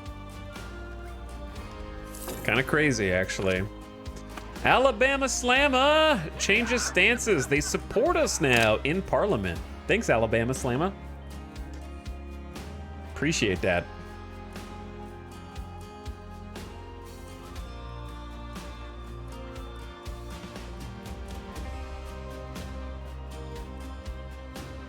And then we got to figure out, once we get all the settlements in, we need to figure out how to make money. And then we need to start expanding.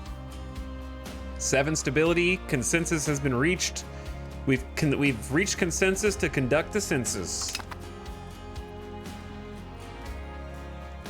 +7 stability, we're at 83. Satisfaction is on the rise. Boom, a little more tax. Boom, a little more tax. Boom, a little more tax. I would love to reach max tribal cohesion and max stability, and then we'll make a little tiny bit more money once we turn that down a little. So.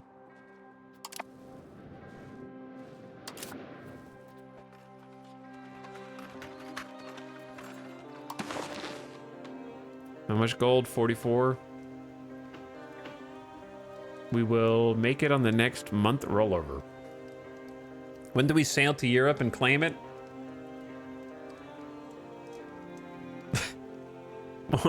Once we raise our military. Do you have to colonize the uninhabited territory around you? You do. You do. That's on the to-do list. Fiber crops are in here. That's going to be good for us. As far as the uninhabited lands. We have a surplus of fiber until we start making paper. Fiber and lumber is right here. I think I want to consolidate inside my borders first.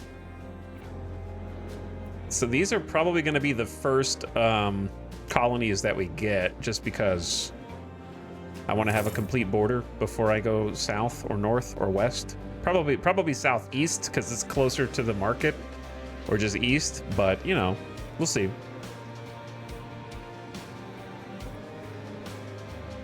Because now we got the settlements all growing, and I need to turn toward how to make profit. 140,000 peasants. Holy. I mean, they're not all peasants. Population. They're all peasants to me.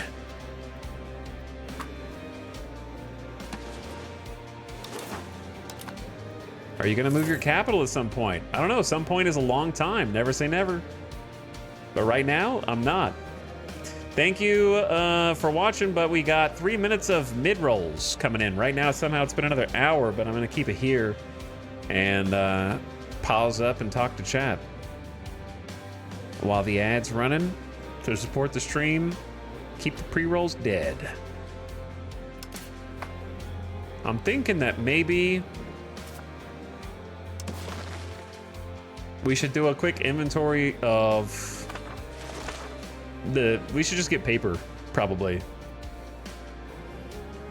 Paper seems like a very reasonable choice now. Why is pop increase lower now? We had a Parliament was going, and during the 6 months, I don't know if you can still hear me during the ads, cool cat. But the Parliament issue that we were debating over gave us 6 months of pop boost. So Parliament's done now. Chat, someone asked if that chatter heard my answer. Mid-rolls, I got those at the waistline. I'm starting to get high rolls up here, mid-rolls down there. And low rolls is when my ankle turns over because I sit in my computer chair all day and I forget how to walk. I don't know if you can still hear me, but boom, ads.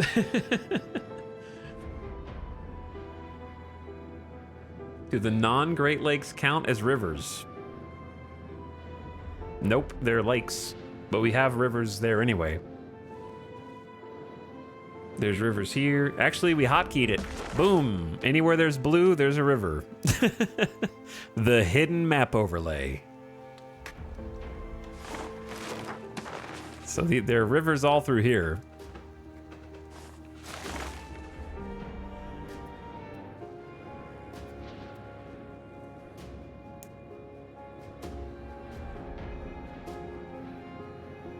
Sailing is hard because 10 is not available in the new world. Yeah, we're missing a lot of resources. We're missing a bunch. We're about to start putting some more money toward not just pure infrastructure, but now that we got the towns connected up with a basic road, I want to try get some cash flow there, if possible. I'm gonna look at what the game suggests for that, but I'm not gonna take it literally because I've already trusted the potential profit meter 3 times and it's been wrong all 3 times. It did too. I mean, it says potential, right? Like, it's like those commercials where it's like, you could win up to $1,000 and you pull off the McDonald's Monopoly sticker and it's like you win 50 cents off of a McNuggets. It's like, well, we did say up to. We didn't guarantee anything. The potential profits can be way off. Not sure why. Also don't trust the end of month balance estimates. Yeah.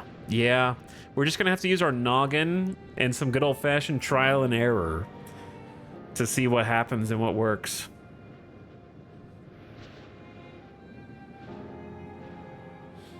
I've been watching for 4 straight days, and where are we going? I mean, we're just trying to make the numbers go up. I need the money number to go up. I need the population number to go up. And we need to start building some supply chains. And then, once we got some steady income, we're gonna start supporting some expansion. And when that happens, we're gonna have to consult this, figure out what resources do we want to tap into, or which can we tap into? Because even though iron is here, we don't know how to mine it, so we need to sort of decide what is worth trying to tap into before all the stinky Europeans come over and give us their plagues and kill us all. So right now we just sort of we rapidly expanded to go from 1 tribe of 5 to a single kingdom in like 30 or 40 in-game years. So there's a lot of internal bureaucracy and infrastructure building that has to go on. So the most recent achievement was getting a gravel road that connected our towns up to our capital, which is not a town yet, to be able to extend our control. You can see we have like terrible control in the northeast, so we're not going to worry about profiting up there yet. But in the future, I could definitely see us taking these mountains in and then maybe building a road up through here and then creating a town somewhere up here.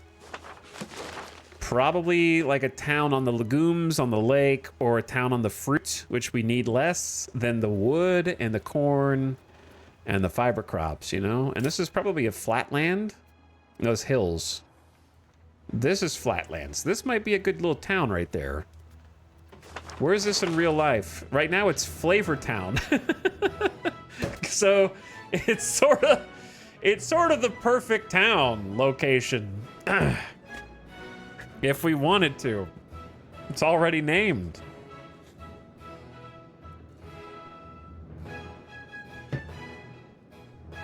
But yeah, I'm also just figuring out the game myself. I don't know much. Ow. Oh, I don't know if you can hear that. I'm trying to figure out what we do next too. Learning as we go. Because there is a lot to learn. Like, I haven't really poured over every potential building type yet, because it's an intimidating list of buildings and tooltips.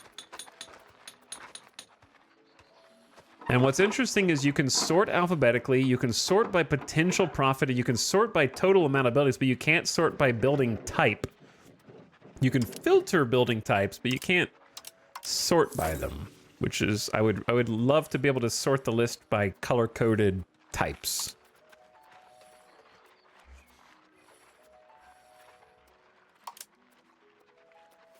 Oh, the estate buildings. Okay, that's what that list is for. I want to slow the simulation down slightly so I can look at these without it just hurtling through time and space.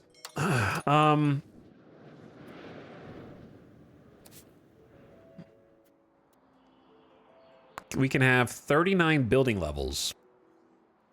So we only have 10 building levels. So this town can support a lot of buildings, Whereas our rural areas can only support like 1, 2, 3, sometimes 0. So we have a lot of room to go up. It's been difficult to keep track. The winery at least is making a little teeny bit of money, but it's not fully staffed. The Tailors Guild is making a good amount of money. It looks like the demand for fineries is enough for some decent profits.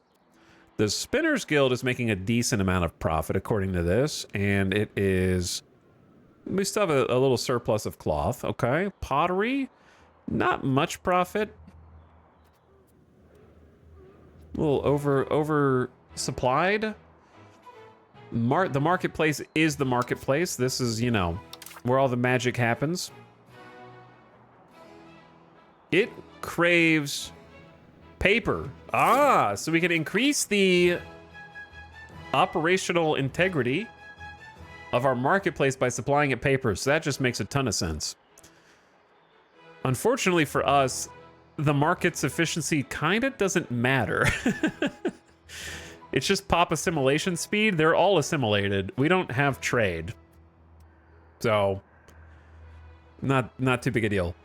The people who owned this before me made a slave market, which unsure about in its entirety. Leather plus tools plus weapons plus paper. Apparently you have to have slaves to make slaves. I don't know if they're doing like a breeding project. I don't know what's going on there, to be honest. Level 2 tools. That's we just upgraded this, and it has an employment level of 4. The building is unprofitable. So we have too many tools. So I screwed up again. And then dye is barely a little profitable.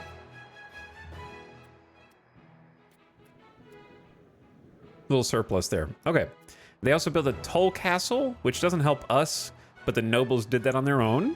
Okay, and then the temple also wants paper. Local literacy for clergy is good. Max control's also good. So giving paper to the temple would be great. Stellar addition. So I think paper is what I want to do first. I've sort of decided in my mind. Once a divided sect of tribes, under the campaign for the Great Law of Peace by the Great Peacemaker, the 5 nations formed the United League of the Haudenosaunee. Born in hopes of establishing a permanent peace and cooperation between the tribes, the League has grown to see each of the tribes, despite differing cultural backgrounds, to form a close sense of brotherhood. Strange final sentence, but I get the idea. We automatically unlock a special advance in the Age of Traditions. What? From the first one? Where is this? Stability investment plus 0.02 and pop assimilation up 10%. That'll be useful going forward for sure. Okay, it's called Shared Brotherhood.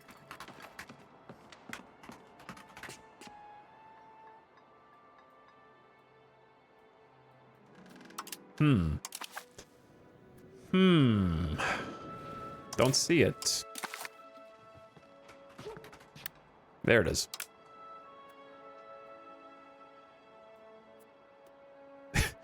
You are not allowed to research it because you don't have architecture? What? From the age of absolutism. Okay. Paradox. What are we doing here? We have to have an advancement from age 5, which doesn't begin until the mid-1600s, and then we'll be allowed to come back and get shared brotherhood from the first tier. Things that make me scratch my head. Well, it would be cool. This is where I'd put my shared brotherhood if I had any.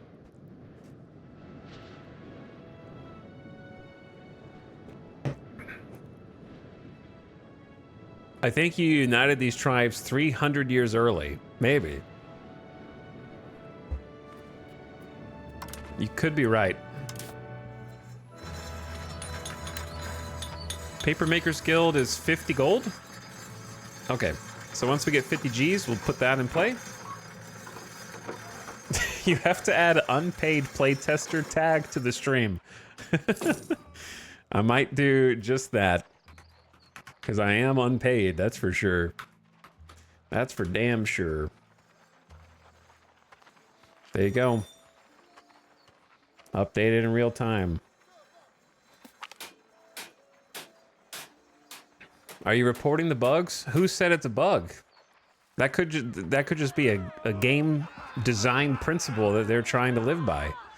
The privileges of the nobility have been under continuous assault as our queen has attempted to centralize control. The nobility finally lost their patience and demand they are given back what is rightfully theirs. 5 years of noble estate equilibrium minus 10 peasantry. Or ignore them, they lose 20. That's a hell of a demand. I think we can afford the commoners because they're already at 83. They're far too happy. That is buffing food production and stability investment costs, but that's not as important to us now because stability is just going up. So I'm fine with giving in to the nobility for that particular choice.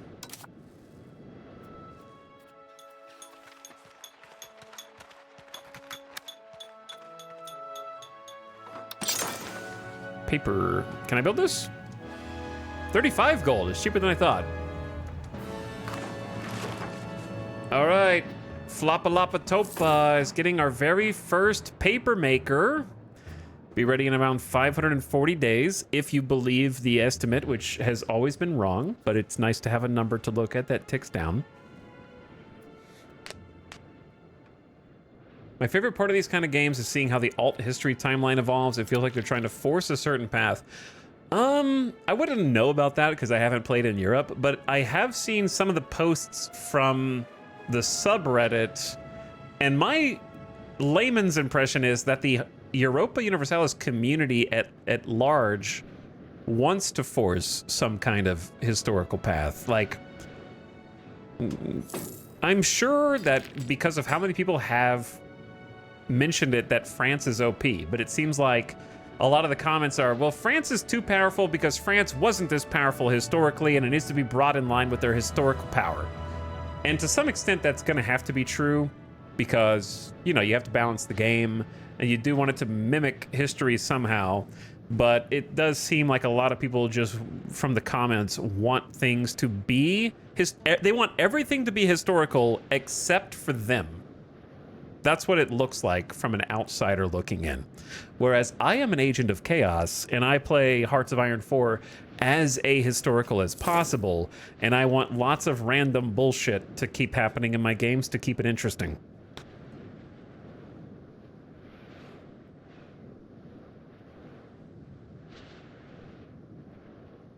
So I don't know. I'm an outsider. I didn't play U3, didn't play U4. I like ahistorical bullshit to happen all the time, and I do not care about the historicity of all the other nations. However, of course, you never want your game balance to have one empire that always forms and always curb stomps everyone else, right? Both can be true. So it may very well be imbalanced right now.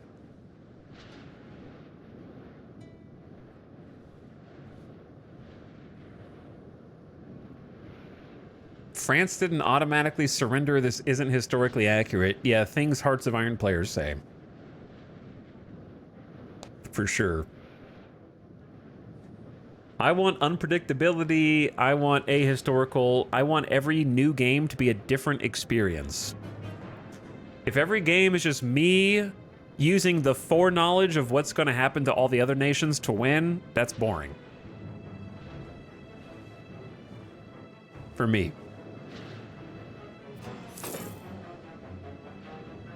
And I think Hearts of Iron does a really good job, in particular, of having those historical options for all the nations, where there's usually 3, 4, even 5 different major outcomes that a nation can go through and end up in and change the dynamics. And sometimes normal stuff does happen and the same superpower alliances form and clean up, but that's part of random as well. Random can also include historical events.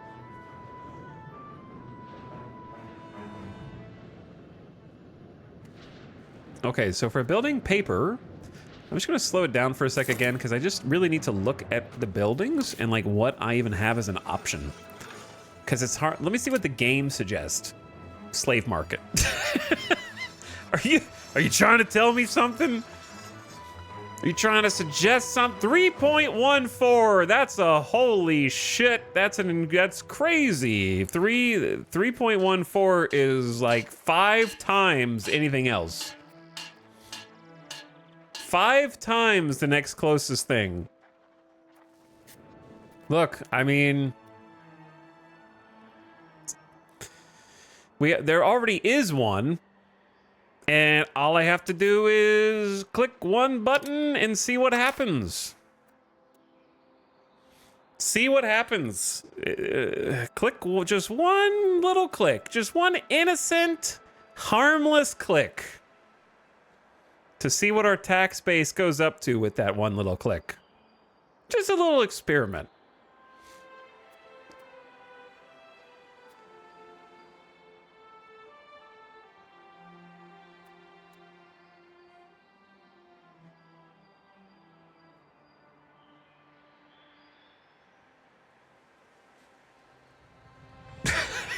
just dabbling into the potential. All right, we need to go to 3 times speed to find out.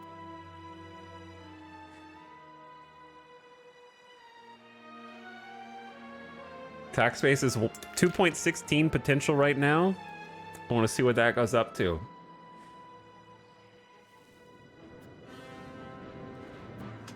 Let he who has not constructed a slave market cast the first stone. Listen, you guys are genociding the rest of the world in your campaigns, okay? So don't judge me for clicking a button. We have not declared a war yet.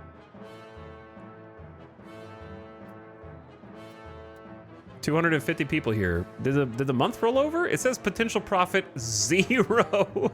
It went straight to 0.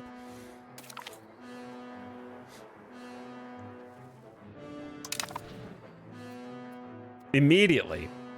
I'm giving it 1 more month to roll over. Does it take time to become profitable? Like, I don't know. Let me see. It rolled over again. Let me look at the resource. Market says there is a deficit. There is demand, but oh, it has no goods. Operating at 0% due to lacking tools, paper. Wait, you do have to have some to make some.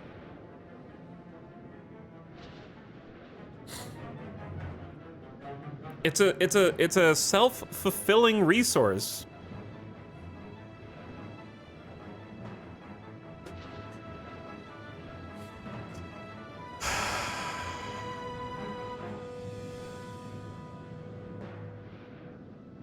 So I don't even understand how it works. Yeah, we're not making any because we don't have any. And we do have weaponry. We're lacking, hold on. I'm trying to figure this out. We have too much demand for tools suddenly. So tools just skyrocketed.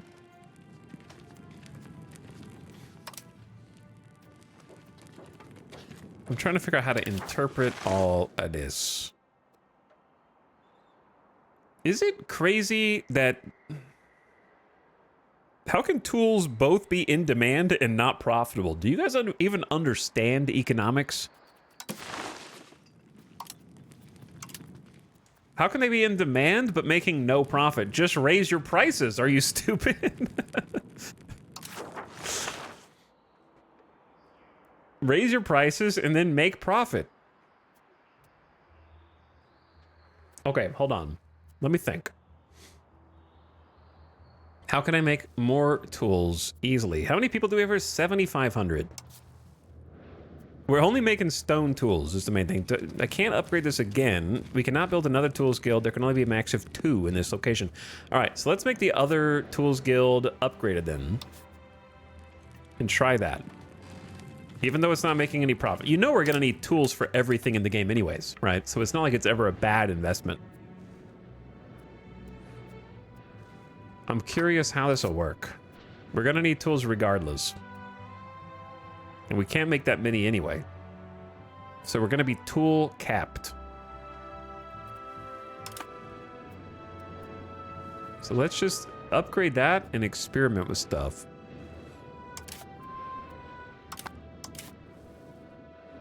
And then, simultaneously... But what's funny is that the game gives you a predicted profit based on what could be made in perfect, optimal circumstances, and does not account for your actual situation. So imagine if I built one myself based on that estimate, only to find that it couldn't operate. So it doesn't take into account whether the building is even able to function in your society when it's giving you estimates. So that's why you can't trust it. So Paper Guild is still coming in. Let's forget about sort by profit, right? Forget about sort by profit. Let me just look at some buildings that we might be able to make.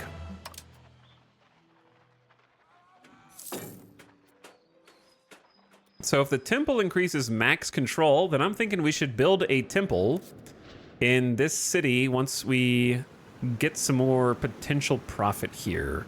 Potential tax base is very low. They're not making any potential money. So where? Yeah, we're struggling to get our towns profitable, which to be honest makes a lot of sense. For a tribe who just discovered that towns exist. Very recently. I feel like an apothecary, what does an apothecary get used by? The lazaretto and the hospital, as well as a little bit for people. A brewery is a distiller's guild. Special demands, pop needs building maintenance. You need beer for building maintenance? Guild input and workshop input, distiller's guild. This makes liquor. Hard liquor? From beer? Which itself is used by special demands, ship maintenance, pop needs, building construction, building maintenance, and guild input. We making moonshine, boys. We're making moonshine. So yeah, we actually could do this supply line, but I just don't know if there's a reason to yet. We've already got a dye maker. I believe we already have a glass guild. No, we don't. But it doesn't think it'll be profitable anyway. The Jewelers Guild. We have a small surplus of jewelry. Market warehouse for stockpiling. Naval supplies, I don't think so. We got the paper going in right now. Can't do saltpeter because we can't mine it. Spinner's Guild is cloth, which we already have in the other city. And we have a surplus of that stuff. Tailor's Guild. Sorry. Sometimes if you go forward and backward, you get to this funky version of the screen, like the UI's bugged. We have a surplus of fine cloth as well. If you click off the tab and go back, it fixes itself.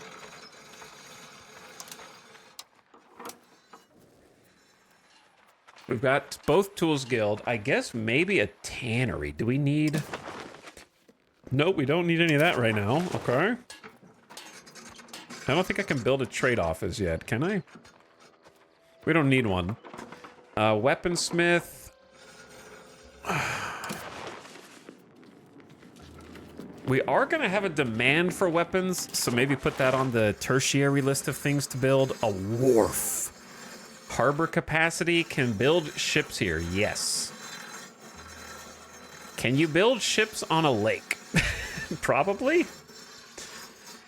Harbor capacity reduces the cost of going from sea to land and vice versa for trade calculations. I don't know if I need this or not, but you can build one, maybe. And then the winery.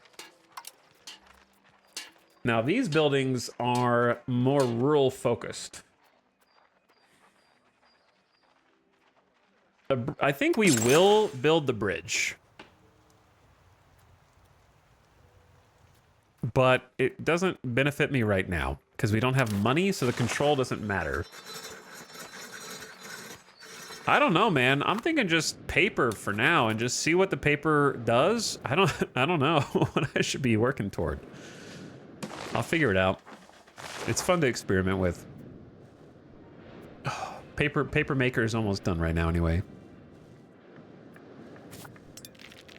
Paper Makers Guild. 200 people. It looks like it could be very profitable here.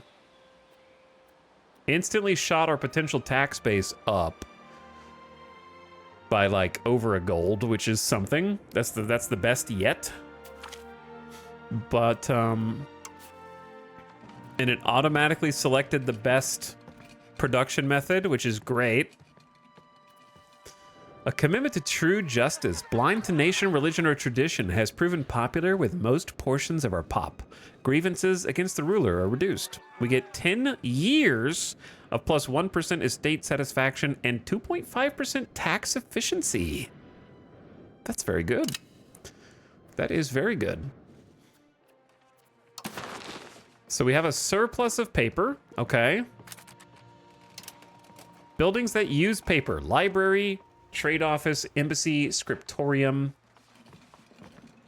Scriptorium makes book combined with dyes. Book seems good.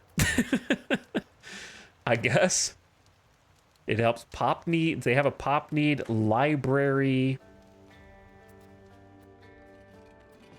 And the library is cultural influence and local monthly literacy, local max literacy.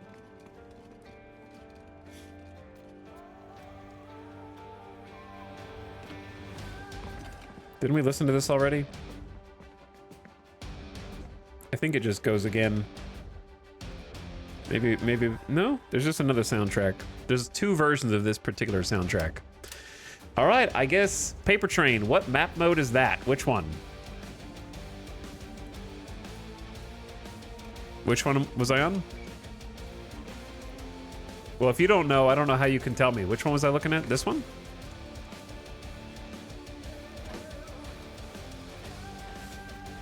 I don't know which one I was on when you asked that, sorry.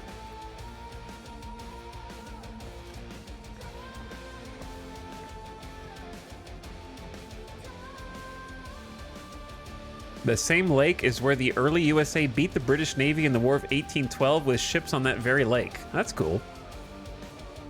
Landlocked ships just like stuck. Imagine being a sailor, you just patrol the shore endlessly. Either way, I'm very pleased with that paper profit, the paper profit, the potential paper profit, or PPP for short.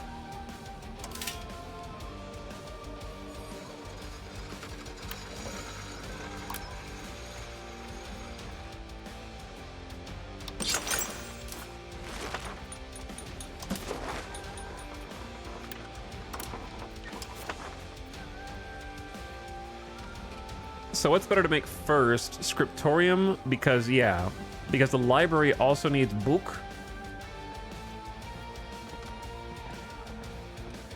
We're not going to build an embassy or a bailiff.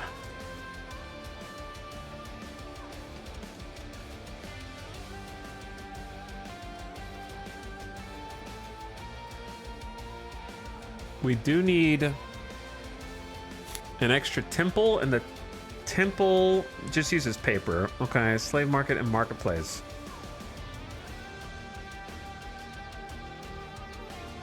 Because we already looked at bailiff earlier, right? And it's like for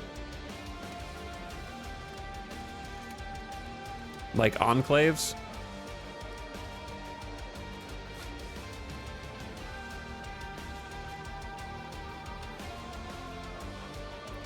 That are far away from your capital.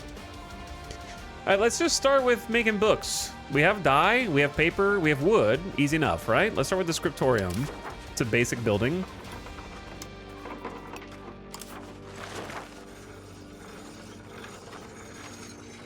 And it could be profitable as well.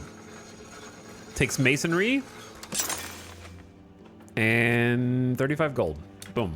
All right, sorry. I'm just trying to figure out how all the supply chains work. So I know it's going kind of slow.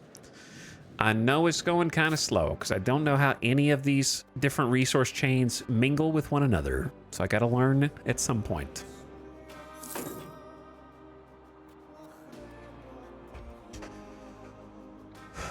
So yeah, the slave market cannot work without slaves at all, which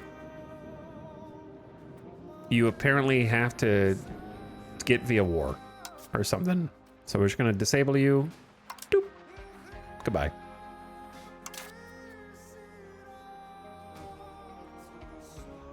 The Europeans are gonna come over here and we're already reading books and drinking wine.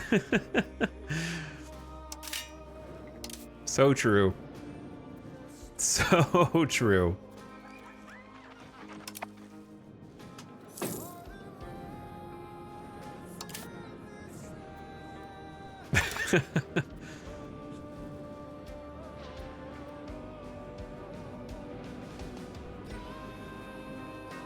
All right, well, we're gonna have more tools coming in anyway. I'm not gonna cancel that. It looks like there's still more demand than we have supply for tools. Lumber mills are taking a bunch. Where are lumber mills?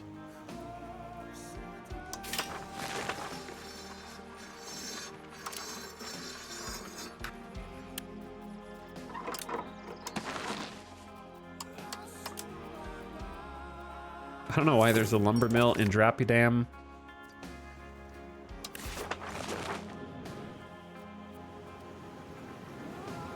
Like, it's technically profitable, I guess. But we have so much RGO potential lumber here that I just don't like. I don't like having those buildings turned on.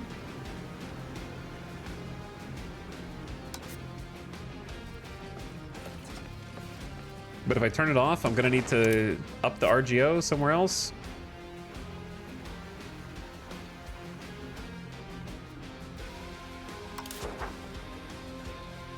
We have so much extra for now. I don't know what did I just close?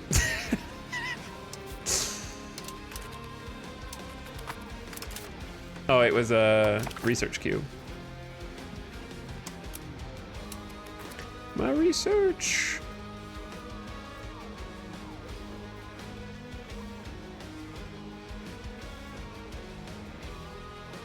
Was it stability? I think it was church attendance duty. By adopting a mandatory church attendance, church is mandatory here.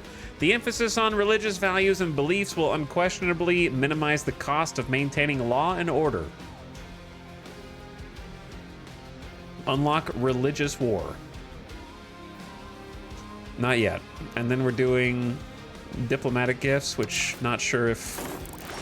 Anyway, did that one chatter say what map mode? Who was that? Space Pants? Space Pants disappeared. Space Pants is gone.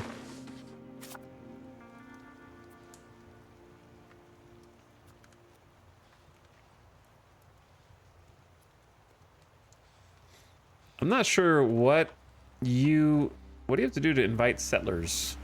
We can invite these settlers.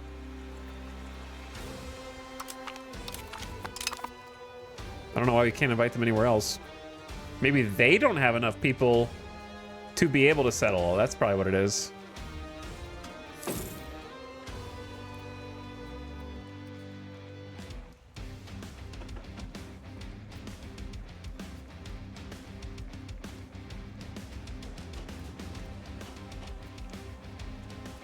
That'd be my guess anyway.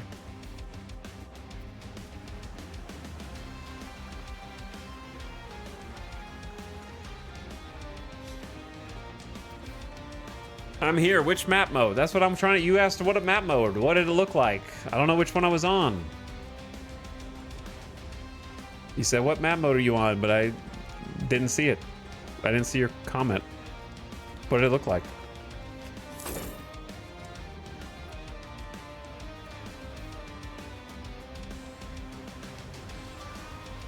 Can we not curry favors? Oh, I am currying favors already.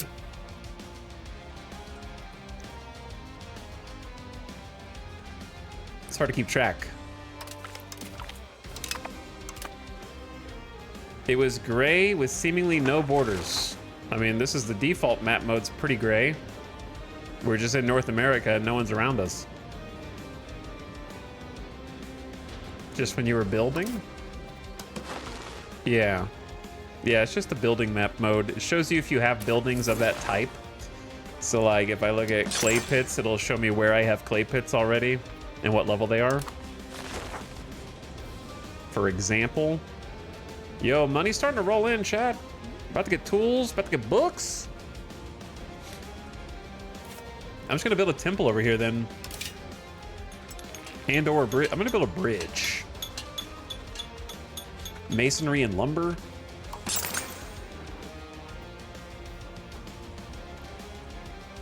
To this town. It helps with 5% control and some move speed. I don't know if it's the most important thing, but since it is a town, I want to have more control there, I guess.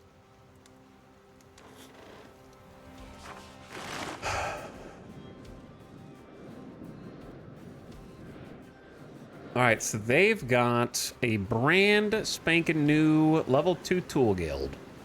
What is the highest level buildings can be? It seems to depend on the building. It varies by building. Even the RGOs vary by advances. The places with cities can have fewer RGO levels, but different buildings have more or fewer levels. Like this one can be level 4, this one can be level 2. So I guess it kind of depends on some different factors.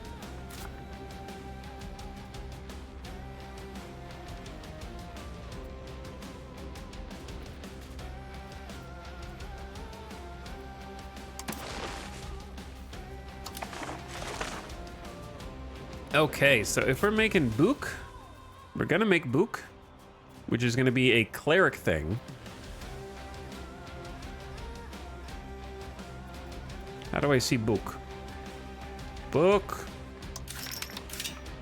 Book.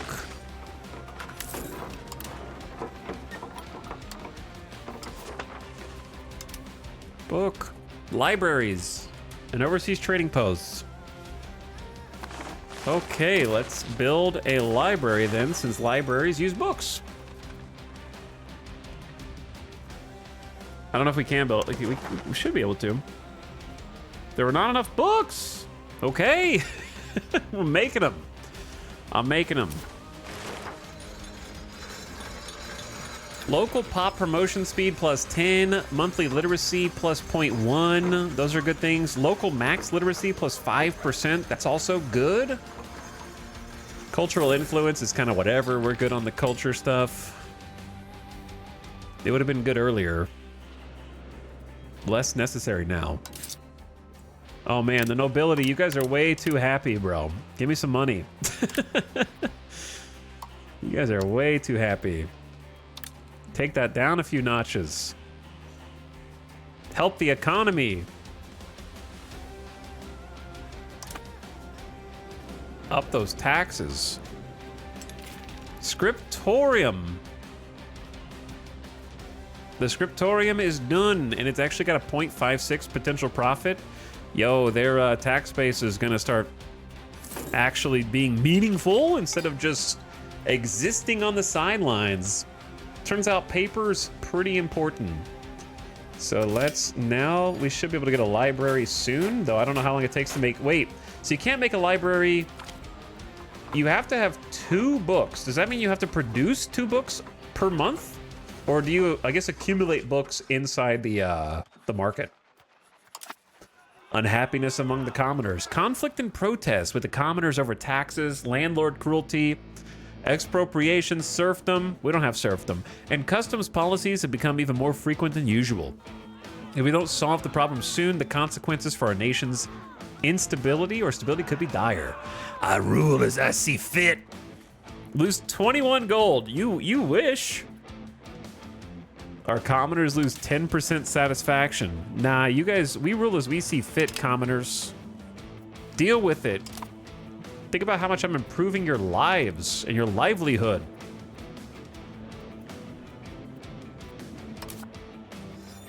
Let's check goods and sort by good balance. So we are just negative on corn. Somebody asked a minute ago. Somebody asked a question a little bit ago. I read it and then I forgot.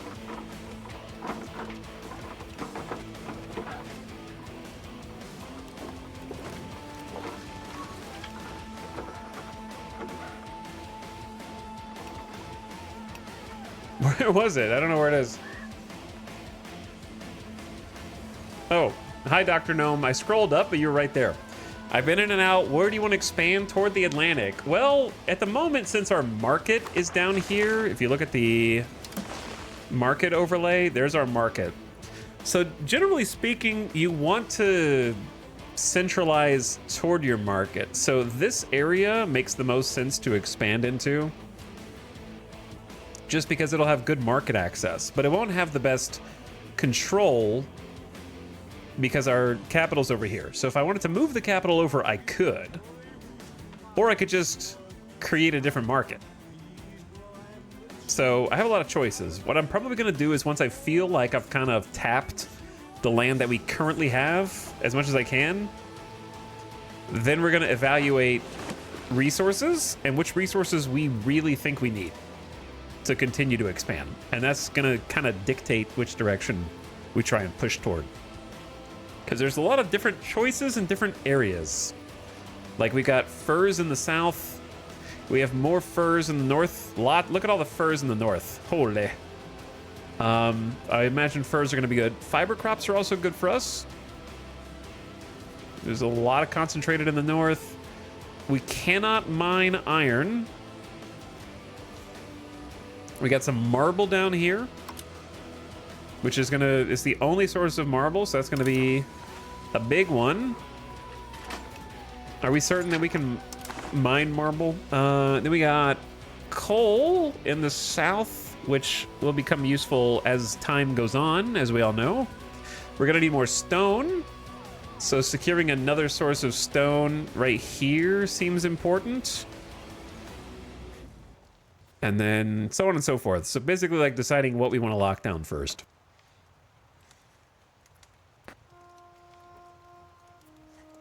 West until we mine gold. It's that easy. It's that easy. But yeah, I think it's going to be determined by what resources we think we need at a given time. But for now, I wanted to sort by goodies.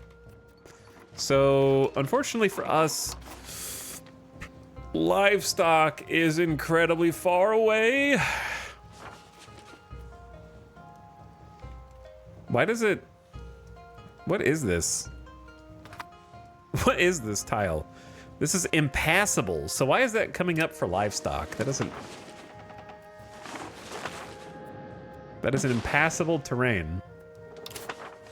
There's not going to be any livestock here, brother. We don't... Actually, there can be. What? Wait, we can?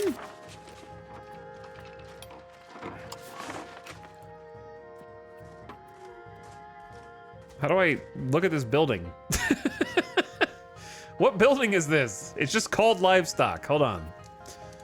Hold on. Wait, what? Am I... It's just farming village? What the hell? This has been here the whole time? Tools plus clay equals livestock. Okay. I think I ignored it for a while because we didn't have tools. And I was like, so what's the point of building this? We don't have tools. But then we got tools, and I don't have all of the supply chains memorized. In my brain, I'm thinking, again, this is just one of those things where it's like, of course, livestock is going to be a resource for an RGO, right? No. No. It's a building, and you create livestock out of thin air. Oh, okay. Yeah, it's just like I have to think. I have to... You don't know it until you look at it and commit it to memory. It's both, actually. Your mom is both, actually.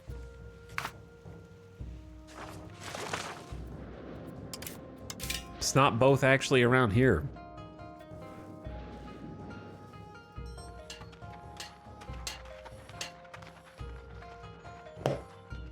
So I need to make some farming villages then. Cows don't exist in the Northeast. We have to go to Texas. All right, well, I need farming villages then. That's actually good because it gives me something else to do in my rural areas. And it makes 0.5 at max, so I can go ahead and calculate. We have a negative 2.76.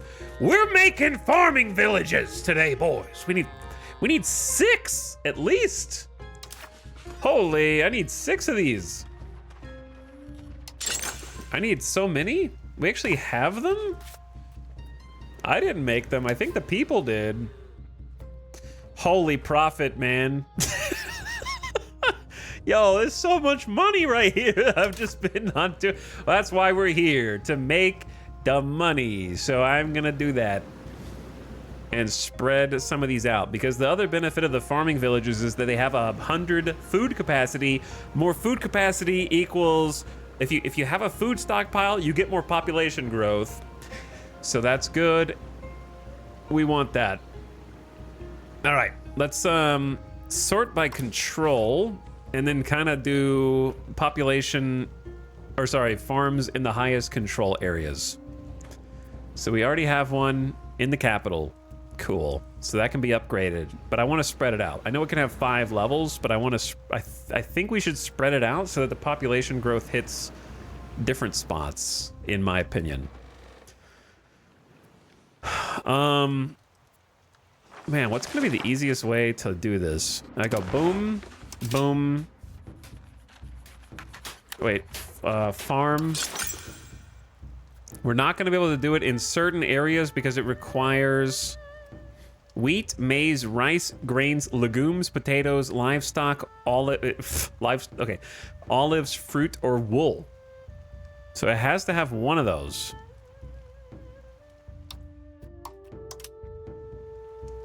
So there actually are only a handful of places that we can build them. All right. That's fair. So now let me look at control.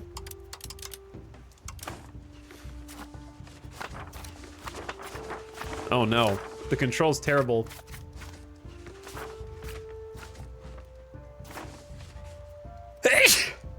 Ugh, I'm allergic to the control being terrible. It's like this spot and this spot are the 2 best ones.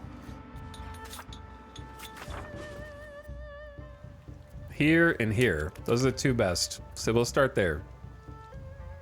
You need to have a farming village and a farming area. How much does control matter? It matters significantly if you want taxes on their income, but you have to balance control with market access. So these are not going to be the highest market access. Actually, these have 76% market access and 72% market access, so you want both. Control, okay, put it like this. Market access is going to dictate how many of those livestock get to market to be able to be sold for money. And your control dictates proportionally how much you'll be able to tax those peasants making those sales on the money they earn. So you want both.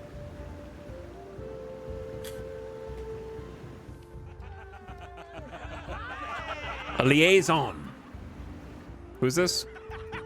The heir to Haudenosaunee, our cabinet minister, has impressed many in the country with his proactivity and capable leadership, as well as his effort to fit in the Haudenosaunee court. However, it would seem that he has not cut all ties to his countrymen in the Haudenosaunee people. He's been pushing for better relations with his homeland and has offered to leverage his contacts there to push the chieftain to adopt a friendly position toward us. I don't think that really matters. We have no need for that. 10 prestige. We have no need for that, brother.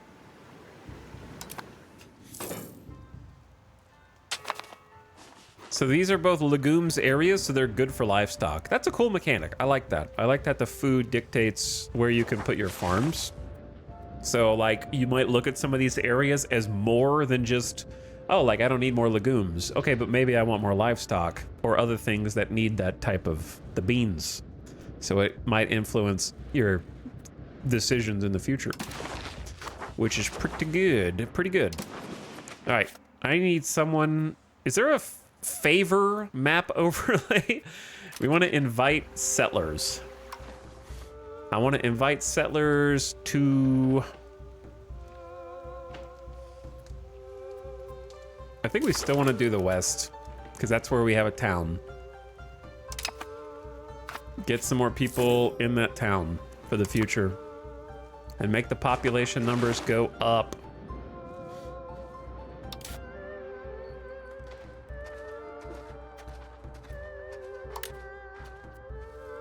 We got 90 stability. Wow. The most stable we've been, and almost max tribal cohesion. So they're feeling pretty good. 50 control means 50% less tax. Correct. Correct. Whatever your control is, that's how much you're able to tax on their, only on their profits. On your tax base, as it's called. So if I have 78% control, I get 78% of my potential tax base going into our coffers.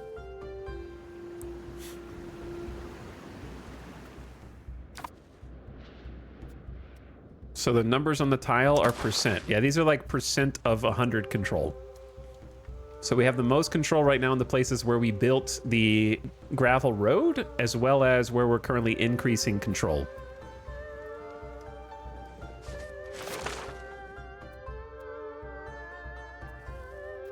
So how's the scriptorum? It is making money. We have small surplus of dyes. We have big surplus of paper. We have small surplus of lumber. The lumber is also probably just because we're building. So it's a little extra compared to normal. But it doesn't, if we have the peasantry for it, I'm gonna keep increasing the RGO for lumber. It might output too much, but we have 1,800 peasants almost here. So it should be fine. I don't need it yet. It's not like imperative, but soon. Our market's kind of low control. I don't think that matters right now because their tax base is very low. I'm focusing on where our biggest tax base is, which is corn. The tax base here is 8, so I care a lot more about getting that tax than I care about getting a tax base of 2.75. Don't you want a temple where your market is? What do you think that is, brother? It's right there. Don't you want to chill a little bit?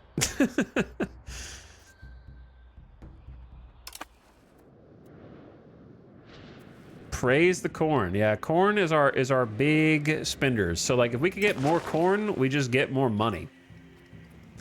It's that easy. So I think this maize is our best colony effort. Because the problem is it's a little further from the town, so it's going to have lower control unless I move my capital. It's not the end of the world. We'll still get something from it. We could also build some roads up there to the north and get this one. Which isn't the worst, because those roads would also go through what's going to be our cattle farm. And I imagine that's going to be making a lot more money long term. Chat, do you guys want to try a colony thing? Or do you think that's a waste of money right now? I bet it'll be cheap. Oh, dude, it's super cheap to get this one that's right next to us. We need to get these, like, last 3 regions in. Fill in these holes. That's super cheap. That's like 0.06 a month. But the more colonial charters we have, the more expensive it is. Maybe save before? True. Big colony time. Let's see what this looks like. The first stroke of the paintbrush. To go into Cornland. It's very cheap to go to Cornland. Very cheap, 0.07. So the locations here, they have about... I don't know, they have some 5... Wait, no. They have like 3.5K people there. It's not that many. We have 145,000 just living around them. We just go around them. So let me read what this does first. Creating a colonial charter will attract pops to the locations in a province over time and eventually give us ownership over all territory. Since it's our same area, we get a massive discount, minus 50%. Same region. What's the difference in a region and an area? The region is a group of areas. Okay, region is the big boy. Part of a subcontinent. Scandinavia is an example. A tooltip that gives an example of the thing it's talking about? I've never seen that before. And an area is a group of provinces and is part of a region. Okay, so area is composed of provinces and a region is composed of areas. Fair enough. Distance, nothing. Population, nothing. Foreign population, nothing. Easy peasy. Click it for the ticket to select where to send the pops from. In my opinion, we have way too many pops in Kani and Kahaka, in my opinion. They don't have enough jobs there. So that makes the most sense to me. 20 gold. It does cost a 21 gold up front. Our people are flocking to settle this virgin territory. Okay, I don't know why you've heard to phrase it like that, but... Off we go. Colonial progress. 84. It's already 84% to being fully settled.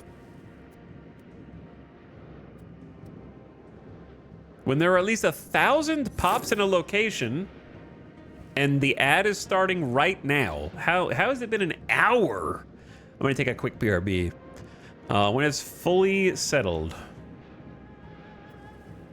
This tooltip will not stay up here. But yeah, prepare for ad, brace for impact. When there are at least 1,000 pops and enough in the location in the colonial charter is the... This is the weirdest sentence ever, dude. When there is at least 1,000 pops.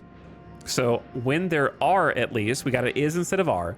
But it gets worse. When there is at least 1,000 pops living in a location and enough of the pops in the location in the colonial charter is the primary or accepted culture and official primary religion of the owner of the charter, the location is considered fully settled. Did you get all that?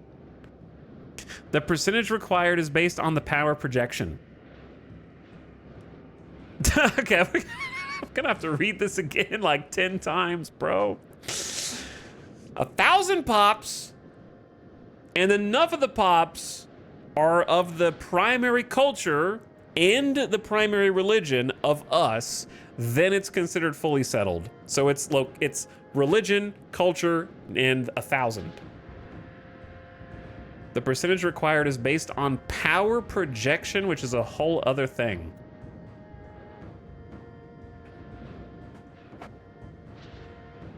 All right, I'm just gonna leave this here, and then I'm gonna read it when I get back. BRB. Thanks for watching. The colonization effort has begun.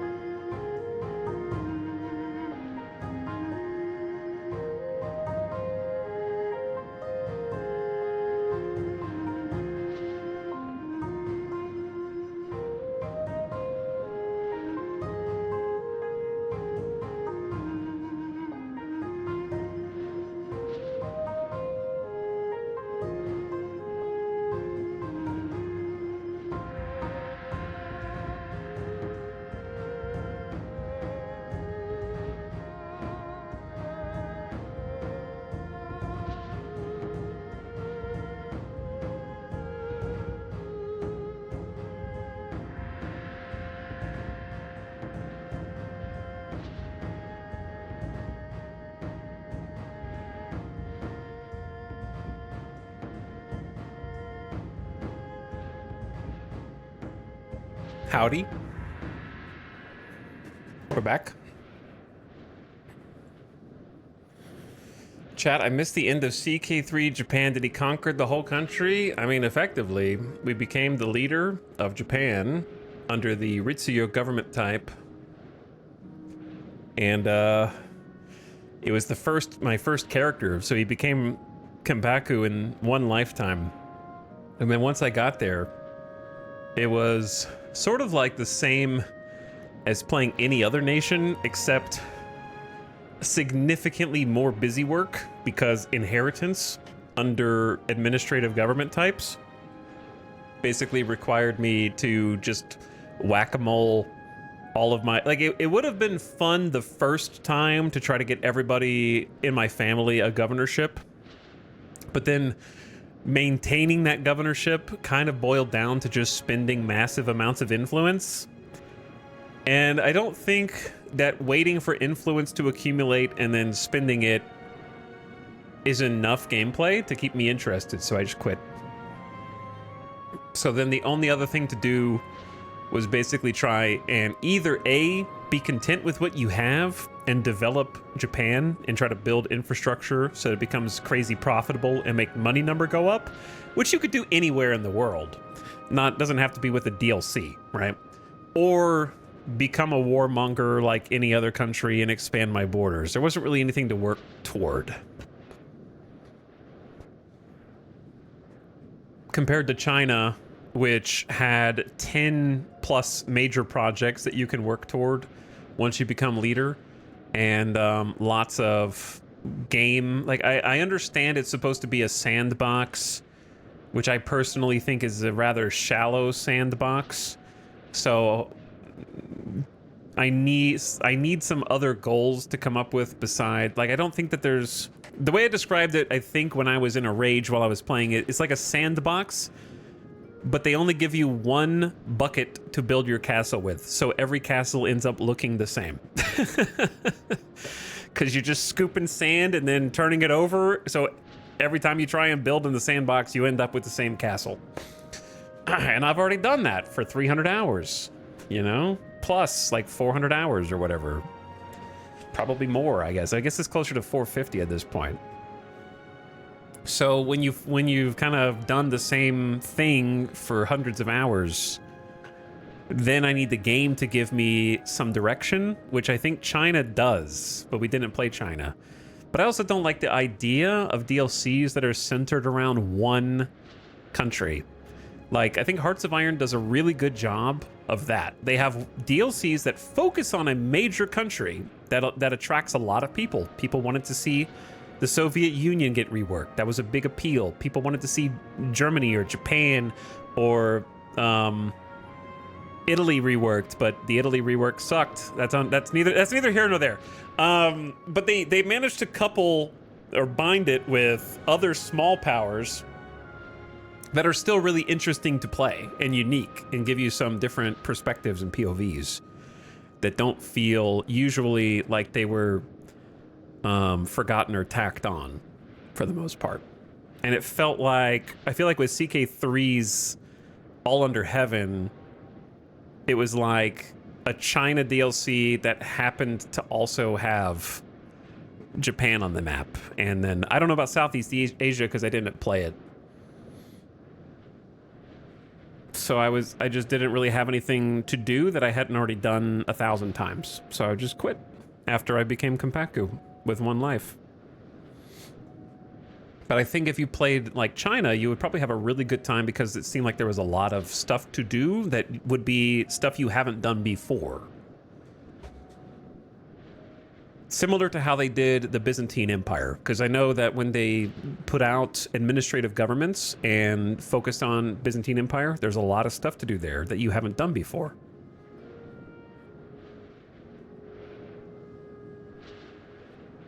But anyway, hopefully that explains it. I just didn't know what to do. And also, I don't really like what the core gameplay of CK3 is anymore. It's kind of very solvable.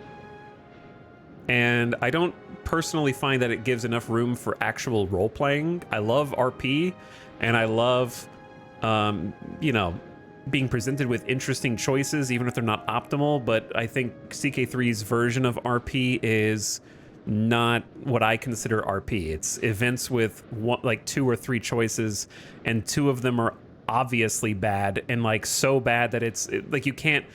The events also aren't written well enough for me to get engaged with them and suspend my disbelief. That's just my opinion. And so if I can't suspend my disbelief, then I just have to pick whatever the one is that doesn't critically stress my character, and then he dies.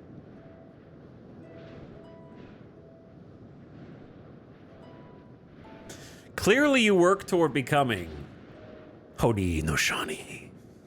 I do here. I've enjoyed this start. It's been a fun challenge, and I feel like even though there's a lot of things tacked on to it from other games that are zombified versions of those games, it is giving me a unique challenge that I haven't gotten out of the other ones that I've played.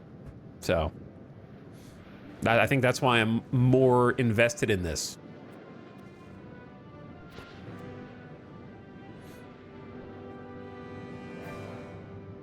I'm getting some unique challenges. Also really just reminds me of what I like about Terra Invicta, and that slow burn. I like the pacing. I enjoy the fact that I've been streaming for day 5 now, and I've only been able, I'm not trying to go slow. It's just like it's taken me 5 days to go like 65 years, you know, and there's like 400 plus more years there. So I like the slow pacing. I'm not trying to go this slow, it's just how long it's taken me to wrap my head around what the hell's going on.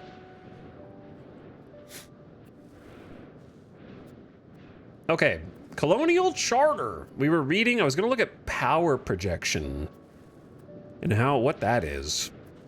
Okay, tooltip. I'm scaring the tooltip away. You have to move your mouse more slowly. Shh.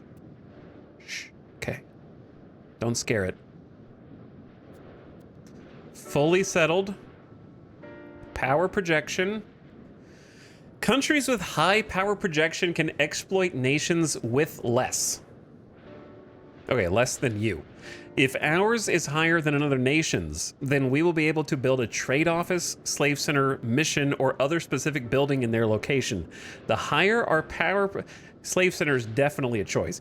The higher our power projection is, the quicker our colonial charters can take control over locations. So power projection directly translates to faster colonial charters.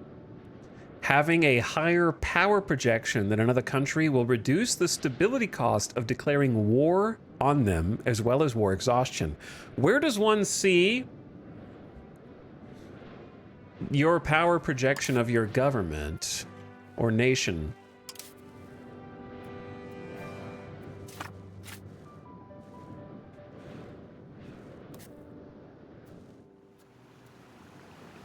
I imagine it might...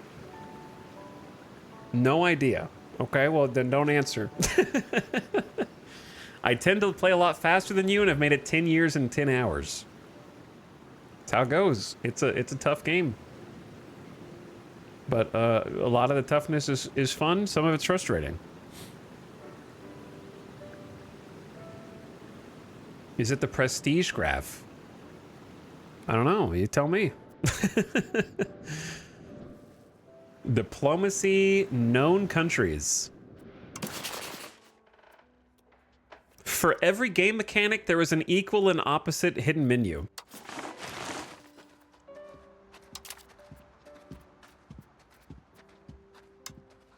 The laws of nature of Europa Universalis 5. Okay.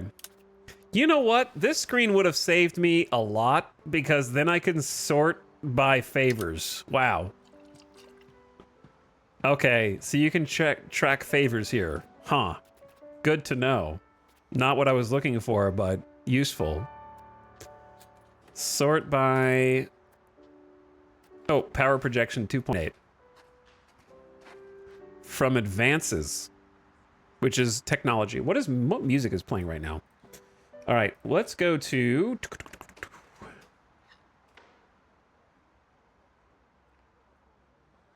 What did we listen to yesterday?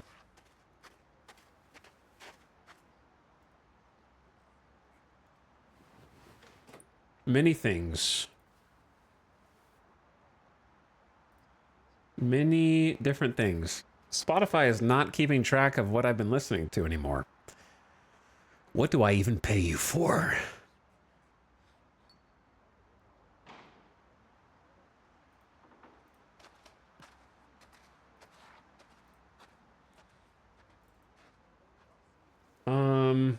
I want to say we were listening to... I think we listened to Ghost of Yote for some reason. Oh, yeah, this. He's coming to see us again. You can also see your Diplo rep. Yeah, you can see your Diplo rep up there. I don't know how far 1500 is, but there's 1500. Now, how do you see what other people's power projection is? Because isn't the whole thing that theirs has to be lower than yours? So this is ours. Crown power affects it a lot.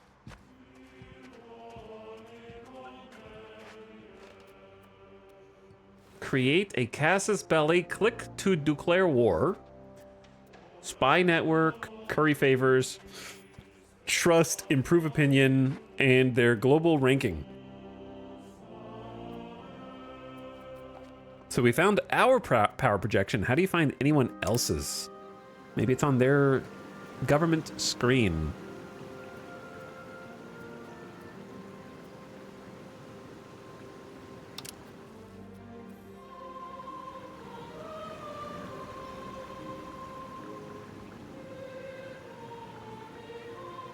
Where am I looking here? Oh, 0.9. I found it. 0.9. So this is definitely a number that I feel like probably should be displayed on this screen for everyone, because you're going to be surrounded by dozens of countries. Right?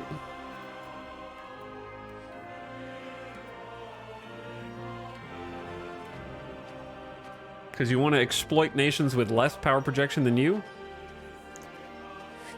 So keeping track of who has less than you seems tough.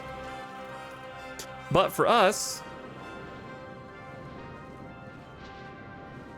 I don't remember why I was looking at that in the first place. I think we were just finding out what all the different aspects of colonization look like. So I think we can afford to do 2 at once. Or is that too greedy? I want to go north. And because there is big maize and lumber there, which seems amazing. Oh, Jesus. I'm sorry. I'm so sorry. I apologize. Please unfollow and then follow again. All right. Colonial Charter in Oswegatchie. Oswegat you. Now it's going to cost 0.24 gold a month. It's a lot more.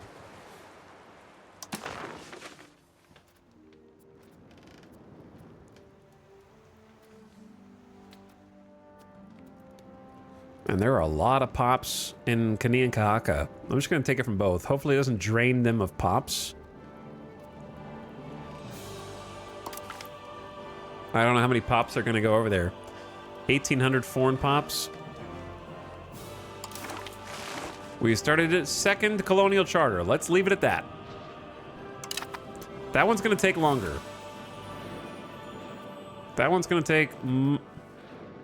Chat, am I crazy? Or are there 2 important icons overlaid on top of each other here on Flavor Town?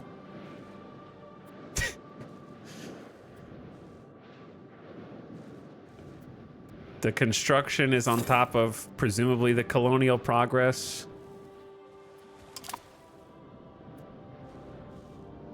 Okay. Well, the efforts have begun. 2 at once might be a little overzealous, but this one's going to be done way sooner than this one. Because the actual population numbers...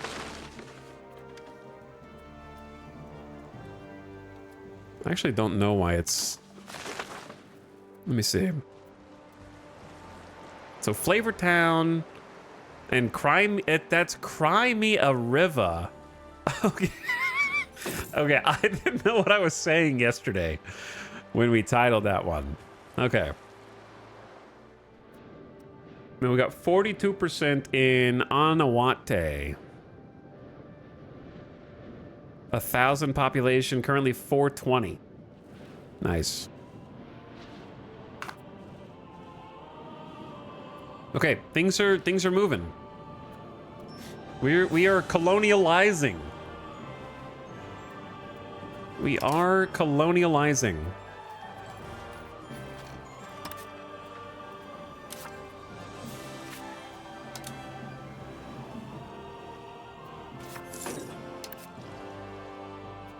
We cannot invite settlers until 1404. Yo, it's 1403!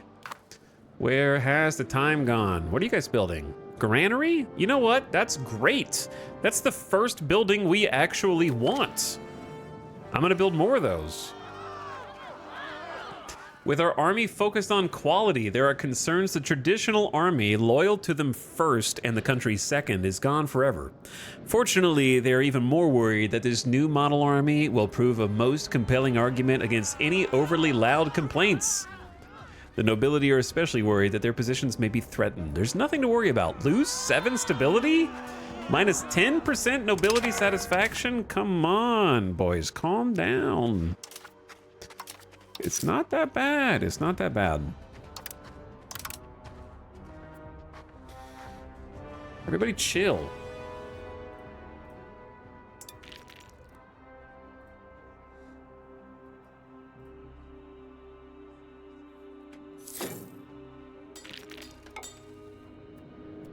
Nobility unhappy. Unprofitable buildings. I don't think any of them are gonna break the bank. So we just got our next farming village, and we got tools plus a lot of clay equals cattle. So we actually have a clay deficit for the first time ever. And we're about to have an even larger one. So I like this whack-a-mole of having to keep up with supply and demand here. We do have the population for clay here in Gene Toga. So let's go ahead and just pump the clay RGO so that we can produce, it's 1.2 per level to try to fill that cattle demand.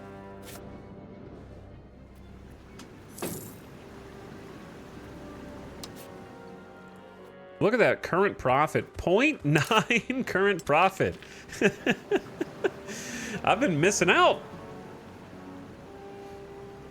That's great profit for a rural village. That's like the best we could do. Now, I don't know how long until that demand is filled. They're making 0.44 because of market access. We have negative 2.34, so we're good to keep pumping it. There's a lot of money there that needs to be tapped.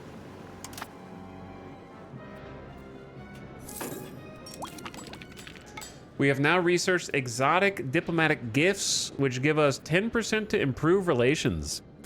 They have been a constant since ancient times to convince foreign rulers on a certain matter by emphasizing their high status. Gifts range from different luxurious objects to living animals, such as giraffes or elephants. Now we're doing subject loyalty, which kind of doesn't matter, but it's a means to an end.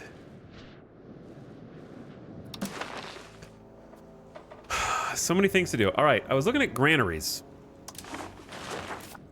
Granary is real nice. It's a laborer building that increases local food capacity plus 200, which has the benefit of increasing, obviously, your emergency stockpiles in case of some kind of disaster. I'm not sure what kind of disaster that could be, but it directly influences your pop growth. So pop growth, if you have large food storage, you get more. It's not a ton more, but it's 0.05 right now. Province stockpile 700. So it's not a ton, but I guess it adds up. It adds up.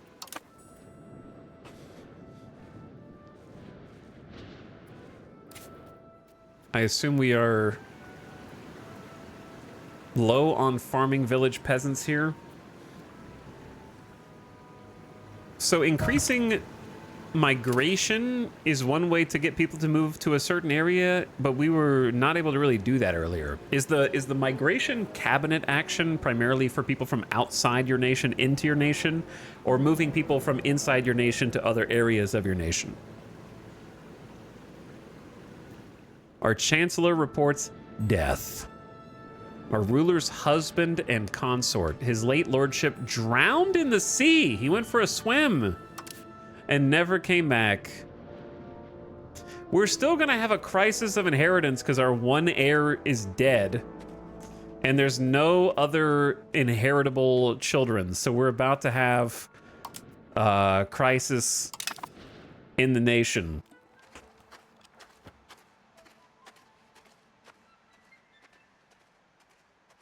I think I've seen him do both. Interesting. Let me see, because we need to get some more people up here.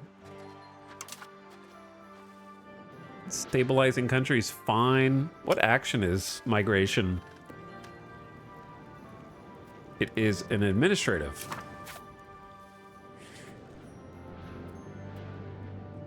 Both of our other counselors have terrible administrative.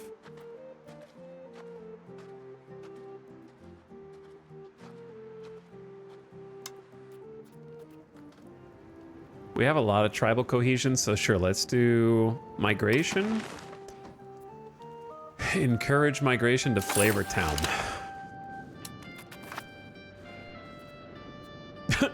Zero colonial progress. Uh-oh.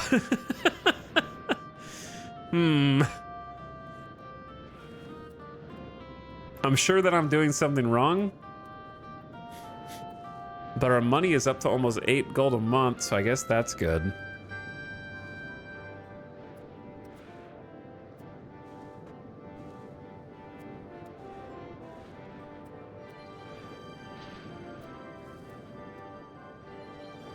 The colonial charter will migrate pops to the province. That's all it says.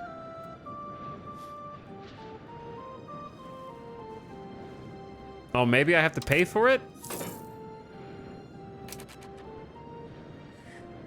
Oh, I do, but we're paying max. We're already paying 100% by default. It must have been one of the hidden ones that just revealed itself. It says monthly is plus 50. The more we spend, the higher colonial investment becomes. It scales direct with how much we pay. We're at full.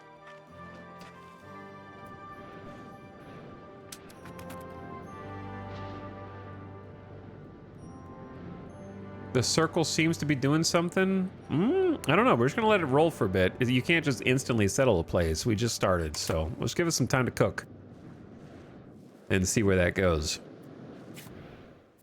All right, clay RGO coming in hot. 1.76 deficit currently, and it's 1.2 per clay level. We got plenty of peasants here to help with clay. They're just gonna need to filter in. It's only going to be 27 a month until it hits 2,000. It's going to take a while to get them there.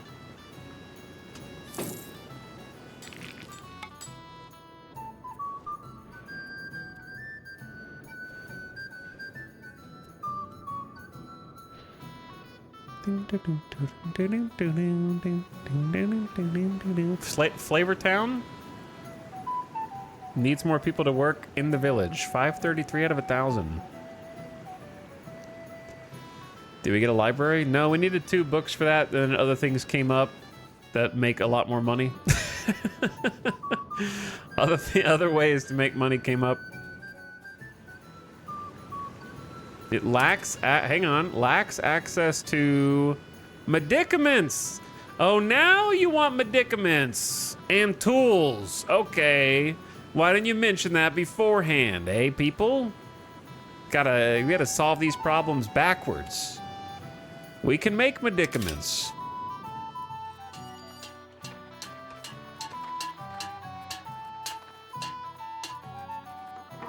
I have passed up the building that makes medicaments.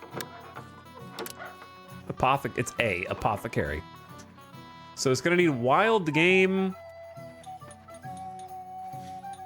You know what chat would be? You know there's 1,000 things that would be great to change on the UI. One of those things is if the screen with the possible production methods also, like when you mouse over a product, it just shows you what the current market surplus or demand is. Why do I have to click to open up another screen to see that we have a surplus, then go back and find what I was looking at? Like, that should all be visible somewhere on here. Probably, right?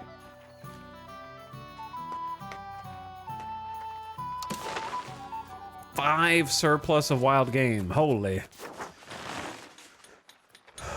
And it'll make 0.5 medicaments, half a medicament a month. What do they want? They want 0.1. All right, so literally one apothecary is gonna be good.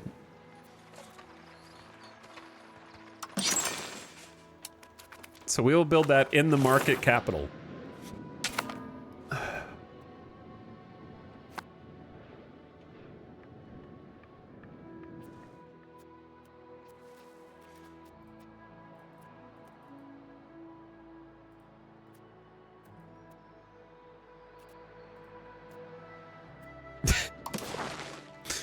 Also, the funniest thing to me is, like, if you want to see, like, this building makes medicaments, right? I want to see the medicaments. How do you see the medicaments? Mouse over this. Can't click anything on this page. Can't click this. Can't click this. Can't click this. All right, mouse over any of the icons. Then on this page, you can see this medicament and click on that. We got to go 5 inception layers deep to get to the screen that has the item that we're looking to find out how much we make or not.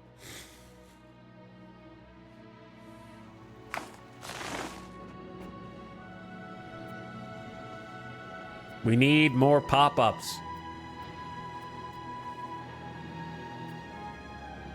We need to go deeper. What do you guys are building the granary over here? How much is a granary? Granary!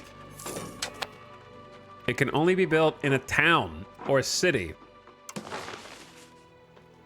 I'm gonna build a granary as well. It's 44 gold. Chat, we're making 8 gold a month. That's really good. We went from 3 to 8 today. Almost 150k pop as well.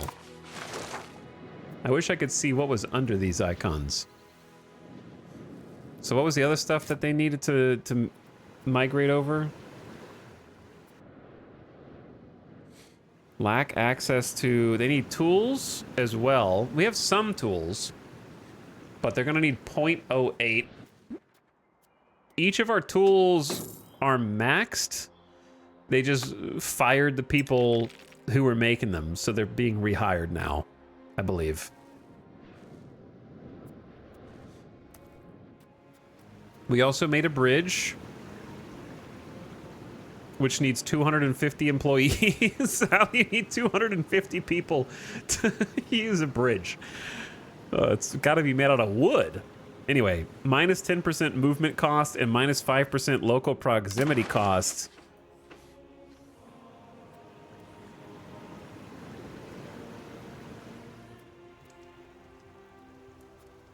Where do you even see the bonus of a bridge, chat? Real question.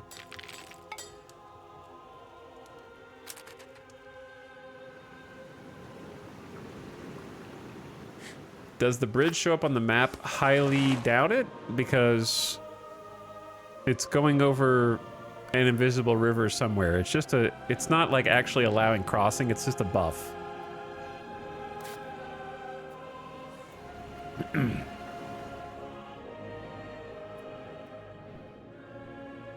Core, town rank, proximity, province control.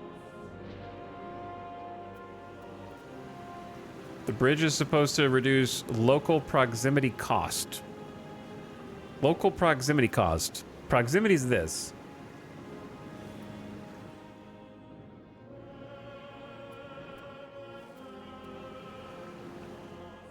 Wait, wasn't local proximity cost the thing that we don't benefit from? No. I don't know. I'm not seeing it. Gravel road, development canoes, tribe, administrative. Nothing about a bridge. I think bailiff and bridge are bugged. Really? In matters of faith, we are second to none. It is a fact. 10 prestige and the clergy are happier.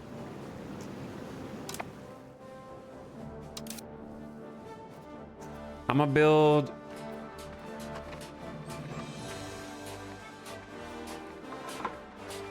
the granary.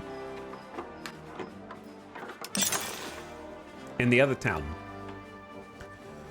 I'm on team granary now. I see the benefits. Oh no, the buildings are going off the screen.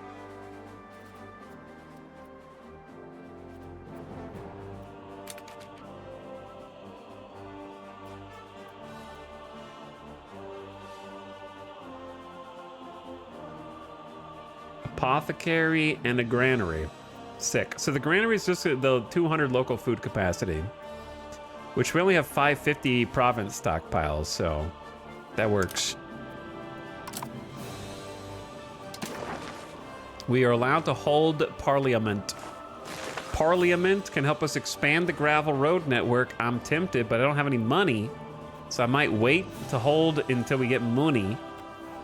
Officers, trade we don't do. Promote a clergy member, who cares? Free town? They really want Jean Toga to have a town. I don't want a Jean Toga town. I want a Sonoctawambo town.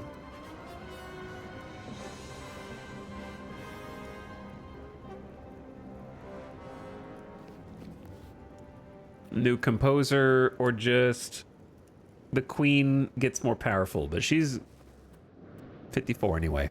So I think I'm gonna do gravel network and build. We need to build a road up here to the maze anyways, so I think we're just gonna like save some money for a road that goes north.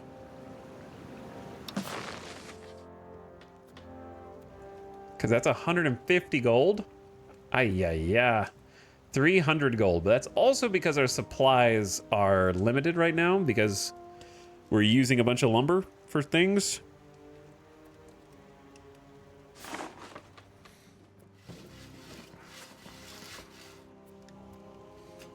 The dye makers and the settlements. The settlements are using 0.8.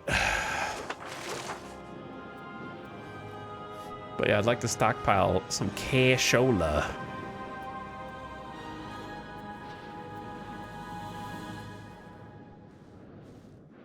Medicaments are being made. Granary is built. Got employees. Very good. How is the Flavortown farm? Only 482. I suppose we could just keep, like... We could just keep building the farming village up. Because of the profits, right? There'll still be a ton of profits because there's high demand. The issue is that we don't have that much clay. We don't have any clay. What? I think that's because there's still... No, they filled it in and we still don't have clay.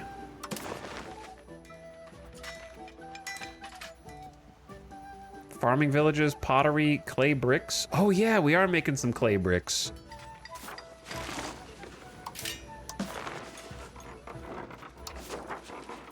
We're negative stone? Stone tool makers +2? Settlements 0.8? Oh my god, it's whack-a-mole! I like this kind of whack-a-mole though. We need to up stone! we need stone, man! We're almost -2. We're capped on everything. We got 2,300 people that can work here. There is a clay pit right here. Hold up. I could just turn the clay pit on in the meantime, but that's 1,000 people. Let the people work in the clay pit. But that takes wood. We need wood for the clay pit. Now we're even more wood locked. It's going crazy.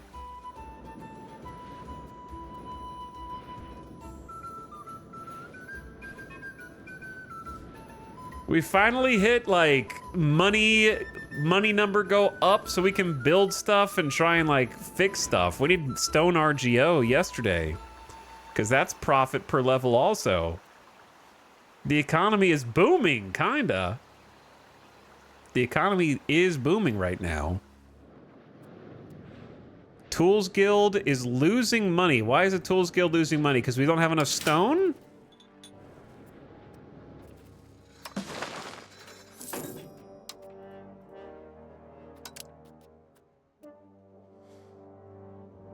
The required goods cost too much. Yeah, the stone's too expensive, so the Tools Guild's not profitable. We need to prop up the Tools Guild. I'm subsidizing tools.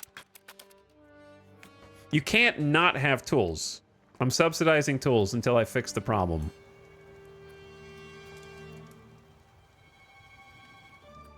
We'll pay, the crown will pay. Each stage feels like you unlock a new game to play. I can see that. A little bit, I can see that. Medicaments! We have medicaments, dude. Chat, you know what would be better than a town tooltip? They have drop-down menus for so much dumb shit. Like political stuff. Right? Why not have drop-down menu for that? Like, you made this stupid-ass drop-down menu for diplomacy on this tiny little menu. Why not have drop-down menus for, like, the thing you actually need a drop-down menu for, like the town? That's when you could actually use one. Instead of having to, like, okay, where are my buildings? Mouse over this, then be careful not to move the mouse outside of this box. And this is gonna get huge. There's gonna be dozens of different buildings here, and it's gonna be a massive tooltip box, right?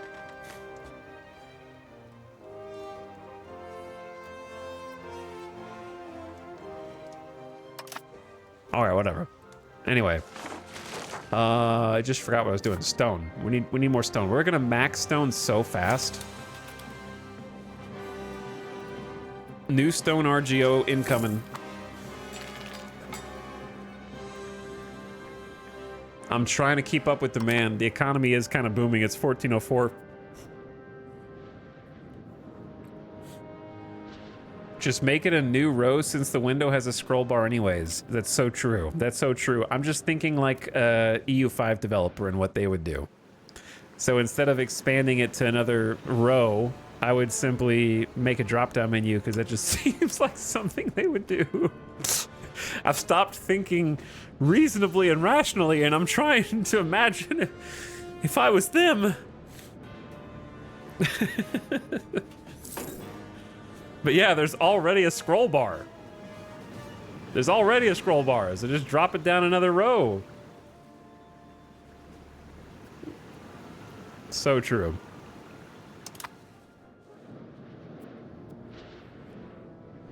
Oh, plus 49! People are moving! They just needed medicine. They needed basic alchemy. They're moving over. We solved it.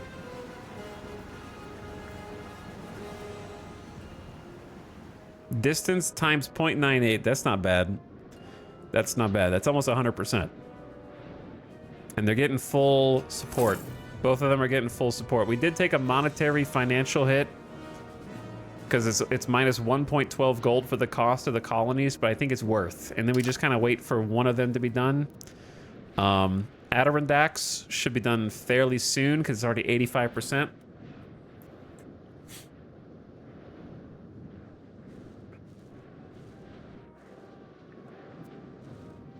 And let me see, goods by, oops, how do I do this? Actually, you see my, is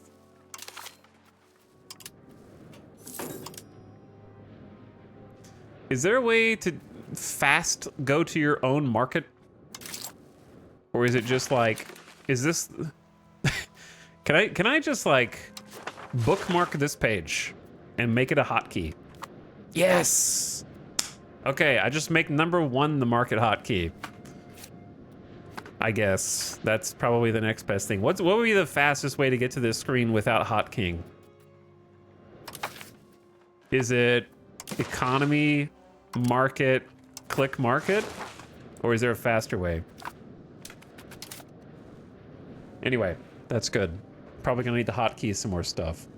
Dude, I can hotkey the, I guess the buildings tab, number 2. You cannot hotkey the buildings tab.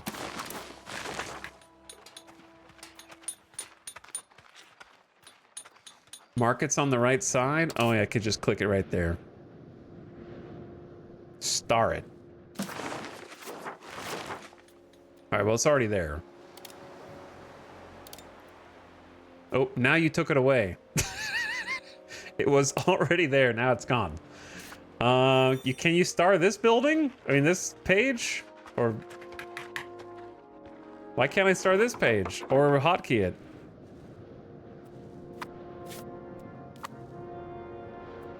Market map mode is really good. Well, I mean, I can just click on that for now. Arbitrary hotkey rules, kinda. It's F3? Oh, I didn't know it was F3, man. That's why I'm asking you. I don't know. Okay, F3, I guess. Got it. You gotta get the extra tech, the advanced tech.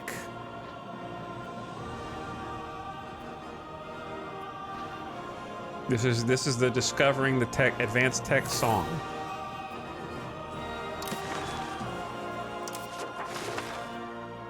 Oh, no, we're good. Tax and nobility a little more. Are they happy? Ish.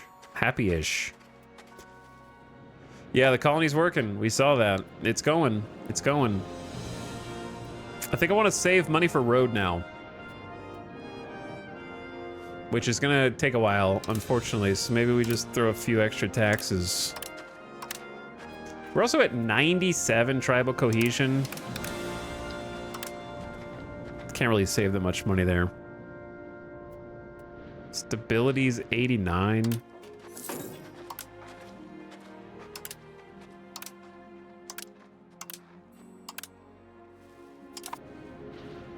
$666 a month's not good, bro. All right, let me see. Corruption. Corruption is one of the most common and frequent factors of political and economic life in our tribal kingdom.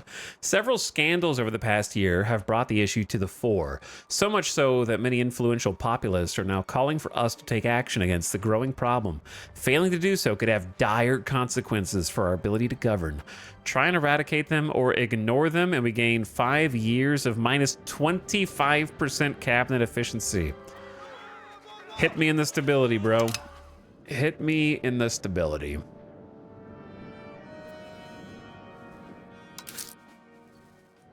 Okay, anyway. What I was looking at was what we got the worst shortages on. It's still, oh, stone is building. We can't do wool.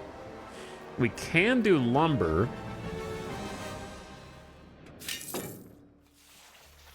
Where am I lumber at?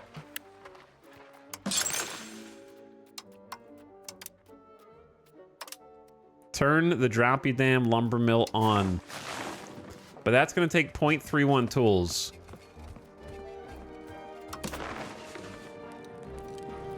Seems like we have enough. Because I'm subsidizing tools. So they should still be fine. This reminds me of a screen from X4. Seeing who's got what we got the greatest surplus of and what we've got the most need for, and looking at other people's market to try to fill their demand and such. Very X4 coded screen.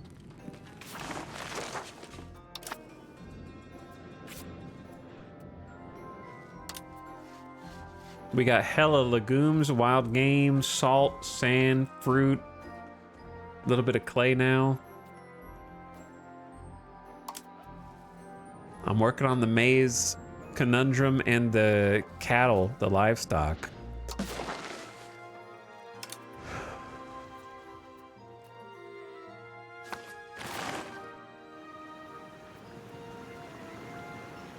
We don't have enough villagers. Unless I take down this forest village. That's already taken down. You have researched late feudal relations, which gives us subject loyalty. I don't think we'll have any subjects, but nonetheless.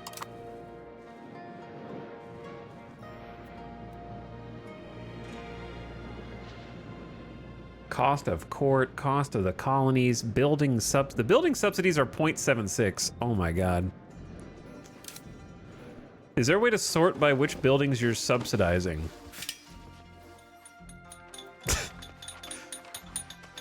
How do you see a list of buildings that you're subsidizing? That has to exist. Why is the market... Hang on, what happens if you don't automate trade in the market? I'm scared. I didn't even know there was a clickable there. Is that... Oh, that's automating trade with other trades? Like other outside of your market? Not... I thought that was like automating the trade of the people using your market on the interior. That's like external.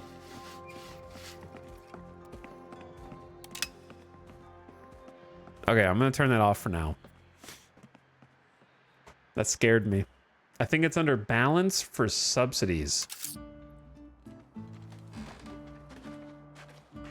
Balance for subsidies. What? At the bottom, this? Oh, yeah, you're right, you're right. The tools guilds are taking up a lot. I didn't realize it was gonna be that expensive.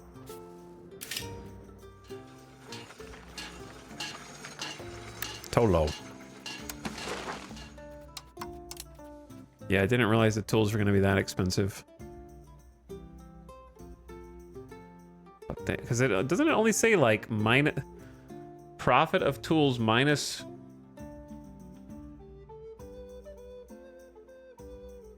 That's how much they're losing in profit because we don't have enough stone.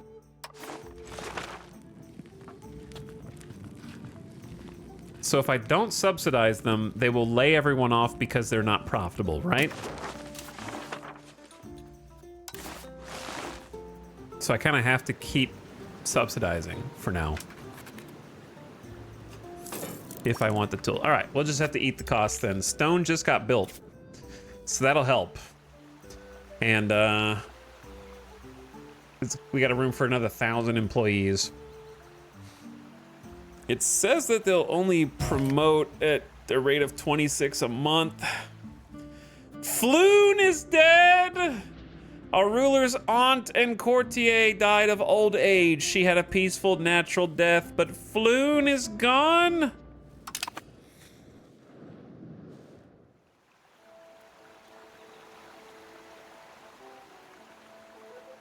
In the buildings tab, you can filter by subsidize. Oh, that went straight to 1,000 instantly. And it took everyone out of Clay Pit, so it prioritizes the RGO at the expense of anything else you're doing.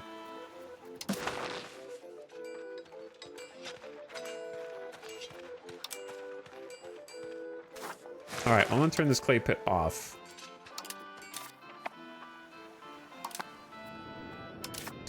Nobility getting taxed too much. What happened?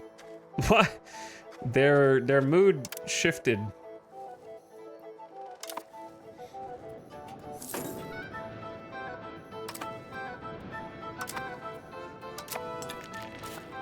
All right, so stone is only negative 0.14. That's so much better. So the tools should not be nearly as expensive. And the granary has been built in the market. So food stockpile up plus 200, trying to prevent disaster from striking and get those boosts to the pop.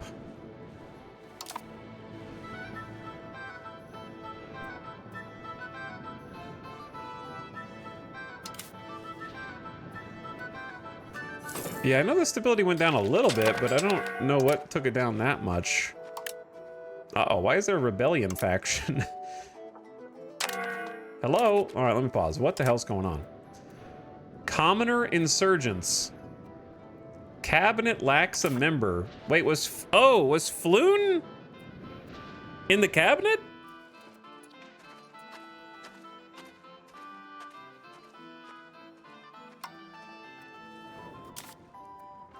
We need an administrator. This dude's got, ooh, who's this? Our ruler's nephew in Alabama Slamma. 71. Let me do a people search.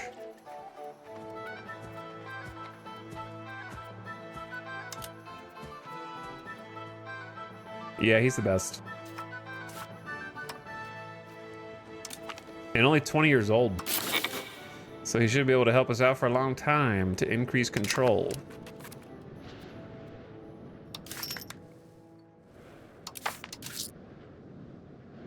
Commoners are at 84% happiness and they still want to rebel. How dare you? Some of our resources lack employees. Oh my God, we got one. 90%? We've got one new place, so I can actually name it after somebody from chat. We already have, don't spend your channel points on this. We already have people in line. Oh, you can't, I turned it off. 2 new places are part of our matrimony. We shall defend them to the last drop of peasant blood. 2 new cores. 2 beautiful baby cores.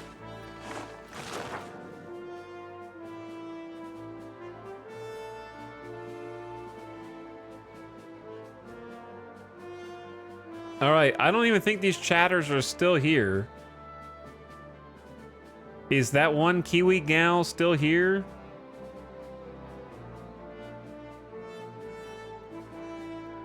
I mean, you did get me on a technicality. Because Algarodolati is not technically a word.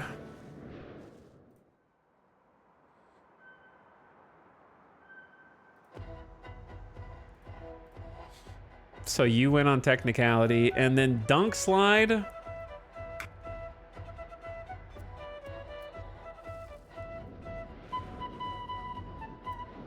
That's mitochondria. This one.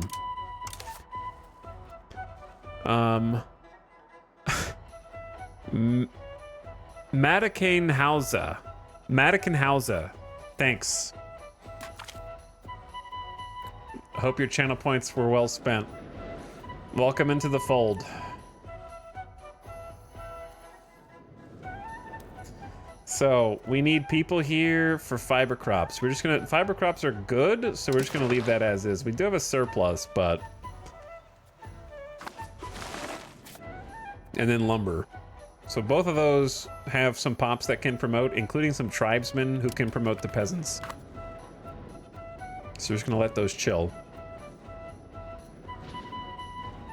All right, we need to hold parliament soon.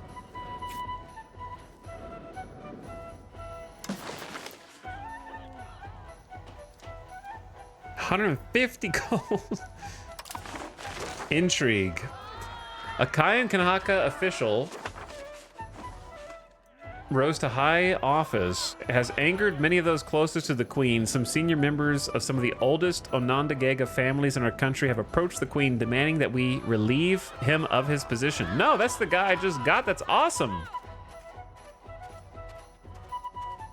Nobility and burghers lose 10%. Well, so be it. So be it.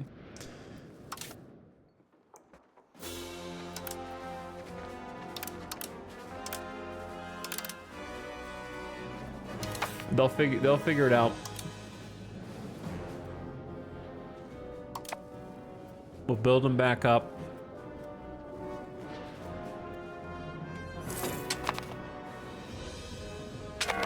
What is going on? Unused trade capacity.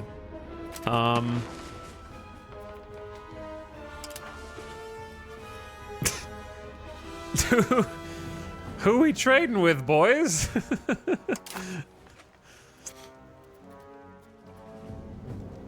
Who we trading with? Nothing. It's because I took it off of automated. The devs can literally not conceive. The tooltip disappeared. The devs cannot conceive of a market that has no one to trade with.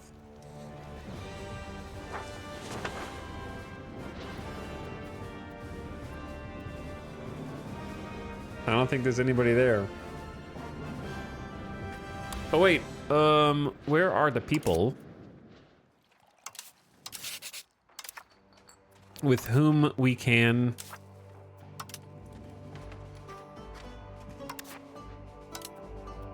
invite settlers? All right, invite them.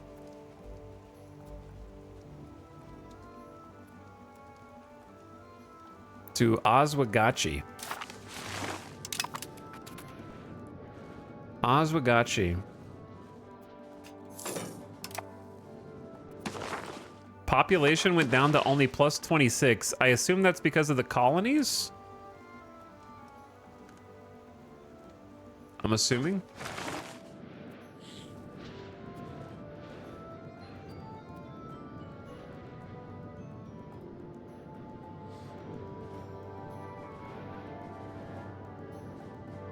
Manakana Tannhauser is the powerhouse of upstate New York.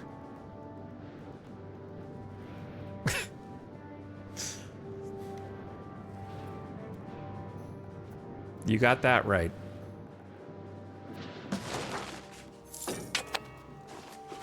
Is it just gonna keep hitting me with that?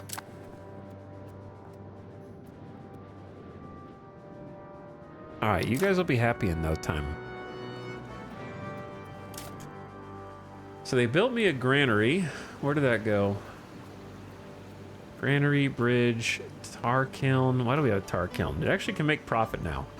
Where can I see a list of my closed buildings?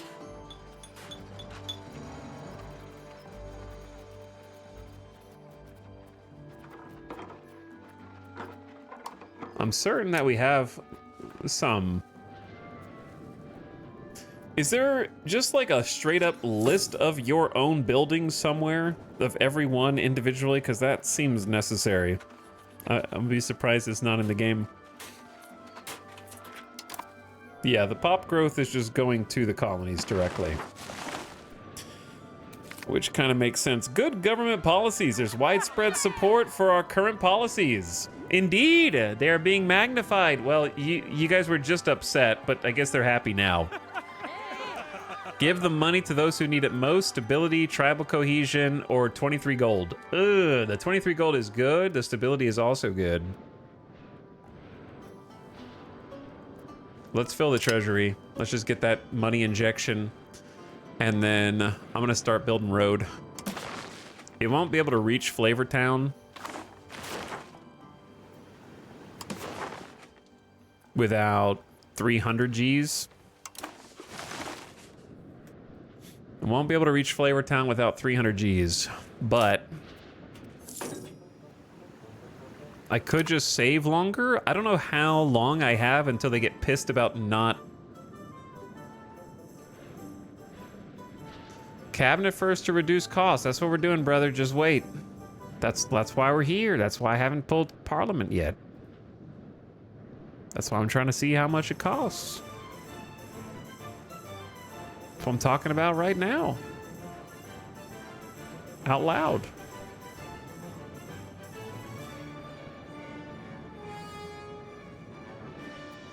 Talking about waiting until we have more money. So I can do it all in one go. Crown's back to 32% power. That's interesting. I wonder how we got back to here. Oh, 2 Otsaningos in the cabinet is like 16%. It's pretty good, actually. If we had higher administrative, that'd be better. Burgers are at 8% now. I bet that's going to go way up.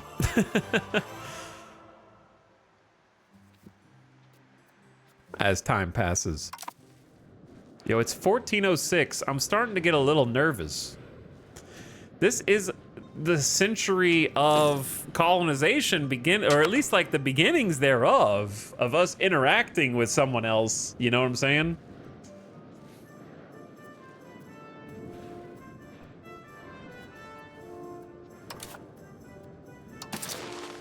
This is that.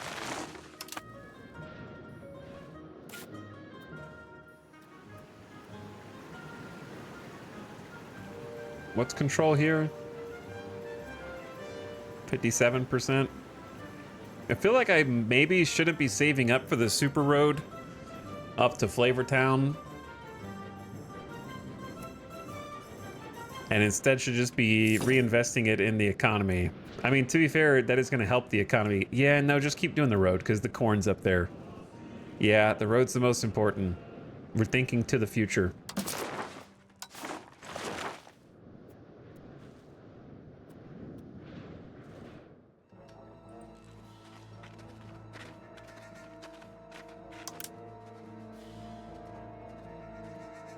Cost of court is balanced. I'm fine with that.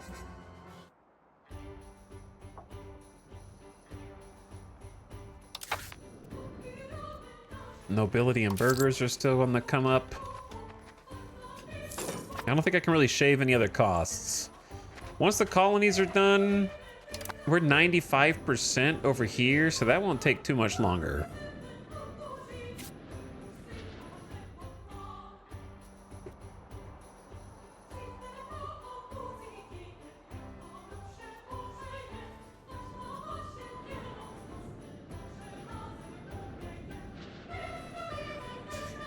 Have you put machine gun bunkers and intersecting lines of fire on the beaches? We haven't even seen the beach. The only beach we know of is the lake of Ontario. So maybe they'll get lost in Florida. Maybe they will get lost in Florida. Poor harvest. We suffered a run of poor harvest, leading to food shortage. The colony is looking less attractive to new immigrants while others are leaving to return home. This is harming our prospects. Does anyone know if I've just gotten luckier today and seen more diverse events? Or did they do a stealth patch between last night and today? Because we have not been seeing... We saw like the same 3 events all day yesterday, and today we're seeing a bunch of different ones. Lose 12 gold or lose 5 prestige? Definitely the prestige.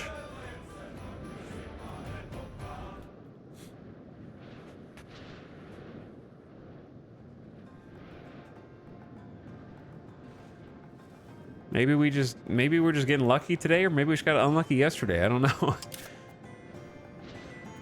Not sure. We can do some math here.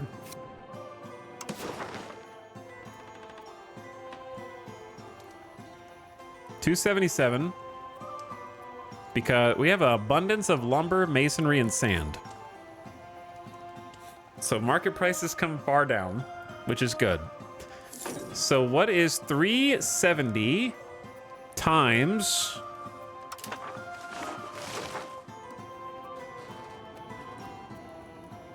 0.8?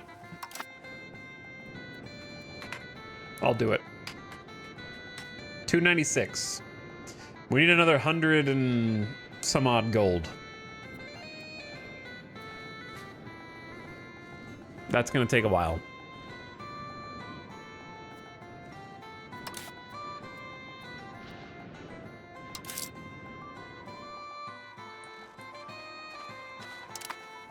That is gonna take a while. So we're just chilling. Can you take out loans? I can take out loans, but it's like 15 gold. Yearly interest of 10% also is scary. Ads starting now. It has been another hour already. So turn your volume down. I'm just gonna leave the game running, but like maybe 2 speed while the ad plays, and then the pre-rolls will stay dead. I don't know how the time is melting away. But the Haudenosaunee are here to stay for a little while. We are growing. Our money's down, but that's only because we're sort of building toward I think a little explosion, a financial explosion.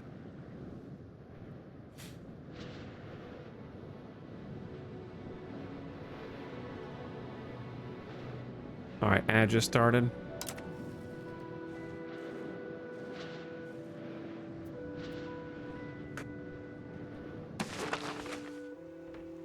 I think, yeah, getting that northern maize first is pretty good. I can't believe we don't get any fish in the market.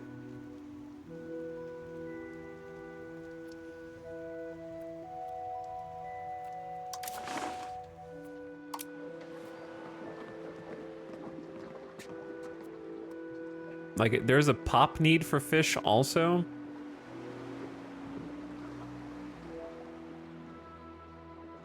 I'm sure they would enjoy having some need of fishing villages, Arctic fishing villages. Fishing village increases trade capacity, food capacity, monthly sailors. I don't know what sailors do for us on Ontario. Represents fishermen, merchant seamen, and naval officers who make a living on the open seas. Expended while maintaining a navy. They're required for exploration missions. I don't know if they would benefit me. I know what they're for other nations. But anyway, let's not do too much while the ad's running. Kind of chill. Chat, tell me about what you're doing. How'd you spend your Saturday? What are you gaming on? Oh, yeah, how many of you are doing some big time Europa, or how many of you have gone back to some other strategy game to scratch the itch?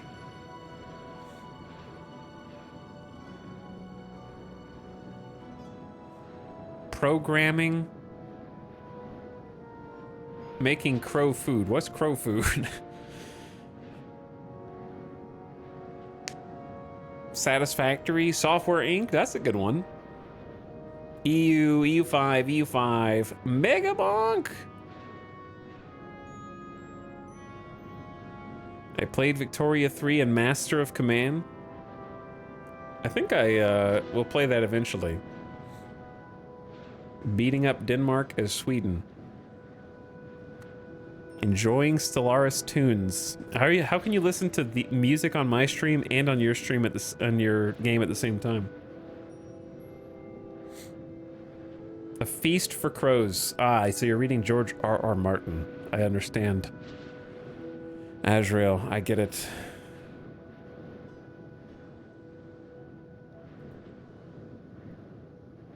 Crusader Kings 3 takes me 15 to 30 minutes to open. How many mods do you have?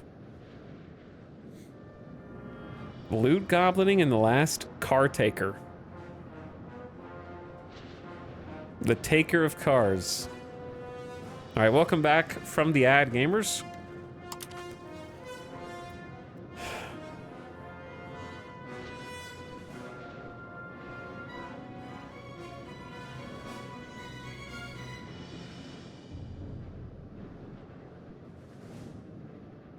Thanks for your patience.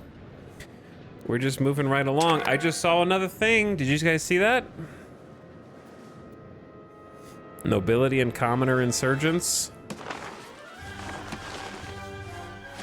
Which was it?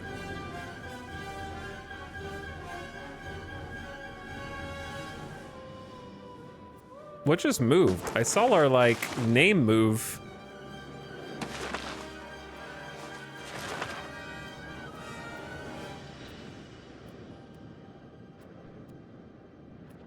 Why did the name reset? We still have...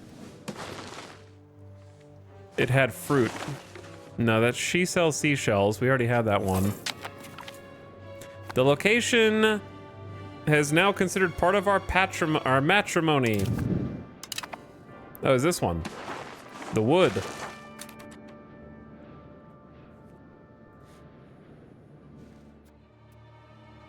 Kanyen Haga. It must have been that, and then there was a delay afterward? I don't know. Anyway, are we caught up on names? Am I allowed to reopen this? No. Visual Warlock? I'm not doing this whole name, dude. You can have the first part. That's too long. Farnarl Farfel. Farnarl Farfel. Their full name was Farnar Farfel Lafraffen Lafaf. The second one's too much, so you get Farnarl Farfel. Because it's gonna go off the screen. Alright, now we're caught up on chat. That was my mother's name. Thanks for the warning before the ads. Yeah, I try to do it as often as I notice, which is most of the time. Sometimes it sneaks up on me, though. An increase in the formation of commons, which is shared land between the commoners, has been noted. Of course, the burghers complain that the commons are an outdated method, one less productive than their conversion into enclosures. The commoners vehemently oppose this idea, citing age-old rights and the importance of the commons to their livelihood. The decision now falls on this date. Should we uphold tradition and allow them to the commons to flourish or forge a new path?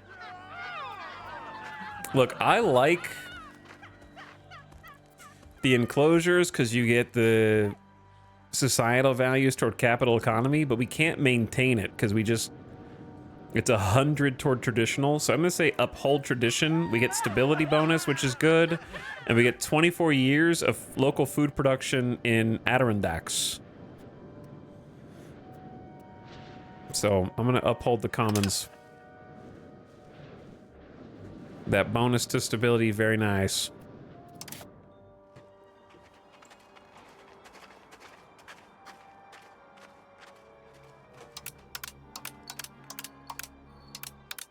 Take some stability money back.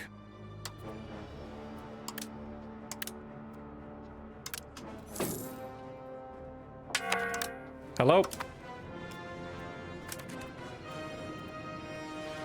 Rebels. No, I think we're good.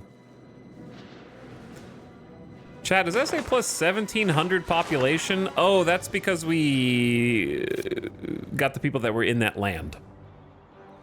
Got the people in that land. 260 tribesmen, 742 peasants. They're moving up into lumber. 20 at a time.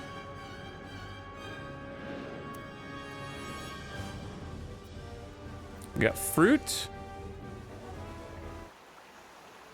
Chill, man, chill. Guild before country. When aristocrats warned us of the... Oh no, never mind. I take back what I said about no repeat events, or not as many. The secret societies have returned. For, I don't know, going on 8 times now? I think lose 7 stability or lose 10 prestige and murder this guy. To be honest, I might murder this guy. I think I'm gonna kill this guy. Punish his disloyalty. Minus 10 prestige.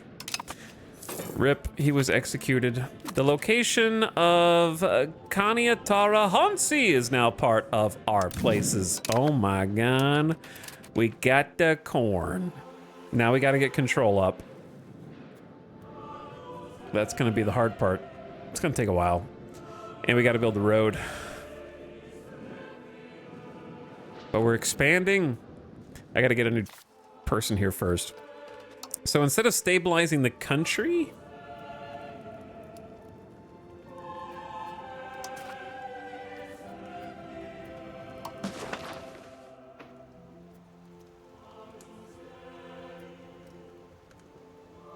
maybe we start with a little either assimilation or we got great cohesion, great stability. You could settle the tribesmen faster. That's a military one. That way the tribesmen kind of get to be peasants 5 times faster up here. Can start working. That might be good.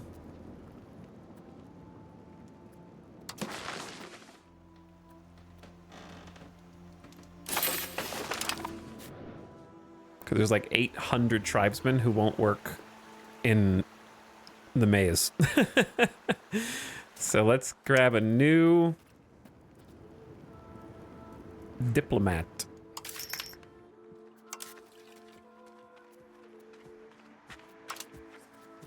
Where am I? Characters. Military. I want someone who's good at military and administration. She's okay. Moisante, she's got 60 administration and 66 military. It's a pretty healthy balance. This is already a cabinet member. But to give her cabinet rights, it costs 20 cohesion because the devs did not... It's like, I guess... I don't know. Matriarchies are complicated, apparently. 20 cohesion seems extreme.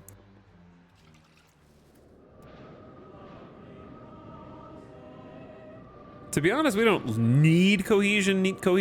It can be fine. It's just levy size, which for now we're not needing. I'll do it. How old is she? She's 30. She's got plenty of time. Hopefully. Cabinet rights. Boom. There she is. Okay, very cool, very cool. I might put a little money into cost of the court.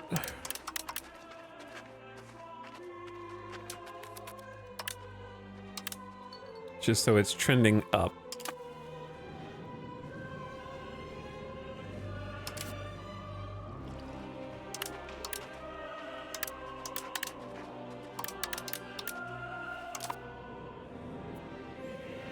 All right, how much money do I need to build a road? 256, 250, let's say 257. 257 times 0.8 is 205. We can afford it. Let's go ahead and hold Parliament. Parliament in the capital. We want to expand the hello? The colony of Adirondacks. Put a pin in that for 1 second. The charter we founded to colonize Adirondacks is fulfilled and is a fully functional colony. Now we must decide how to handle this territory. Well, you got one option. Keep it integrated. One option. That's the one I want. So we're gonna want to core this area for control's sake, aren't we? Did we lose cores on the other places where we already had cores? Because we had cores on everything, and now they're no longer cored. They're just integrated, which is strange. Like, the new ones should be only integrated, but the old ones...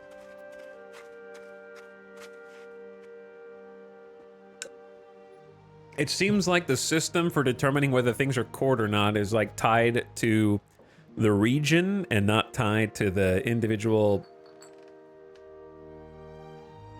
provinces and or locations.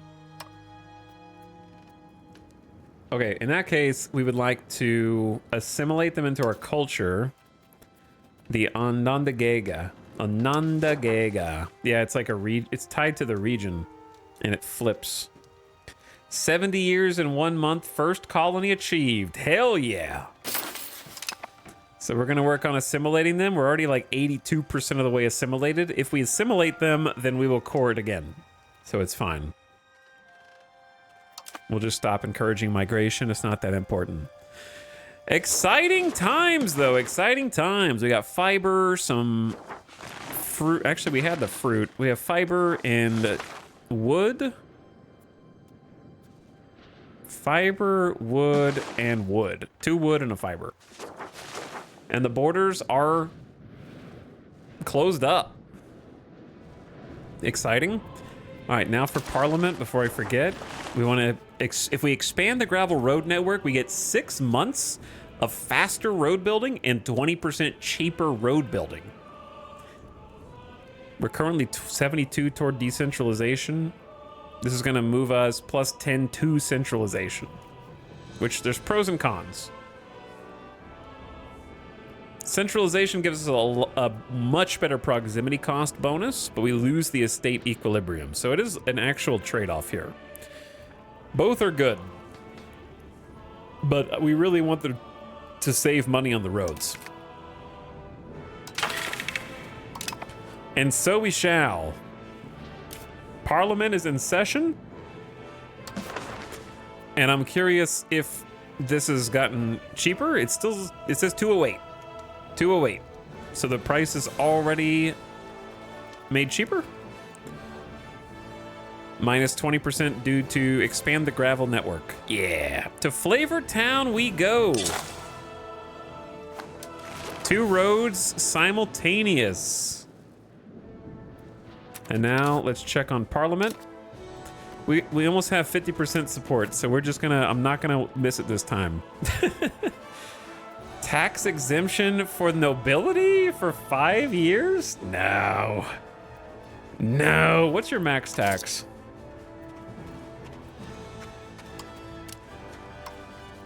No, you silly goose. Not gonna happen. Change policy. We enact the clan council policy in tribal organization.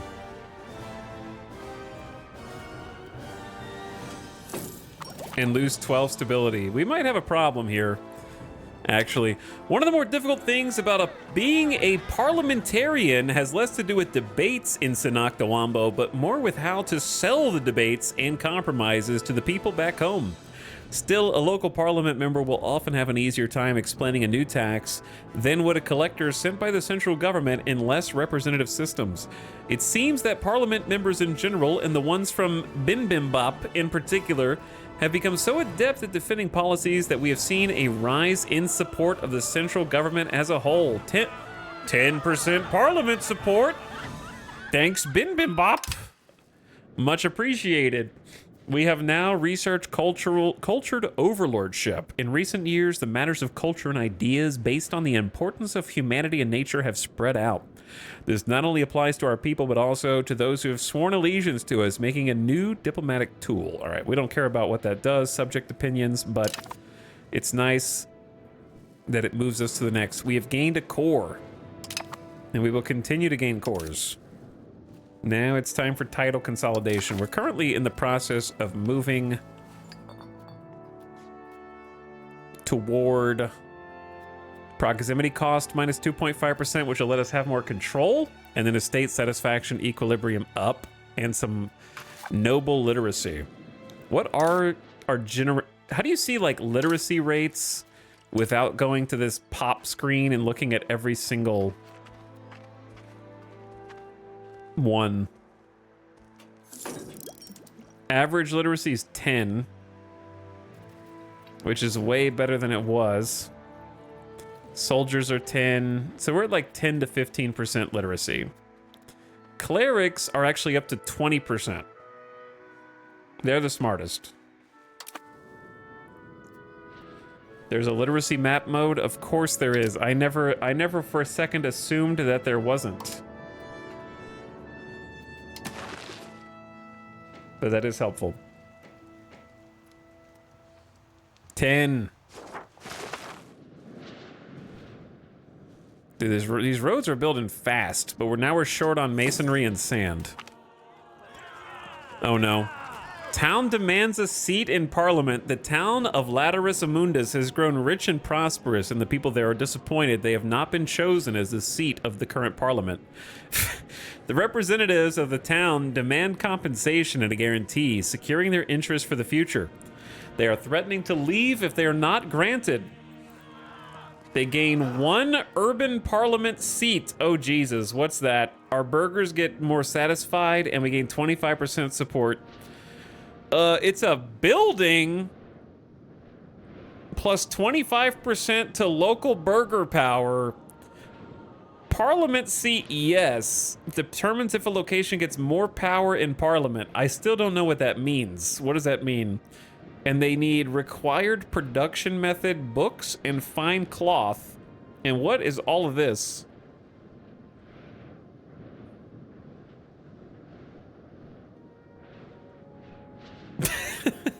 Refuse them and the burgers lose 20% satisfaction. Holy.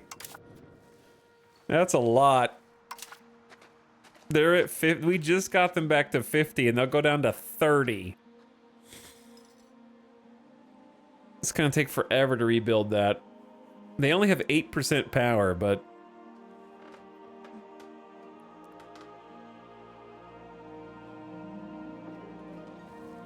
What is an urban parliament seat? As in, like, what does them having a more power in parliament determines if a location gets more power in parliament? I'm not sure what that means.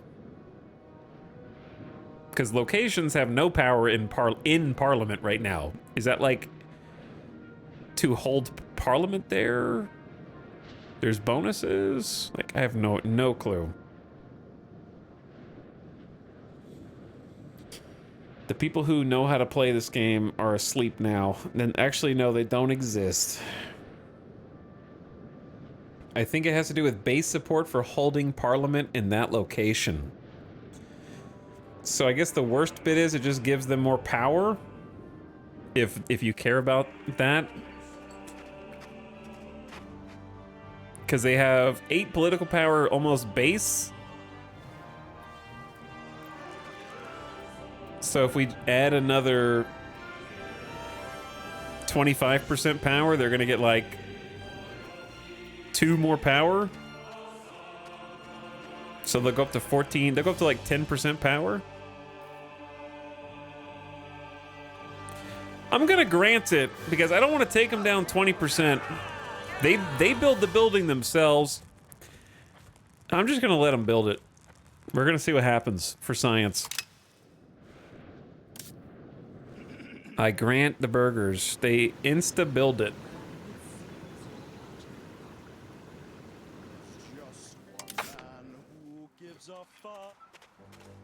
Okay, soundtrack. What did we listen to yesterday? Oh yeah, Manor Lords.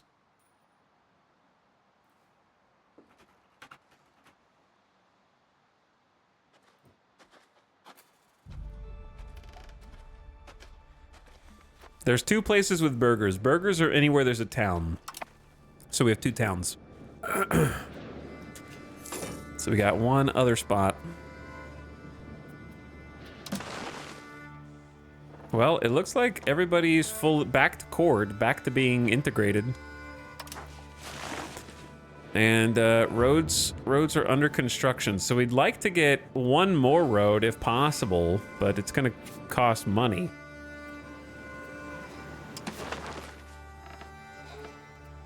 $140 gold. Woo.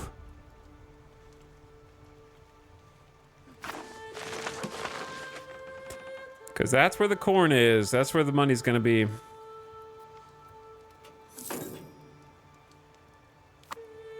Gravel roads ain't cheap. We gotta cut through all these forests and go over all these hills. This is a lot of American land right here. Because you can't just lay gravel down. You gotta cut the damn trees down to build the road. You gotta go over the hills and the mountains. The state is not the sole source of influence here. Over the last few decades, a charismatic champion of nobility has successfully managed to increase the power of the leading families over most of the institutions of the country. Contacts and privileges can be powerful things, especially when combined with ambition. I like that it's just okay. Okay. 10% nobility satisfaction. Nobility are happy, burgers are happy, tax them more. They're too pleased with themselves. Back to 7.4 gold. Parliament has decided to expand the gravel road network. I wish we could have got the other road port built. We move towards centralization now a little bit. I think we need to finish the corn road before we do anything else.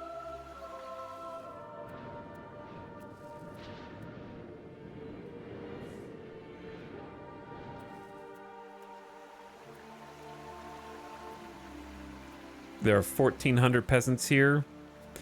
They are becoming maize farmers at a rate of 21 per month. It seems like a pretty reasonable climb, as in balanced. I like that they don't just instantly get 1,000 maize farmers. You gotta let it cook for a little bit. Cabinet has finished encouraging tribesmen to settle. We will slightly encourage them to become peasants. What do you mean? Oh yeah, no, they're all peasants now. That works.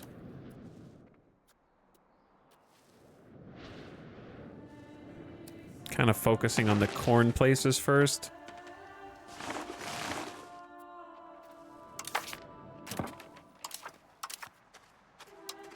So for cabinet actions, maybe it is time to just do some development.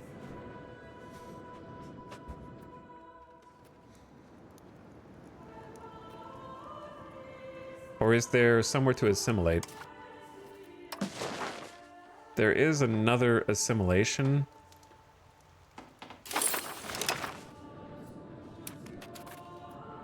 So just because these are going to lose cores once we're done with the charter, so the more that we can get them kind of converted ahead of time, the less time we have to wait to core them again. The difference between integrated and core is basically 20% control, so it's like 20% taxes. So it's very worth. The other way to core them would just be to fully accept their culture, which would cost us 10 prestige, which we don't have. And we want that control. Big time. Yo, it's 1408! That's 70 years since game start? Holy moly, we're kind of cruising, aren't we? I feel like we're cruising today. I didn't get to start as early as the last couple days. I got home late. One of the kiddos has come of age. Gravel road! Where is it? I see a road here, but it doesn't really link up to Haudenosaunee visually. They're cheating. Oh, it's not done. That's why. It didn't finish. The other one finished building.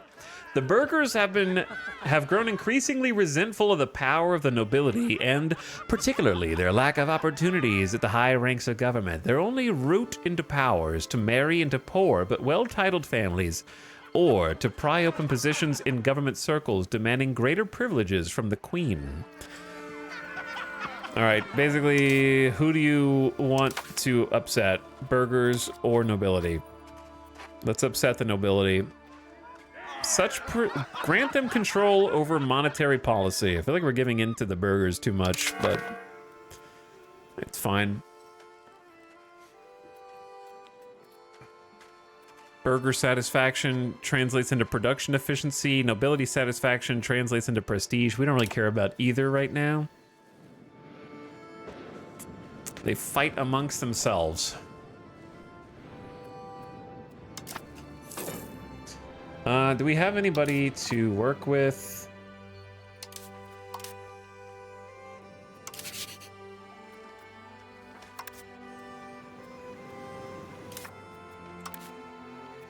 Invite settlers. We do.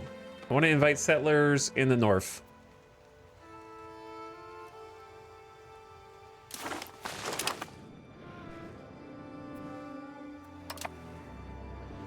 And then I want to start looking for other potential candidates. We're kind of running out of candidates. They have to I'm looking for like a invite settlers option on this side.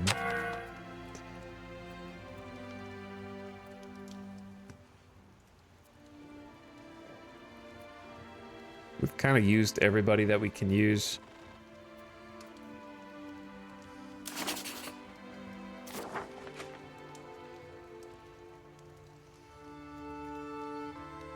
Either we're too big now or they're too small. Not sure which is which.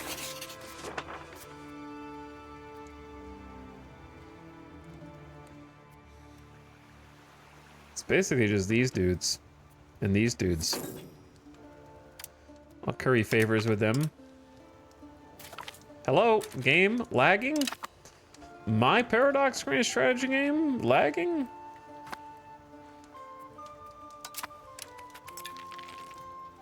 I saw road. Now it does connect. They're not cheating anymore. All the way up to Flavortown. We got our gravel set up.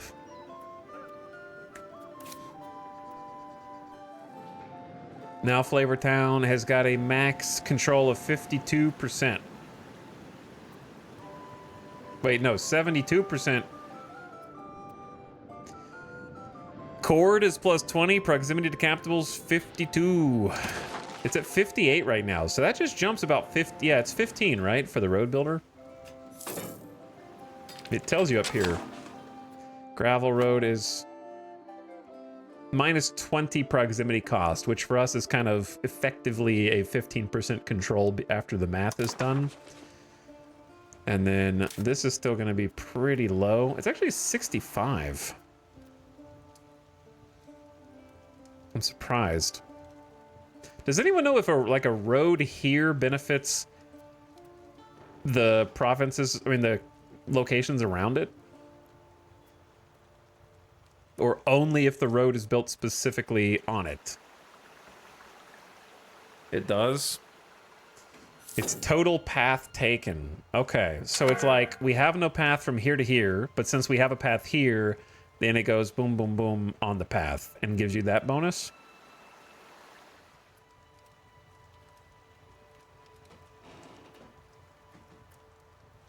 Would be my understanding.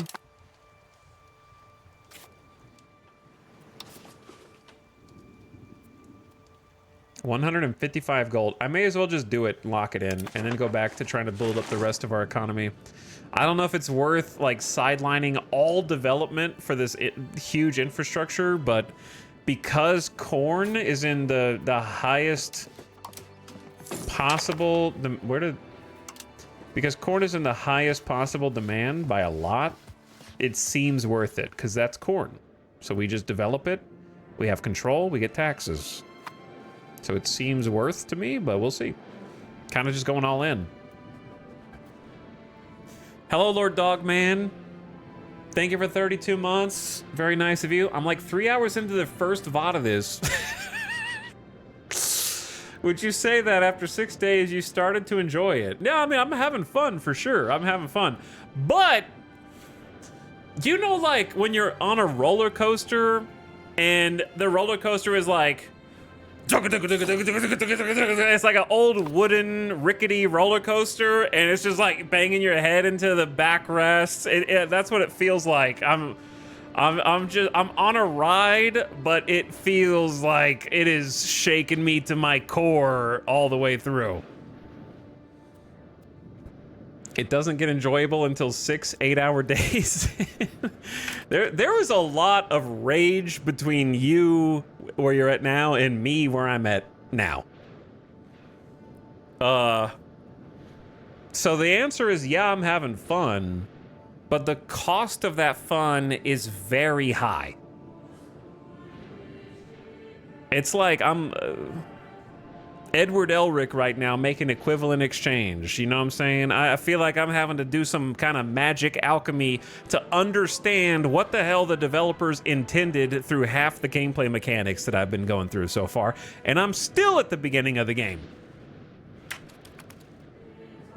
I'm having to decipher the ancient texts. Thank you so much for the 32-month sub. There's definitely fun to be had, yeah. But it is a mountain to climb. And I don't think the mountain, like I said before, the mountain is not because it is the most sophisticated game ever made.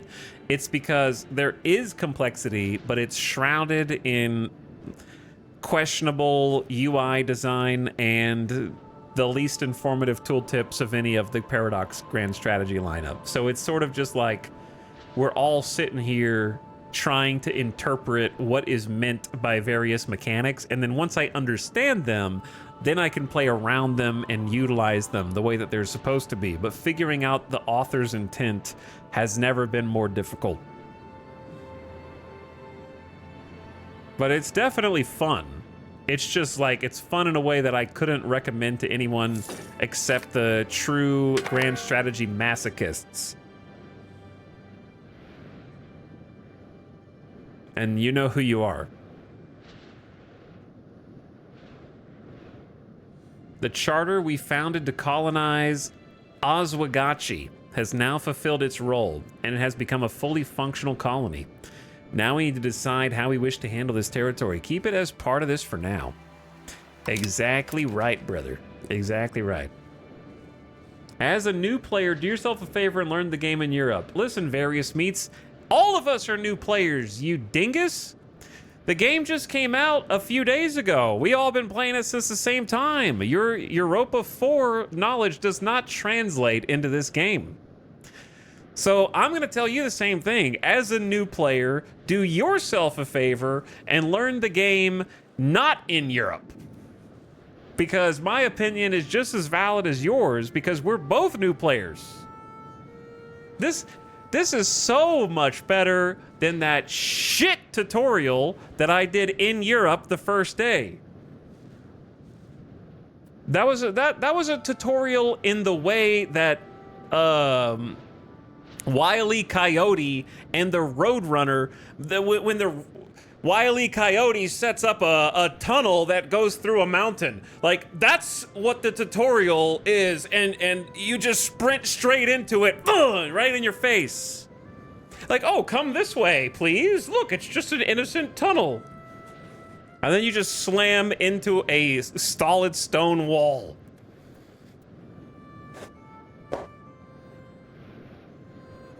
I'm good where I'm at, all right? Whatever's working for you is good too. So why don't we just let each other do what we think is best for us? How about that?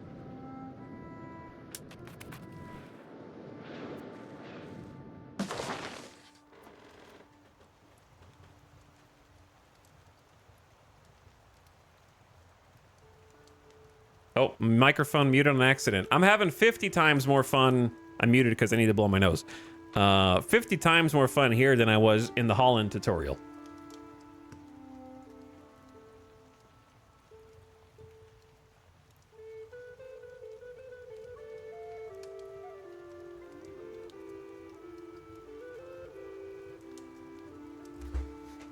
Love me a good old-fashioned Looney Tunes ramble.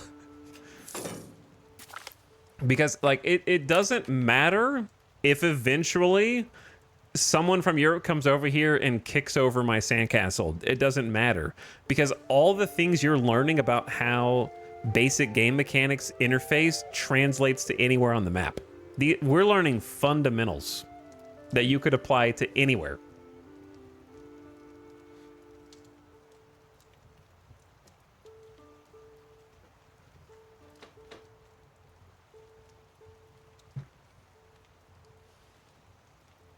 We have gained a core. Let me see that. Yo, we we got full colony progress done. And full coring as well. So the corn empire can now grow.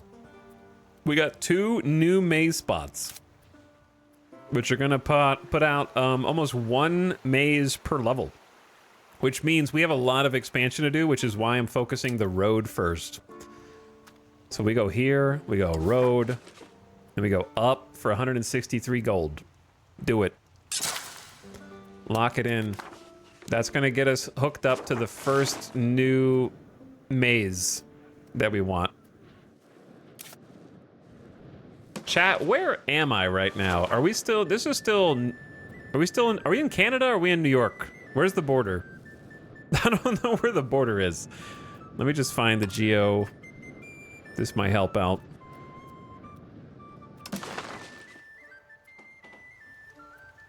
I'm still in New York, and then there's Ontario's right there. We're straddling the line. Yeah, I mean, I see the rounded shape of New York. I just wasn't sure if the game followed it 100%. Lower Canada, right there on the border. I didn't know if any of it included overlap, but it looks like it doesn't. Oh, that's a little easier to see. Literally right on the border.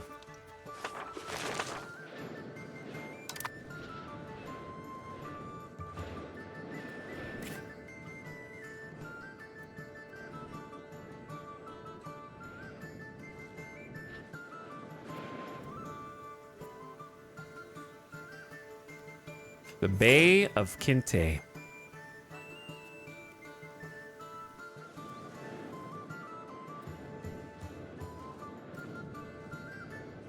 That's not how you say it, probably, but that's okay. And I want to spend money on other stuff, man, but it just seems like it'll pay off to get this road built. In matters of faith, we are second to none. Plus 10 prestige. Clergy are happier. Nobility are very upset.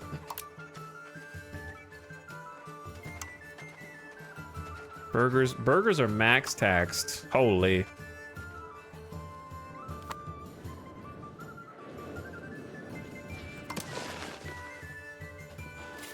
So max control here is 66%. It's going to go up only by 0.2 a month, so it's going to take a while. It's literally the new colony. Like, we just got it. There are 1,000 peasants here. They're filtering in to work in maize. So once we get the road built, the next thing I want to do is settlements for population. And then we go back to trying to stimulate the economy everywhere else. We've been stagnant for like a decade down here, but to be honest, think about how overwhelmed you'd be with like 2 towns and everything else that we got going on. But I really think it's gonna pay off.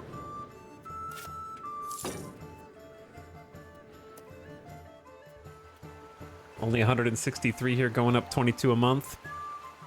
They got 932 tribesmen, 855 peasants. The Renaissance is like 2/3 over, chat. I'm gonna get nervous once we get to Discovery Age. They're gonna start coming over then. Then the fun begins. Sometime after.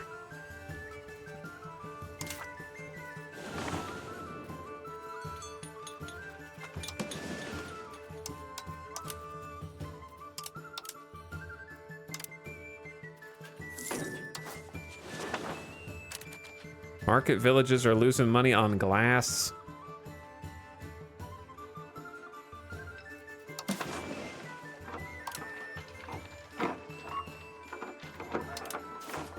The problem is taking 0.4 stone just to make 0.1 jewelry is such a bad rate. 0.4 stone is crazy. I don't know what to make these market villages do.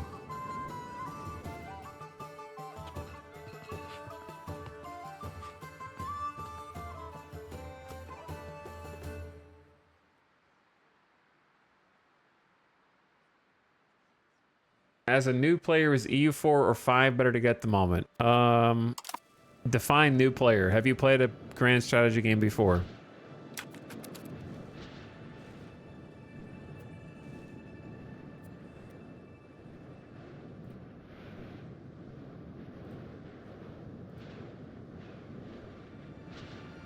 The real answer is neither.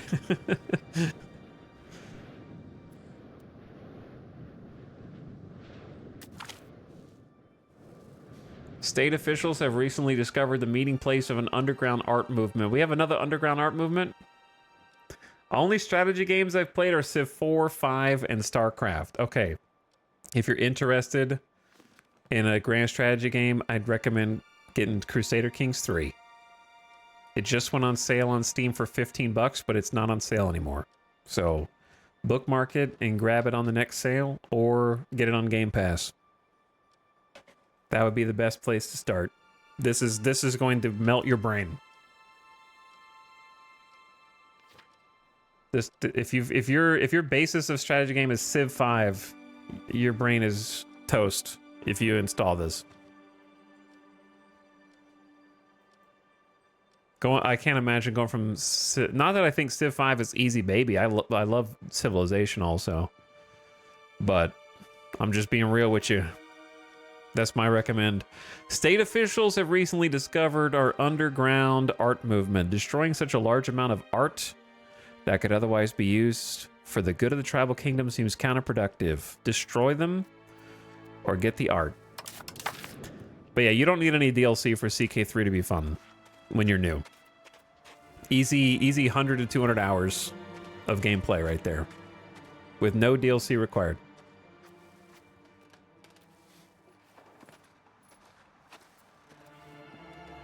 15%. They have 70. All right, who cares? Let's get the 3 art. 3 art.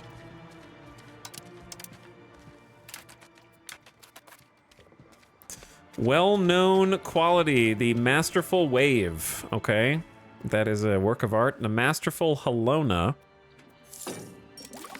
Pop assimilation, conversion, tradition. The Crimson Kukuchi. Okay, the Crimson Kukuchi. Sure, that's a beautiful work of art. We have now researched title consolidation, which gives us the following benefits. 10% off diplomatic annexation. I don't know if we'll ever actually get there, but at least we have the option. How much is a road? 153. Maybe we just don't build the last road right now. 153 seems excessive for this last little spot. I don't know. Like, max control's only 57% though. We could get so much more money if we build a road there long term. But I could be getting more money now and then invest in the road later. I don't know. Tough call. It feels like it's gonna take forever.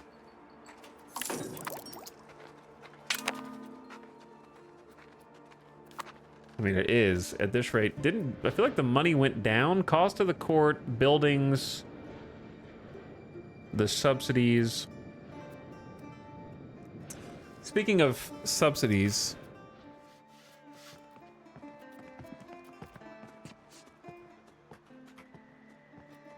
we only have plus 0.17 tools. It's not that much of a supply. We have no stockpiles. I'm going to keep subsidizing tools. I was making like 8+ gold before. Where did that all go?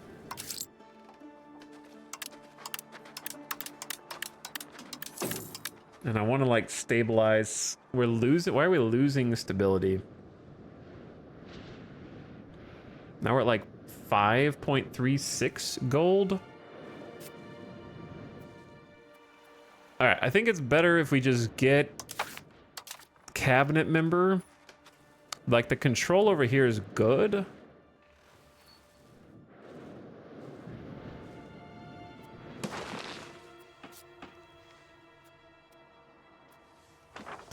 But it might be nice to just get control up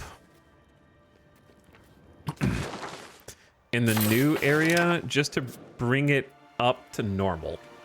Now it's going to go up 2% a month, and we'll just kind of get it up to around 60%, so it'll stabilize. Because that is the difference in 2% stability a month and 0.2, right? It's like 10 times faster stability gain.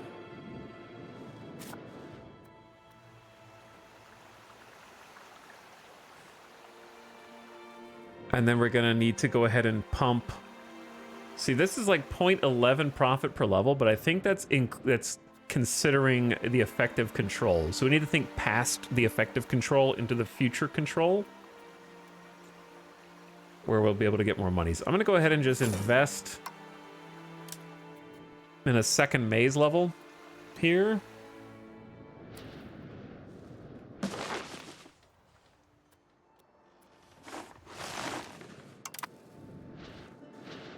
What are they building down here? Current construction in Flopa Lapa Topa. A market warehouse. That's good, right? We want that. That's like extra market storage for everything.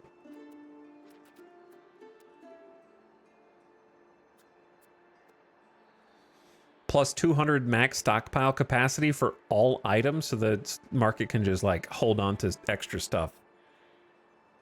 It also helps trade capacity, which doesn't help us right now, but so it's mostly just stockpile. But I think it's solid.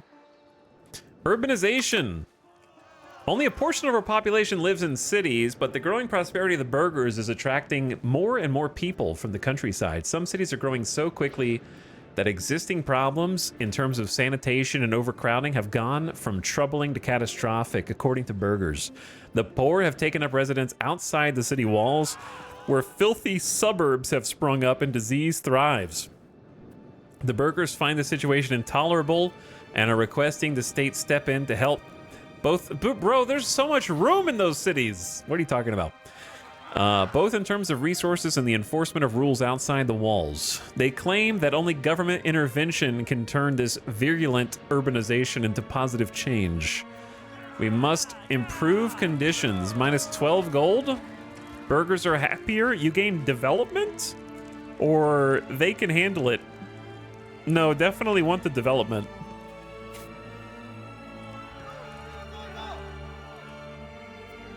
Where is the development number? I know it's gonna be low. It's like 7.8. So getting 0.5 for 12 is really good. We will improve conditions for you. Development's good anyway, just because it makes apparently a lot of things. Max RGO size is good for all of our resources. More building supported, cheaper building, migration, proximity cost down, local population capacity, local food production, bunch of military stuff, faster build speed.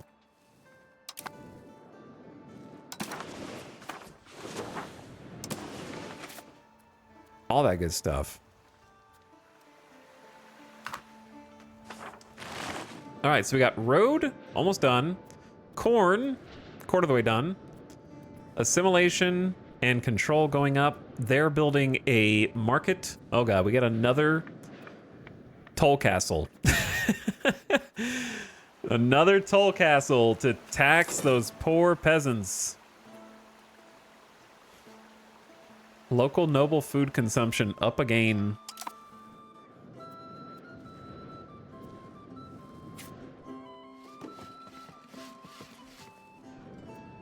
All right, so the other thing we're really short on is books.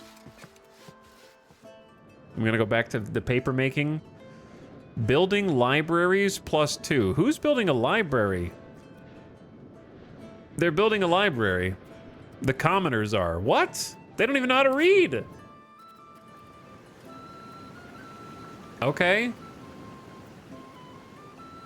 Local cultural influence, pop promotion speed, max literacy for anyone there?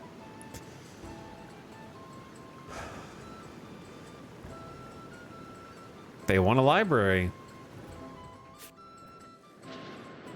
So we need cattle and we need plus 1.24 stone.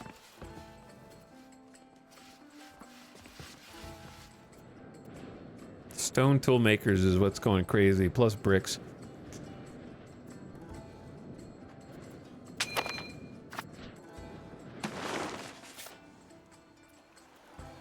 All right, I'm pumping stone again since we're always so short. We got 1,500 people here that can work it. What's this? Possible control groups. Yep. I know how to do that. We got a lot going on, dude. Like, we got 3 separate simultaneous buildings. It's 1410, so we're over 70 years in. We're 80 years in now. Holy, we're approaching first hundo. Our clergy don't feel that the tribal kingdom is properly sticking to the principles of divine supremacy. We've heard them condemn the government. It's just idle talk. Lose cohesion, move toward innovative. These dissidents must be dealt with. I mean, moving towards innovative is good. Traditionalist makes people happier, which is nice. Cheaper to invest in stability. Innovative is 10% max literacy. So it's basically just a trade-off between, do you want to research faster or do you want to be cheaper? Things are cheaper and you make more money. I guess traditionalist is better for money, but losing 7 stability feels bad. All right, fine. I want to make more money right now. Stability down. That kind of helps. We make more money when stability's up.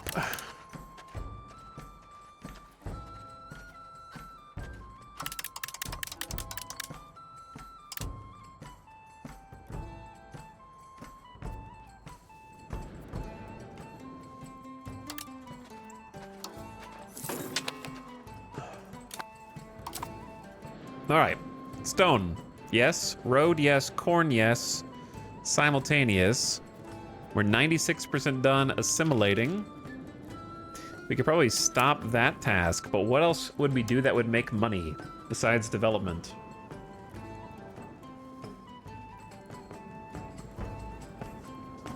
I guess help stabilize the country.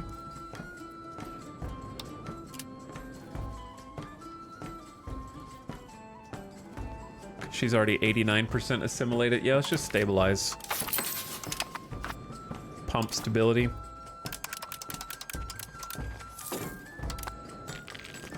Try to keep it up.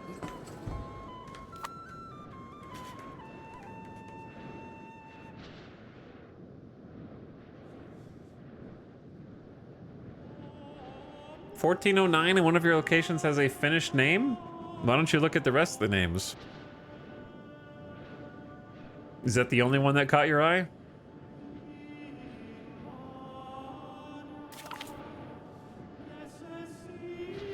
One of the children have reached the age of 16.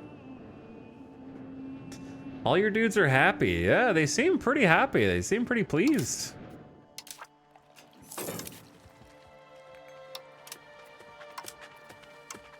If we're just looking at who's the most unsatisfied, it looks like the nobles. They want livestock, but they're still like 60% happy. I don't know what else they want. I guess it's just them being taxed. But if we give them some more livestock, they'll be even happier. Anyways, don't listen to that one chatter. Chat is known to lie. All the time, actually. Chat paid exorbitant amount of channel points to name all of our locations. Boom you, thank you for gifting a sub to IMC 2000. Appreciate that gift sub very much. Constructions are missing goods, tools. That's the first time we've even seen this.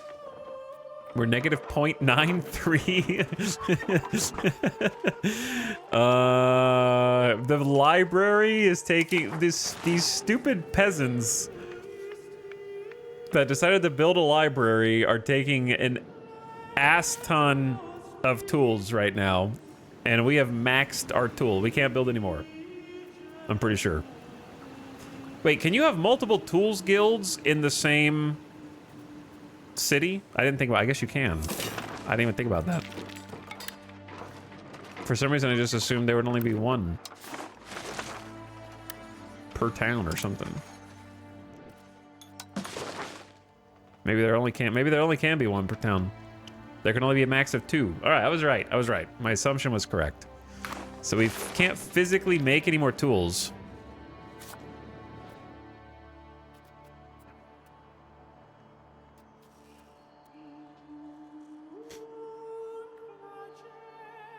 They're making as many as they can.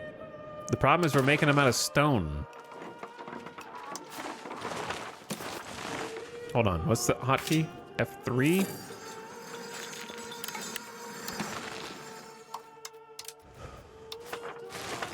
We have no iron, we have no copper, we have no tin. Iron is kind of good, you know? Iron's pretty good. If only there was a way.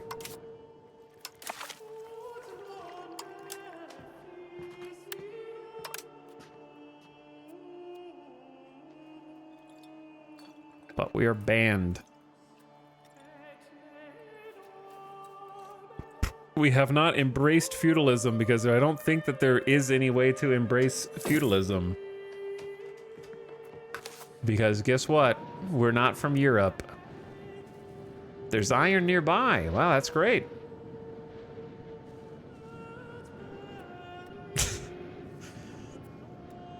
So helpful.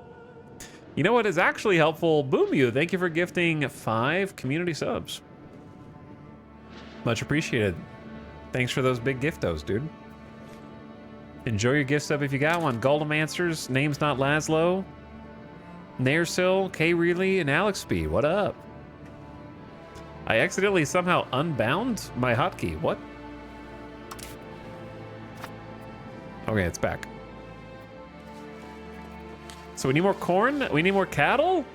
We need more stone? We're getting the stone. Let's focus on the things that we can focus on. But yeah, thanks, Boom You, for helping out. Big way, supporting the stream.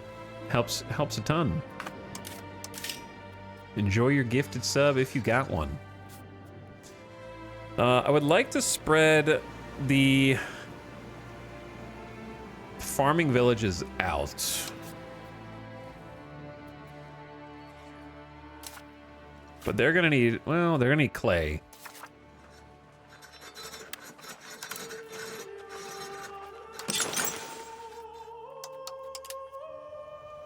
We actually have many more places that we can build one.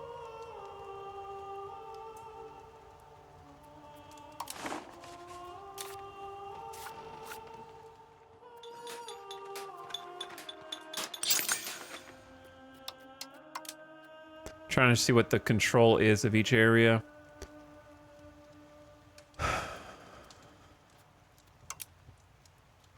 Spoiler alert, it's not very good. This will go up to like 60.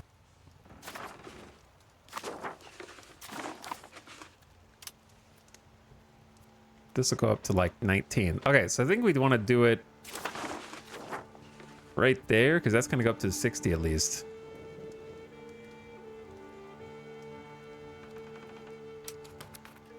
Get some more cattle in the north. The other benefit that it has is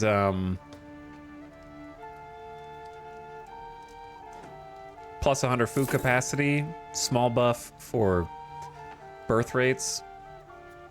And I want to do the same thing for the settlements.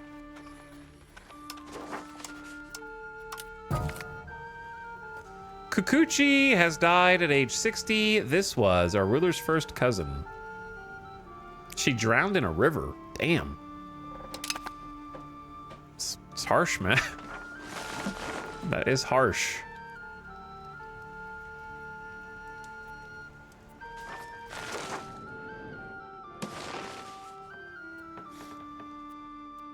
Jack 500 also priming. Hey, Jack.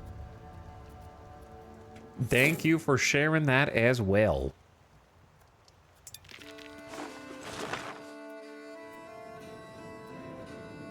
I'll take care of the prime for the next 30 days. Thanks for dropping it. How much does this cost to build? 44.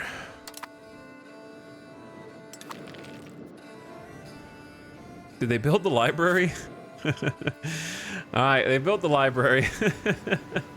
So it takes some paper and some book maintenance, and we just get 5% local literacy only for there. We have a small surplus of books. And then how much are we doing on paper? We have a big surplus of paper.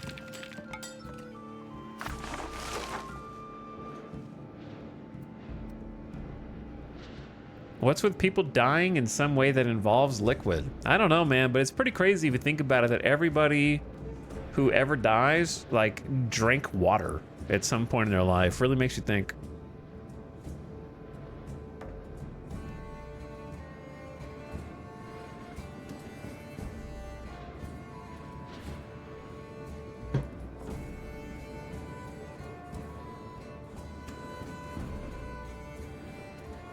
Also, you know what else makes you think? This ad break. 3-minute ad roll coming in. I'm gonna take a BRB. Bathroom break, get a water refill. And then we're kind of just hurtling along right now. I'm sure there's more I could do.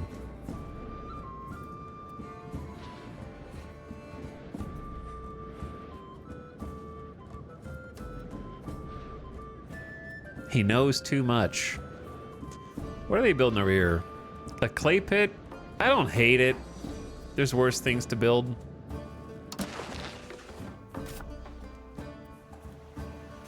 All right, ad just started.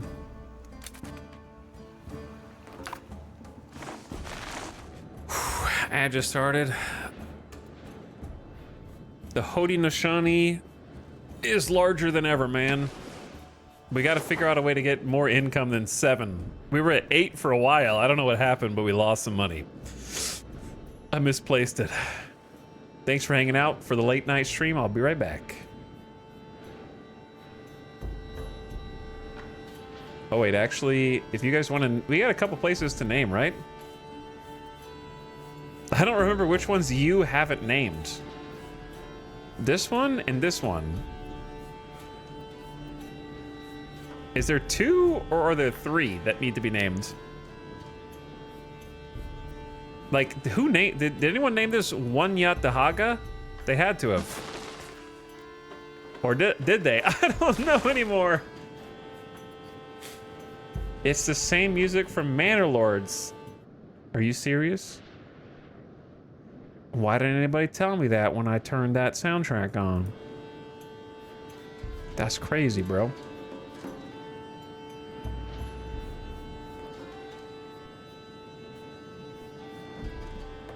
Three, I think.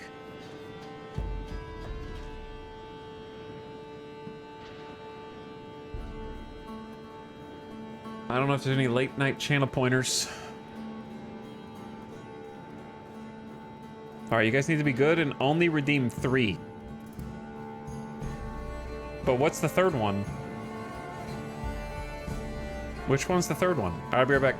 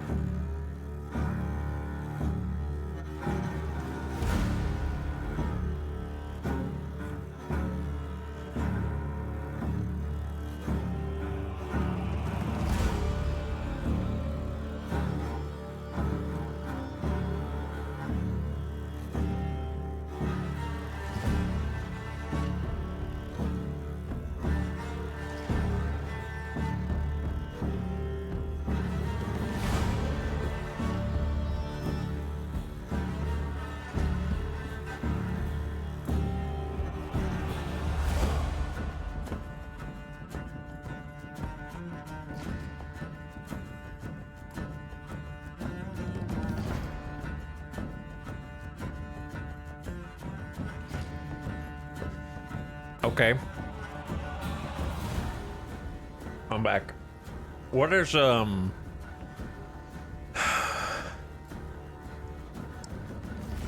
what is the third place that we need to name? I know it's this spot for sure. Okay.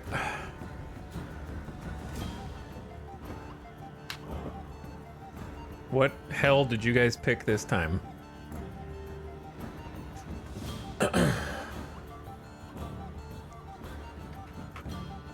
Okay, shrimp is just a word, but shrimple as that. Okay, shrimple as that. Sea Mao butts. Really? Wait, who did I skip? Oh wait, did you guys go first? Whatever, who cares? I decide.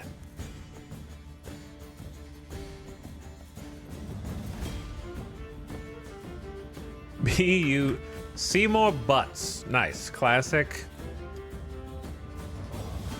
And then which one of these is not a chatter? I know that one is. Is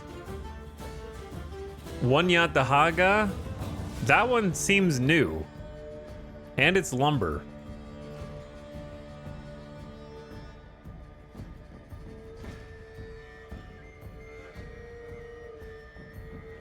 Is it someone's? I don't think it is.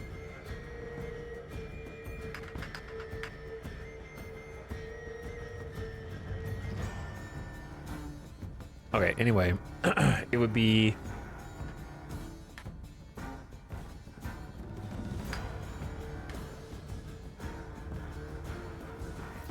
Allion, please? A lion, please? Allion, please.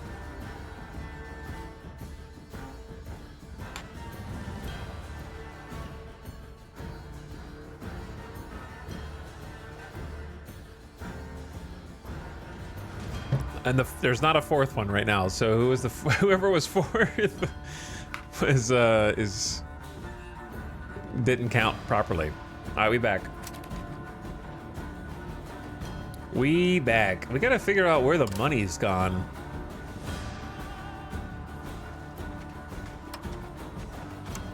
We're like max tax. We've actually hit max tax on everybody for now.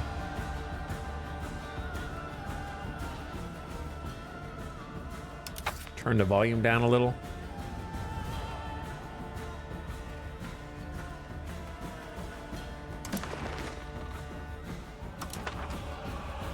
I thought I was unpaused.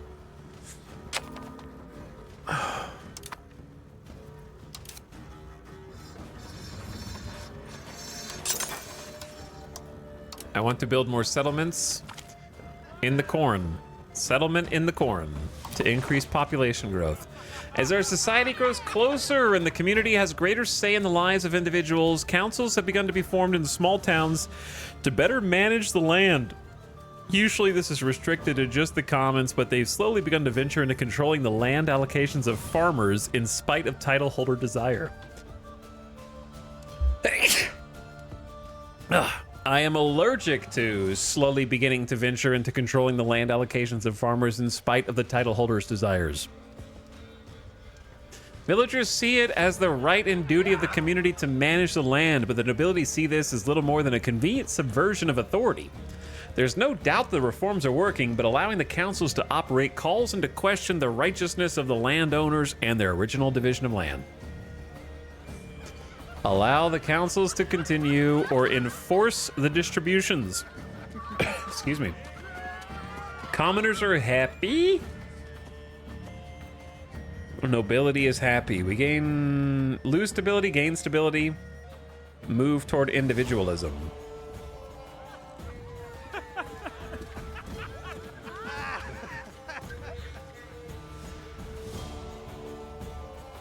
I don't think we want to move toward individualism. Migration speed goes up, but satisfaction goes way down, and we can't tank that. I do like gaining stability more than losing stability, though.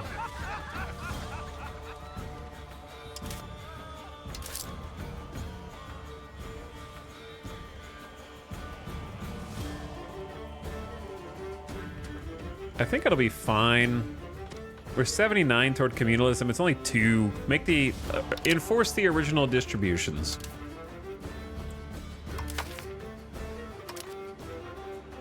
And then tax them a little more. Temporarily. What are the red numbers next to your leader's portrait? It's just a direction that their current satisfaction is trending. They trend toward their equilibrium. So this is what they're currently at. This is what they're gonna be at over time. So it's just letting you know if they're trending up or down. That's all. That is all.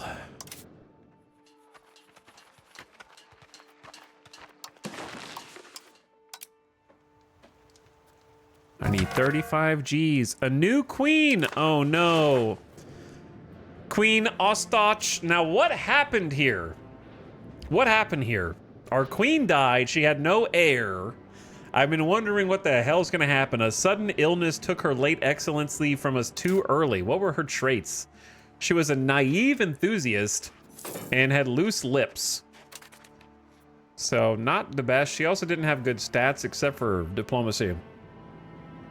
Her careless handling of secrets made her secrets common knowledge. Okay, so now we have Queen Ostach Otsoningo.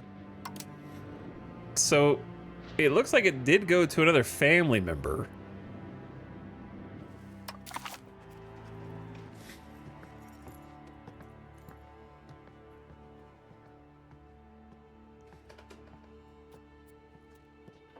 Died 16 days ago. So like it actually did go to her daughter's daughter. I'm surprised. I'm surprised actually. It did go to her daughter's daughter. The old queen only had one daughter. And it actually did pass to what I think is the correct heir. Even if her stats are kind of mid. How old is she? Well, she's only 16, so she's gonna be our queen for a very long time. Hopefully, unless there is a crisis or an emergency and an accident and somebody dies.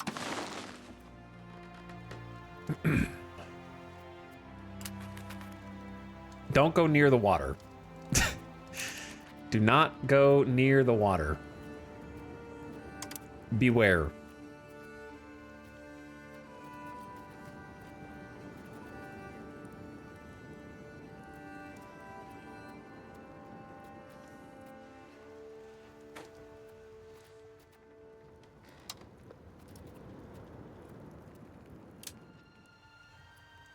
Don't go hunting. Don't go near the water. Do not swim. Don't do any of those things. Can we find someone who has amazing traits that could become a counselor?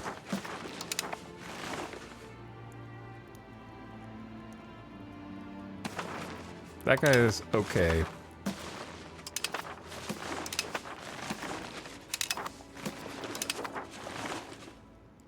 That guy's got good military. We really need like good administration. It's kind of easy to be good military.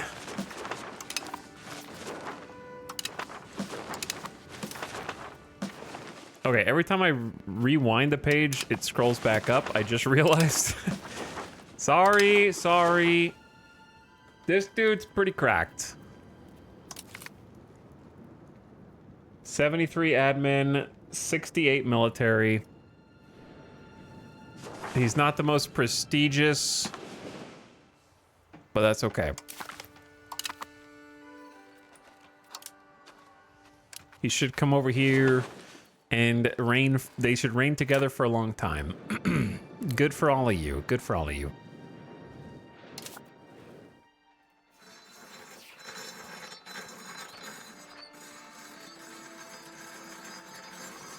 Back to making settlements.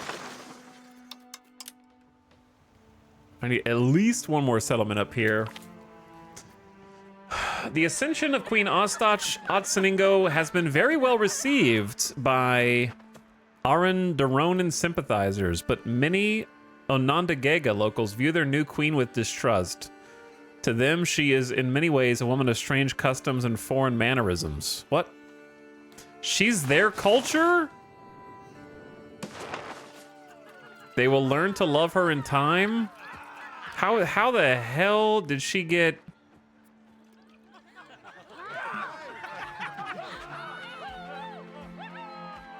Both of these are confusing options.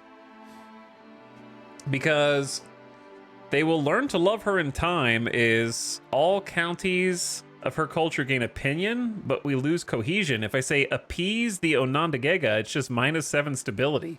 How is that appeasing them if I'm losing stability? Wouldn't appease them be embrace their culture? I don't know how this translates to -7 stability. Isn't that...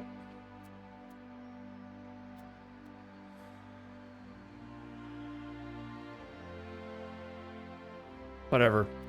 -7 stability. I don't think it really makes sense because I can go over here and adapt to local culture. She embraces Onondaga. That's just way easier. And we go to 0 prestige is fine. That should just be baked into that event. Anywho, not that big a deal.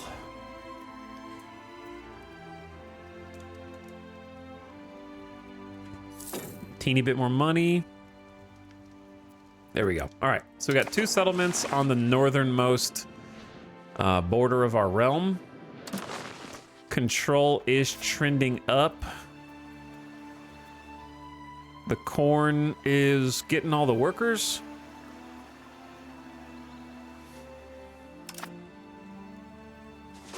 I think our money went down because I stopped increasing control over here is probably why. Because the tax base here is insane. So let's just go back to that. I think their control's high enough that it'll stabilize on their own. We kind of jump-started it. Now let's go back to this. I think that'll increase income. A lot more. We got this one started. It's like 50%. It'll naturally go to 65, which is pretty decent. It's pretty decent. And if we get a little gravel road even further up here to shrimple as that, then both of the corn will be solid. So the corn has gone down from -8 to like -3.85. We still need cattle. Or one of these dudes, who's this? Our first cousin? Does anyone actually go in and try and look at every family member and arrange a marriage for them? Or do you just say, screw it?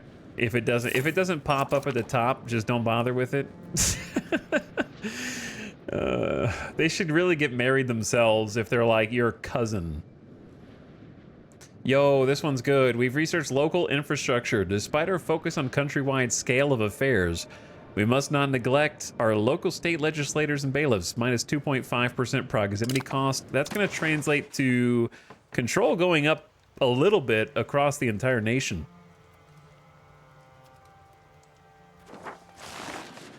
Where is the last, Oh, the farming village is there?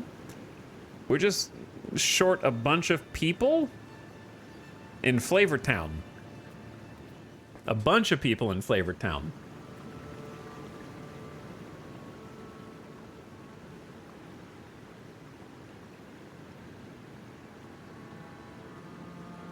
We can stop assimilating. They're at like 97%.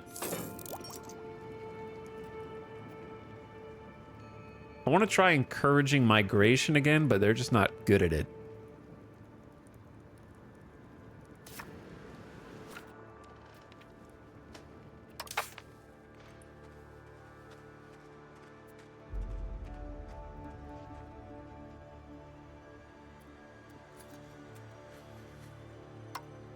All right, you work on encouraging migration here to Flavortown, and then you switch to stabilizing the country.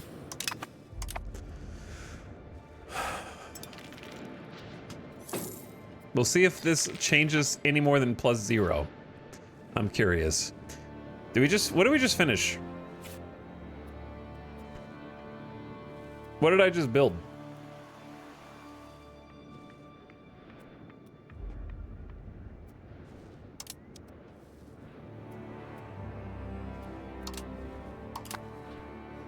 There should really be a list of all recent buildings, especially since your people just build whatever they want just to keep track of what all the peasants are doing. That was the farming village.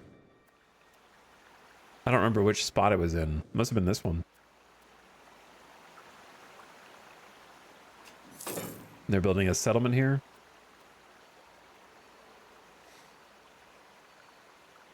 We're not going to have nearly enough people. I kind of went a little too fast, too quick on pumping up these fringe locations before they were ready. While only a small portion of the population live in the city, we just saw this event like 20 minutes ago. Literally like 20 minutes ago. That's a new record. Basically, they want us to clean up the cities. I think it's worth it for the free 0.5 development, but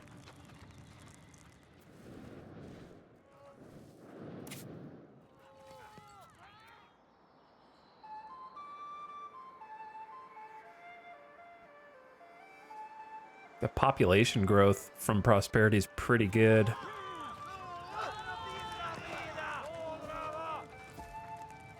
But I don't know. I guess just minus 16 gold to make the burgers happy. Yo, why are the chat? Why are the nobility trending toward 38%? What did I do? Oh wait, no, I know what I did. They had a bunch of happiness, so I like jacked up the taxes on them. But still, with something changed because everybody's less happy. Is it cohesion? It's gotta be the cohesion. I'm gonna invest in the cost of the court.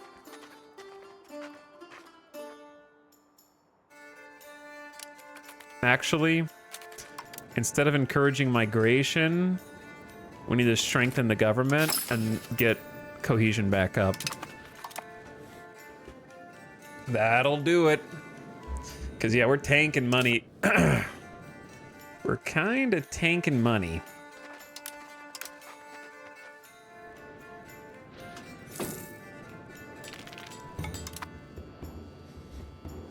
So what is the number one thing I can do to try to make more money right now?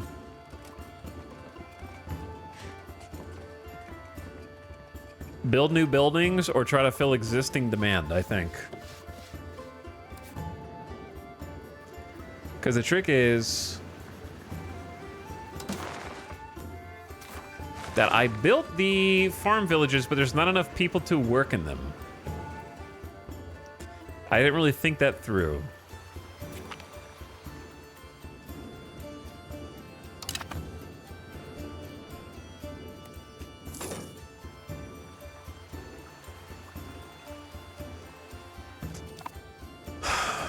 Trying to develop the frontier lands a little prematurely.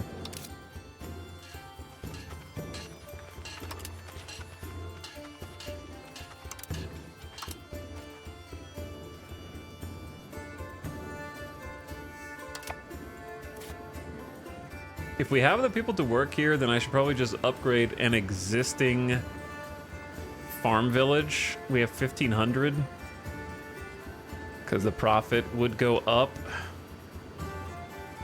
36 gold. I'll just do that. It's 1412.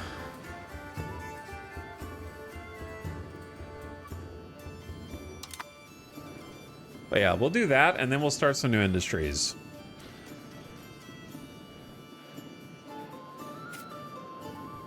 Because these have reasonable market access. 76%. 67's what it could be worse. I think it will pay off long term, but we got to get to long term first. So while we're gaining more money or trying to recoup our losses, let's see what the options are.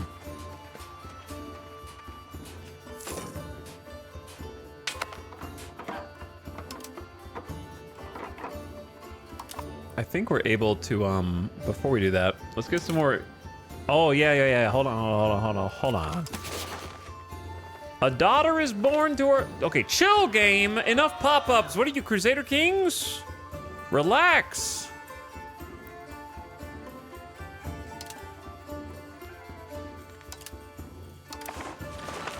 Okay, diplomacy, relations, sort by favors, invite settlers to the north. That's where we need all the people. Invite the settlers north. All right, a daughter has been born to Queen Otstach. This is the heir. So we're going in order. Unfortunately for all of us, it was Wolfist Wolf who has decided to name them Bana Hama Hama. Can we keep the names slightly shorter, please? Why are they all so long? Political crises occur from time to time in our tribal kingdom. They often involve a conflict between the queen and the parliament, unrest among the nobility, or conflicts of interest between the nobility, burghers, and clergy. One crisis has cast public doubt on our institutions. 2 years of minus efficiency in the cabinet or lose 5 prestige. What prestige? I have 0. I choose that one and have no punishment or penalty. Haha, I win. Now, can I please look at the buildings? The game thinks the brewery would make money. And you know what? I'm inclined to agree with them that the brewery or the Carpenters Guild is where it's at. Okay, we got a bunch of extra lumber.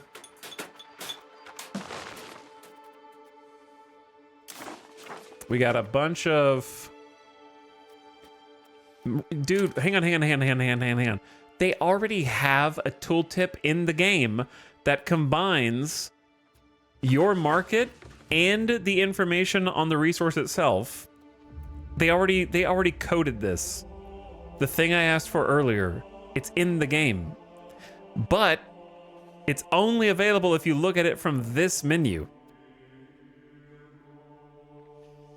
If I look at it from mousing over die maker and then clicking on die or mousing over this die, it doesn't show the market.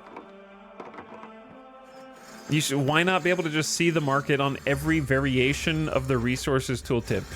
It would just be so helpful every time. They already coded it in.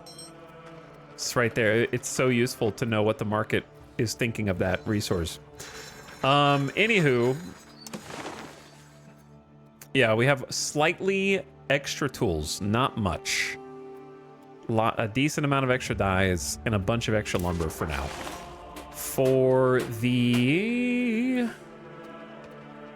brewery, the brewery has multiple recipes. The one that we would likely choose is... This is tough, actually. It's very satisfactory coded. The one that uses fewer tools. So it'd have to be maize. Oh my god, that's a lot of maize. 1.4 maize and pottery.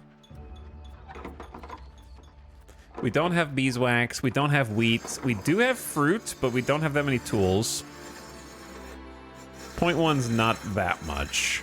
So it's got to be one of these two. They're both good. And then Distillers Guild needs either 0.85 beer, sugar, nope. Rice, nope. Potatoes, also nope. Wheat, Beer, yes. Wine, wine. We have wine. All right, we have too much wine, some have said. Far too much. We can turn the wine into liquor. All right, those are good options. Those are really good options. What else we got? A fishing village could make money on fish. That makes a lot of sense. However, we do have salt. We do have salt. 0.02 tools. It's not bad. Not bad at all. All right. I wish I could just bookmark all the different buildings I need to try. Kind of just going down the list to get an idea. I don't think we need jewelers, library, lumber, market village, warehouse, extra market.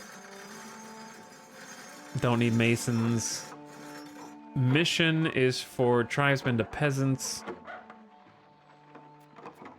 which hasn't really been hard. Naval Supplies Guild is a big question mark. Don't need overseas trading. We got the paper. We're not like short on paper, right? No, we have a lot of paper. Potters. I think we're okay on pottery.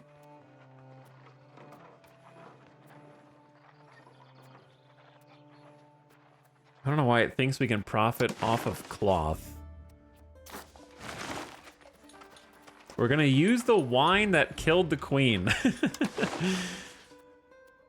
We barely have any weapons.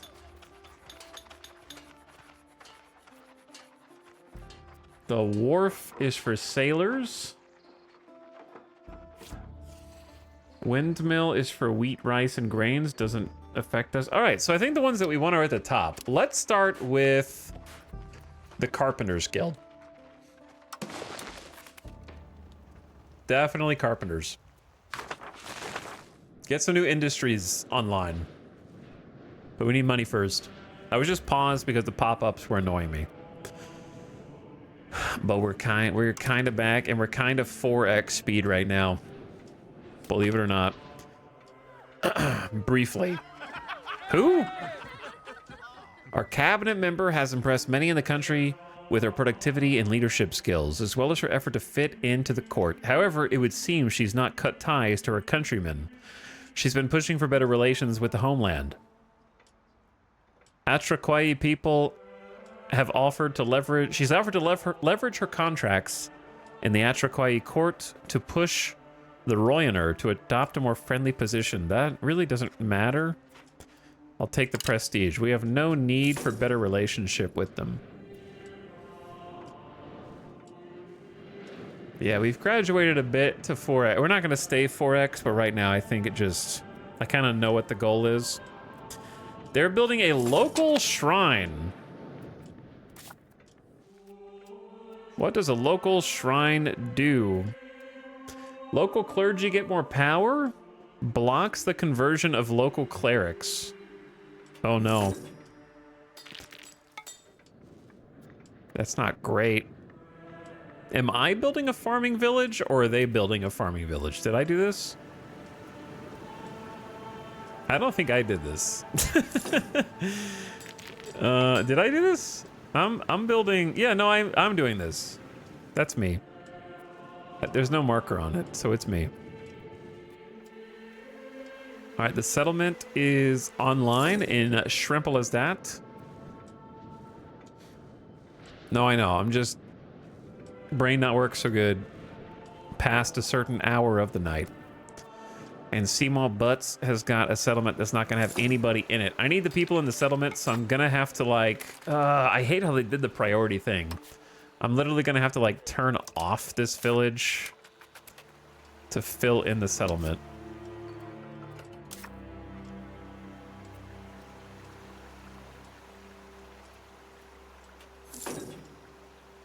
I need the population growth.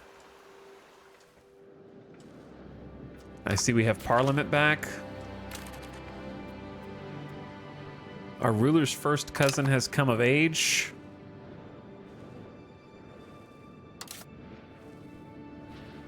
Okay, let's do... Build Carpenters Guild in our market capital. Falapalapatopa. Our first time we'll ever be able to make furniture. 1412.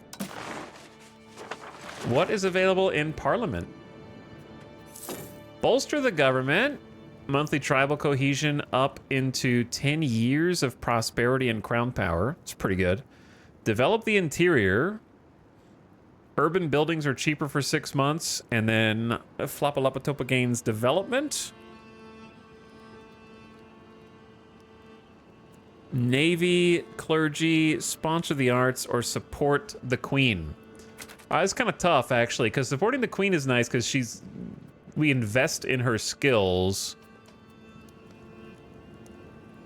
She just became queen at 18, so invest in her skills because she's going to be queen for hopefully a long time. It's the best time to invest in her skills.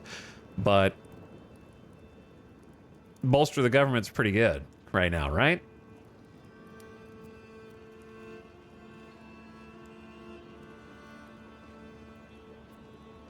So I'm going to support the state.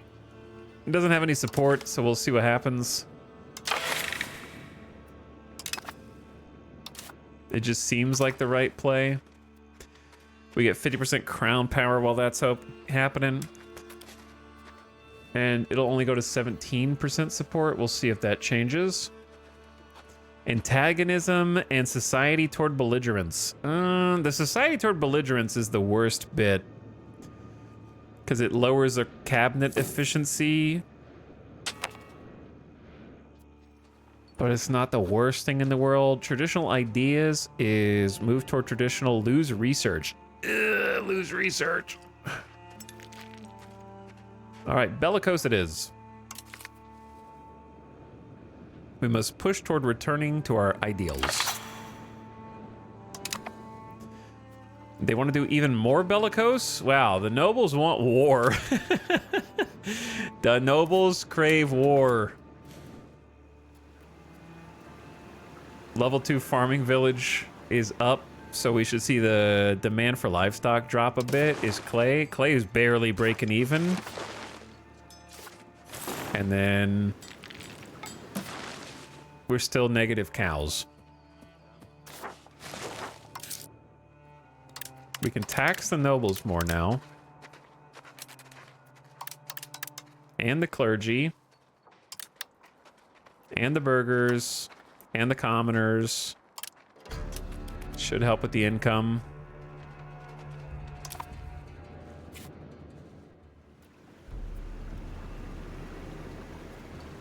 All right, this place is pretty much full. The people all have something to do.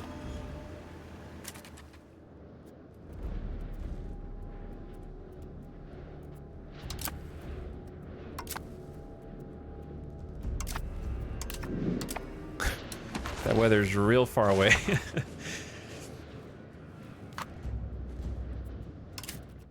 So we wanted to also make a brewery because we can afford to make some beer. And I'm going to build that also in the market capital. So we got 2 buildings going in simultaneously. I think they can only build 1 at a time. We've never tried to build 2 in the same area. So it was actually the first time I tried to do that. Today I learned.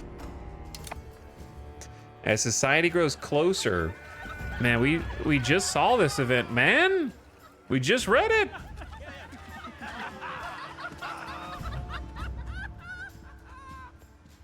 I'm tired of tanking my stability.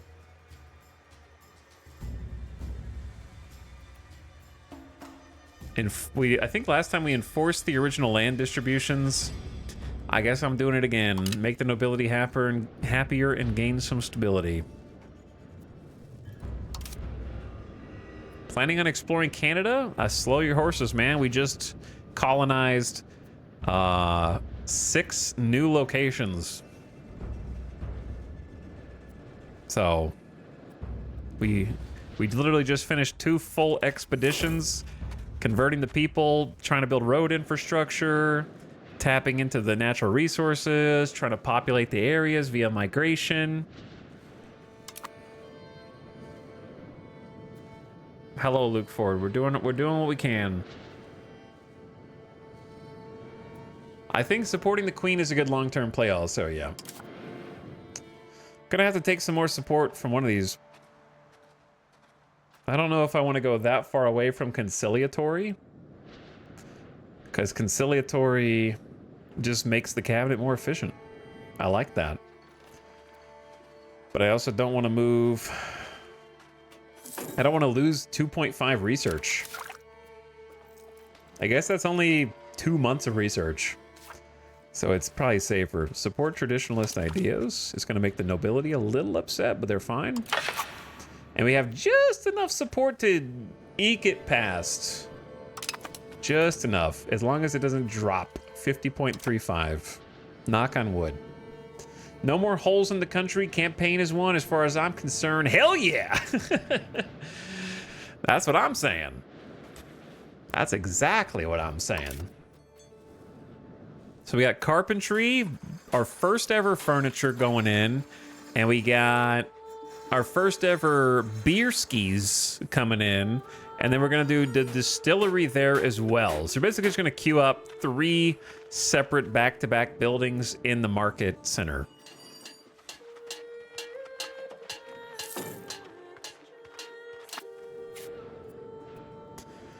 I think, well, I don't know what I think, man. I want to build our current capital into a town, but I also don't have 335 gold. I guess build up the current towns first and see how much money that gets you. Parliament passes. Okay, this is separate. A scandalous occurrence happened amongst the nobility. Had word gotten out, it would have been a social disaster of catastrophic proportions, but thankfully our censorship policy ensured the whole event was swept under the rug. Keep that in the closet. Nobility's happy? Are we moved toward plutocracy and lose stability? Nah. Just give me the easy satisfaction. Parliament passed support the state, and our queen gets 3 in all abilities. That's helpful long term. Have you had fun now that you are not in the tutorial? Yeah, we're in the real tutorial now. This is the actual tutorial. It just took 5 days to get here. I am having fun, though. I am having fun. I wouldn't be streaming this 5 days in a row at 1 a.m. on a Saturday night. But it just comes with like 18 asterisks after it. It comes with like 18... terms of service, catches and secrets and butts and caveats. I haven't worked this hard to have fun in a strategy game since I played Terra Invicta. And that comes with the good and the bad of Terra Invicta, because I had fun in that too. But with restrictions. Why did that happen?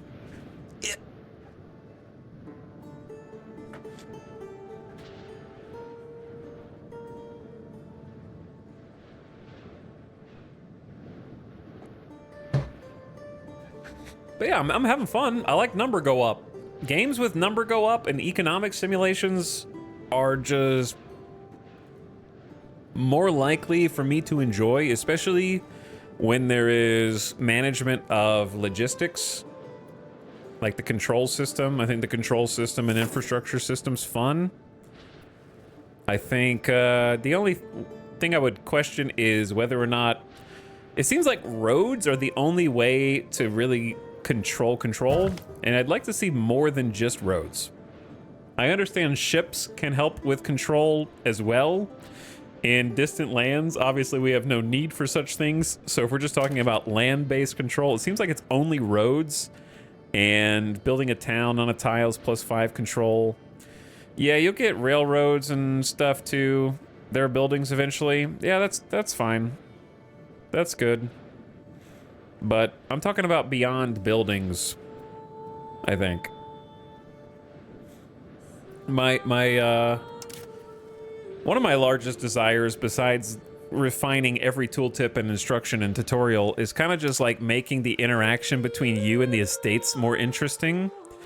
I think the game substitutes meaningful interaction with your estates for pop-up events that do +10 or -10 to this group, and that's not really enough for me.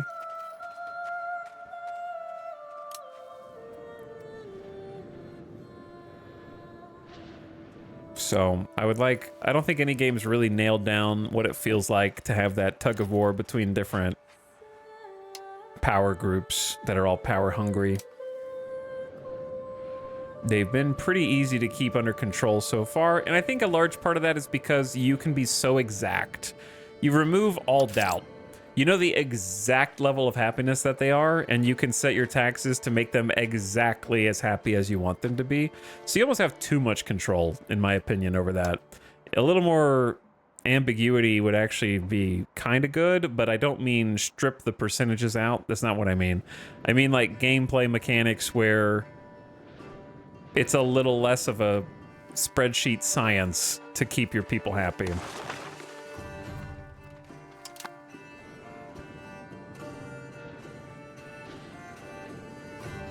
Who's this?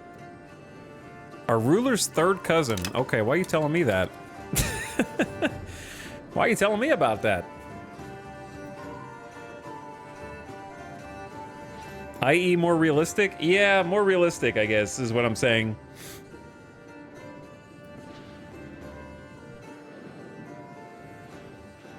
I don't think any game's really, like, figured that out yet, how to make that system more in-depth.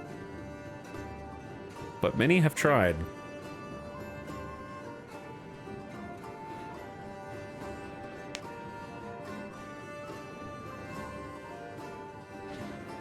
The game that would have been the easiest to do is Crusader Kings, but Crusader Kings doesn't even make an attempt. Your people demand almost nothing from you ever. Everyone is happy. All you have to do is have good diplomacy skill and everyone loves you forever and there will never be any problems and you can all go happily into the sunset. But that would have been where it was the easiest to establish that kind of mechanic, those in-depth back and forth mechanics.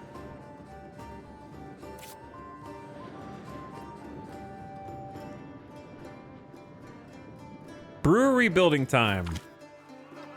Oh. So we just built baby's first carpenter. The Carpenter Guild is here. Carpentry is one of the most basic activities for supporting a household. Organizing into guilds allows carpenters to establish standards and share techniques that facilitate the sustainability of their work. 200 employed burghers are needed, and then a bunch of lumber, some dyes, and some tools, and out comes furniture, which in turn can be used in two things. Those are, what is that? Uffizi. The Uffizi. Centralized power and exhibition of affluence. If it's in the capital, you get crown power and cultural influence. Or the Ibadat Khana, House of Worship. What are these buildings for specific cultures? Or for anybody? I know you have to get advancements probably, but Age of Reformation requires the prince. We have to be playing Mughal. Okay, that's Mughal. And this is Florence. All right, those are specific cultures.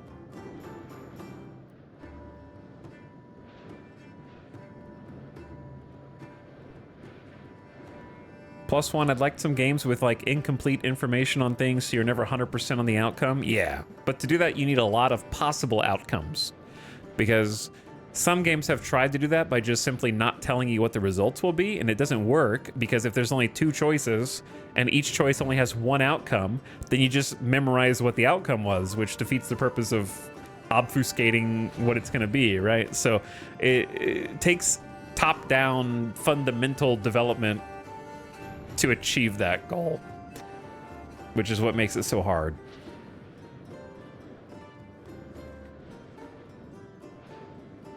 Crusader Kings 2 did an okay job of it, because am I wrong in remembering that CK2 events did not tell you what the outcome was going to be expressly and kind of had more balanced potential outcomes? And then CK3, they threw that into the wind and were like, no, we're going to tell you exactly how much stress you're going to gain and exactly how much money you're going to gain or lose. I remember thinking about that when I played CK3. Yeah, there were like chances for different results. It was like kind of more dice-centric, even more than CK3 was. We barely have enough tools. We have enough of everything else. If that's making... That could be making a That's a lot of profit. Holy. That's a lot of profit. 1.3 profit is huge. We're not going to make that directly, but it's still really going to increase the tax base. I need to figure out how to get control up even higher at the market. Many land donations are quite old, and while they were always documented, both landscapes and names therein may well have changed since the donation was given. Recently, the clergy are accusing several members of the nobility of outright land theft in the form of encroaching on lands donated to the clergy long ago. The nobility, on the other hand, argue it's the clergy trying to seize lands. Who do we side with? All right, plus 10 this, minus 20 that. I don't know, dude. The nobles are too happy right now, so just side with... We favor neither? It's only a -5 to both? That's much better. Side with neither. I choose none of you. None of you. By the way, Crims, thanks again for the sub for 81 months. Sup yourself. Hi, Crims. Sorry I missed you. But welcome to the... Or good morning, I should say. Good morning, chatters. We're building our first brewery. We've researched nobiliary literature. The nobles give more importance to literary skills as they increasingly change their function from being glorified warriors to becoming courtiers at the service of their rulers. This is creating demand for literature, plus 10% max literacy for nobles. That's cool.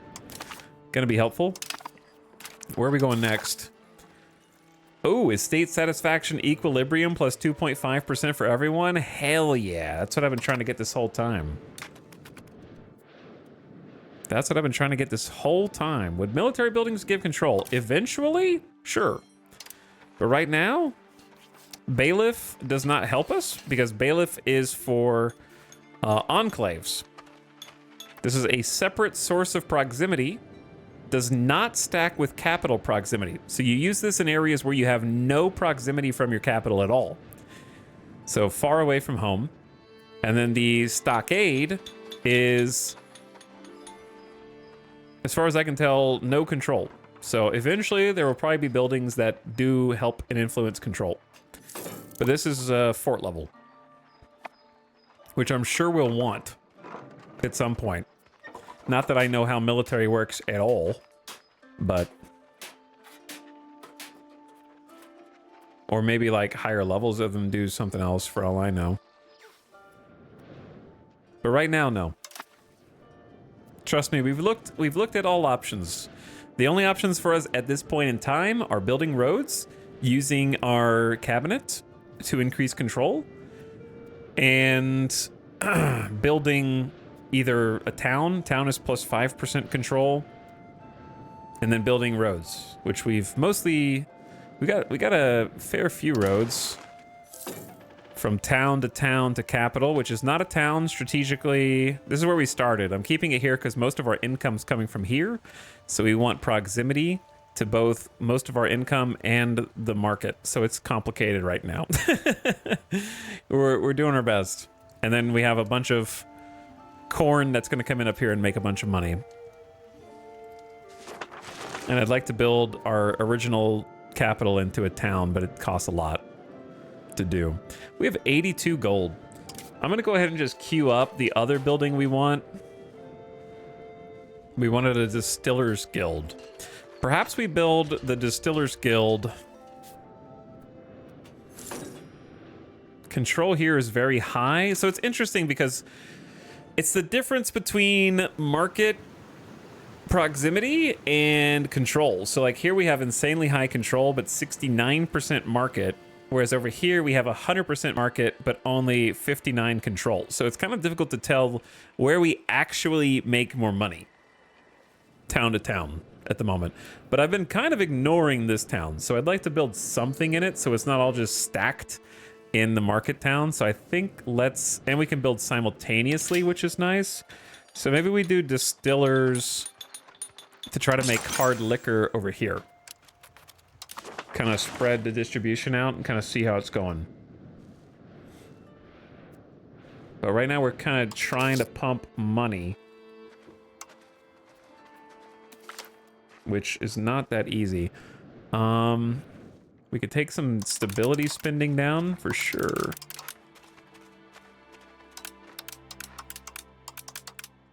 Oh wait, I don't know how low that's actually gonna go. Propaganda is circulating about how the Queen is a ruthless warmonger. This could impact our relations. Embrace it, execute someone. Nah, embrace it. No one cares about antagonism right now.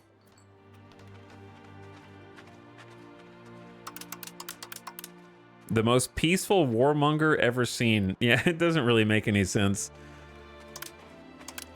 I'm gonna take some cost of court spending. Kind of get some more income. Take a look at the market here. 1414. We still need more corn and we need more cows.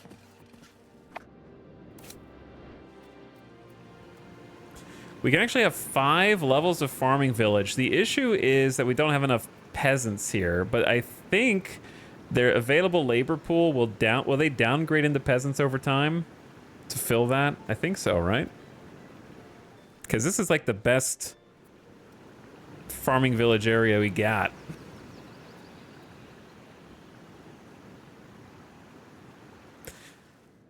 Palo is like perfectly situated between the capital and this town, and they have a road going through it, so it's actually quite nice. And they have pretty good market as well. Sure, let's build another tier of farming village. Level 3. To make more livestock for everyone. The trick with livestock is that it requires clay. What is reactive trade goods? Selected good?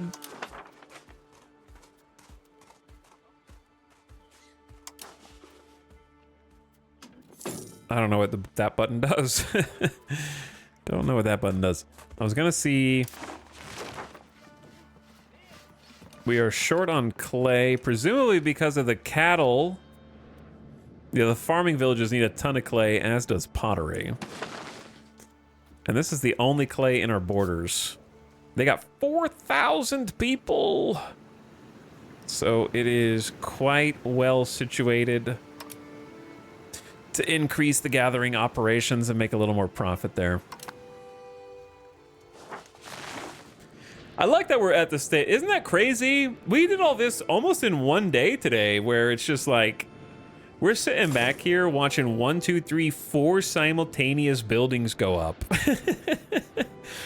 With some gravel roads connected. Numbers are going up faster and faster. 167,000 population with 142 per, we're approaching 200K. We're trying to spend more money to make more money.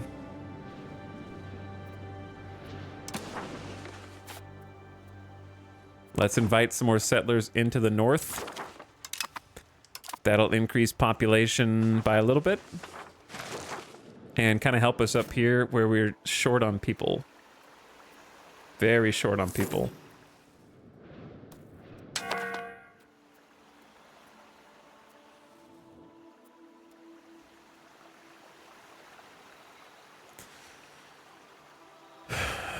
Need like another 300 just to fill in the maze.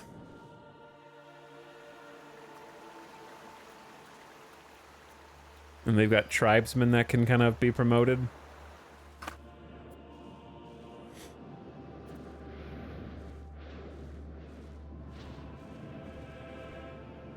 Surely nothing bad will happen to your population? I don't care, man. Is there anyone among us who started only one campaign of Europa 5 and instantly won in their first campaign and beat everybody and got to the end date no problem? I mean, if you are, you're a god. If you didn't re-roll and made it to end game and were #1 global superpower, then congrats, you're a gamer god.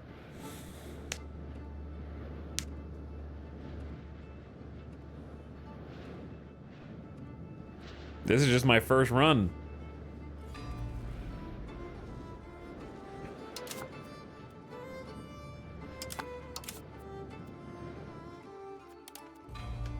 Someone in chat's gonna be like, he's gonna do a second one. I don't know, maybe. Depends on how everything goes. Or if I find any mechanics that I don't like. 13 settlements. The settlements are costing us a lot of upkeep, actually. It's like almost 1.5 just in upkeep. But the population gain, though.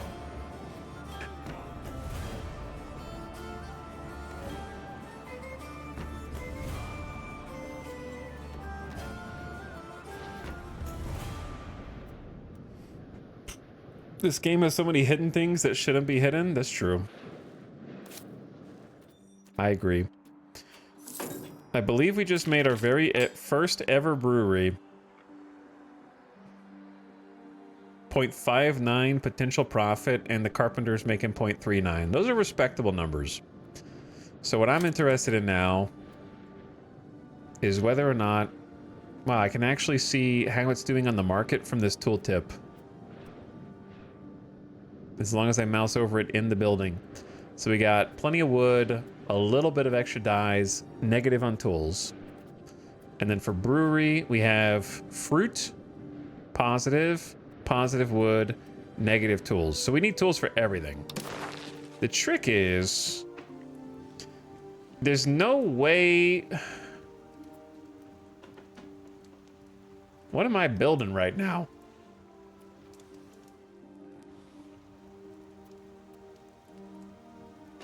This is expand RGO. How did expand RGO get picked? There's no way for me to build more tools without having another town.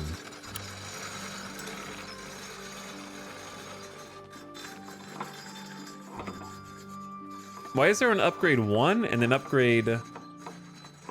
Oh, this comes from the 4th age. Oh no. Yeah, we won't be able to have more tools until we have a whole nother town. Because we have no way to get iron, copper, and tin at the moment. Yellow. Our ruler's first cousin.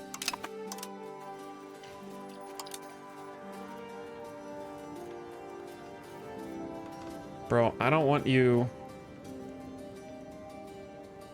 I'm scared to have you marry anybody here. There... -5 tribal cohesion to marry a lowborn? I guess you're just gonna have to be a eunuch, brother. Because I'm not gonna marry you to your other first cousins.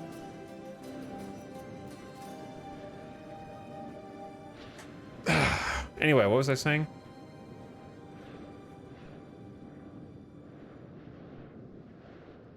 I forgot what we were talking about a second ago. So, yeah, building tools. I think what I was gonna do was take a look at the map. I think the thing that's gonna make this game difficult to play and stream is the more we get out from launch, these resources will always be in the exact same spot. Therefore, the exploration can only be had once. It's crazy that if you're exploring the new world and you're like, oh, I need to go down over here because this is where all the iron and the gold and the silver is, and the AI doesn't know that, but you do? Like, how do you even account for an exploration mechanic? Like, you can only explore this once. So the further you get out from launch, if I'm like, ooh, I want to play in Central America, and like 2 of you have played in Central America, you're like, okay, so what you need to do is coal is to your north, you got iron to the south right there, there's 3 nodes. Like, there needs to be some randomization for replayability.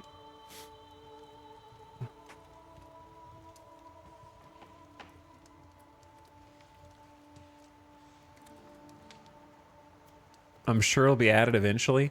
Because I'm scared to even say what I'm doing right now because someone in chat will probably answer. So I'm not looking for your response. I'm just looking around. If you see, there's copper. Do you see any tin on the map? Not in the fog of war. I guess you could just zoom out like this. And then mouse over it, and if there was any, it would highlight. Copper's down there. I see the copper. It's so far away. There's no 10 currently revealed. Put it like that. EU4 had RNG when discovering resources, so it's weird that it's pre-decided now. Yeah, it seems like it could be an easy thing to mod. The problem is that I'm sure that it's intentionally balanced right now for various starts and resources. That is part of why starting a new game of Stellaris is fun, you're right.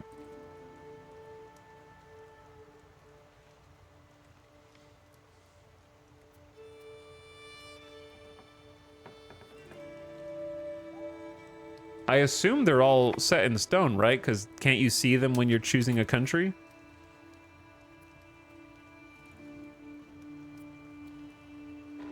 I believe. That's what chat just said, anyway.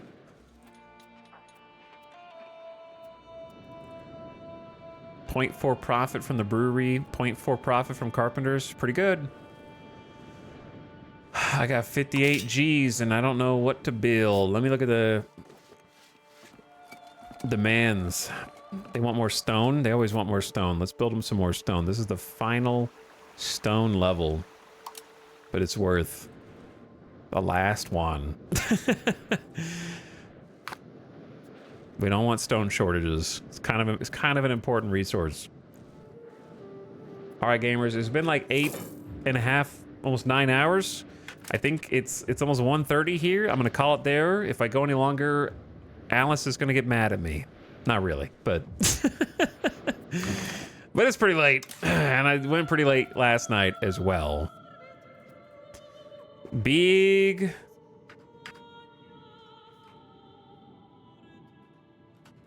colonies are us. So GG, we got to the 14 hundos. It's 1415, which means that we are 80. We're almost 80 years post game start, and I think we accomplished a lot today. The town's getting set up, the roads getting set up. We actually did do some colonization of some new territory. We got some new resources. We got a lot more that we need to keep expanding into, approaching 170,000 pop. A lot more to do, so definitely going to be continued. I don't know if there will be a stream tomorrow or not, because we just did 5 days in a row, but we'll see. Maybe. I am a little addicted right now. I am a little addicted. So TBD, check back tomorrow. We'll say 50-50. I want to get further. I want to get even further. It's going to require some 4x speed somewhere down the line. Anyway, ad's about to roll in here in a second, but let's see if we can do a little end of stream raidsy. Go say what's up to Rule Storage, playing some farming sim. Rule Storage, a good dude, good broadcaster. Check him out. Toss a follow while you're there. If you like what you see, say hi. You don't have to stay for long if you got to go to sleep, like I do. But enjoy your lurk. Go say what up. I'm sure Rule Storage will be happy to see you. But thanks for spending your time here. Thanks for watching. Thanks for hanging out. We got a lot more to do in this save, but I think the numbers are going up more. It'll be fun to see what the rest of the map looks like as we unfold from our little, very focused POV. Incredibly, like, part of me says, what the hell's going on in Europe? Like, no matter what happens before this campaign ends, I need to use a cheat code to reveal the entire map so we can see what has been brewing across the rest of the world and just pull the curtain back and be like, holy, what chaos has been happening when we haven't been watching? You know? What have you all been up to over there? So that will be funny. We need to find like a cheat code to reveal the whole map. All right, good night. I'll see you over there on Real Sources channel. Maybe see you tomorrow. GG's. Catch you for the next one. Now get out of here. Right now.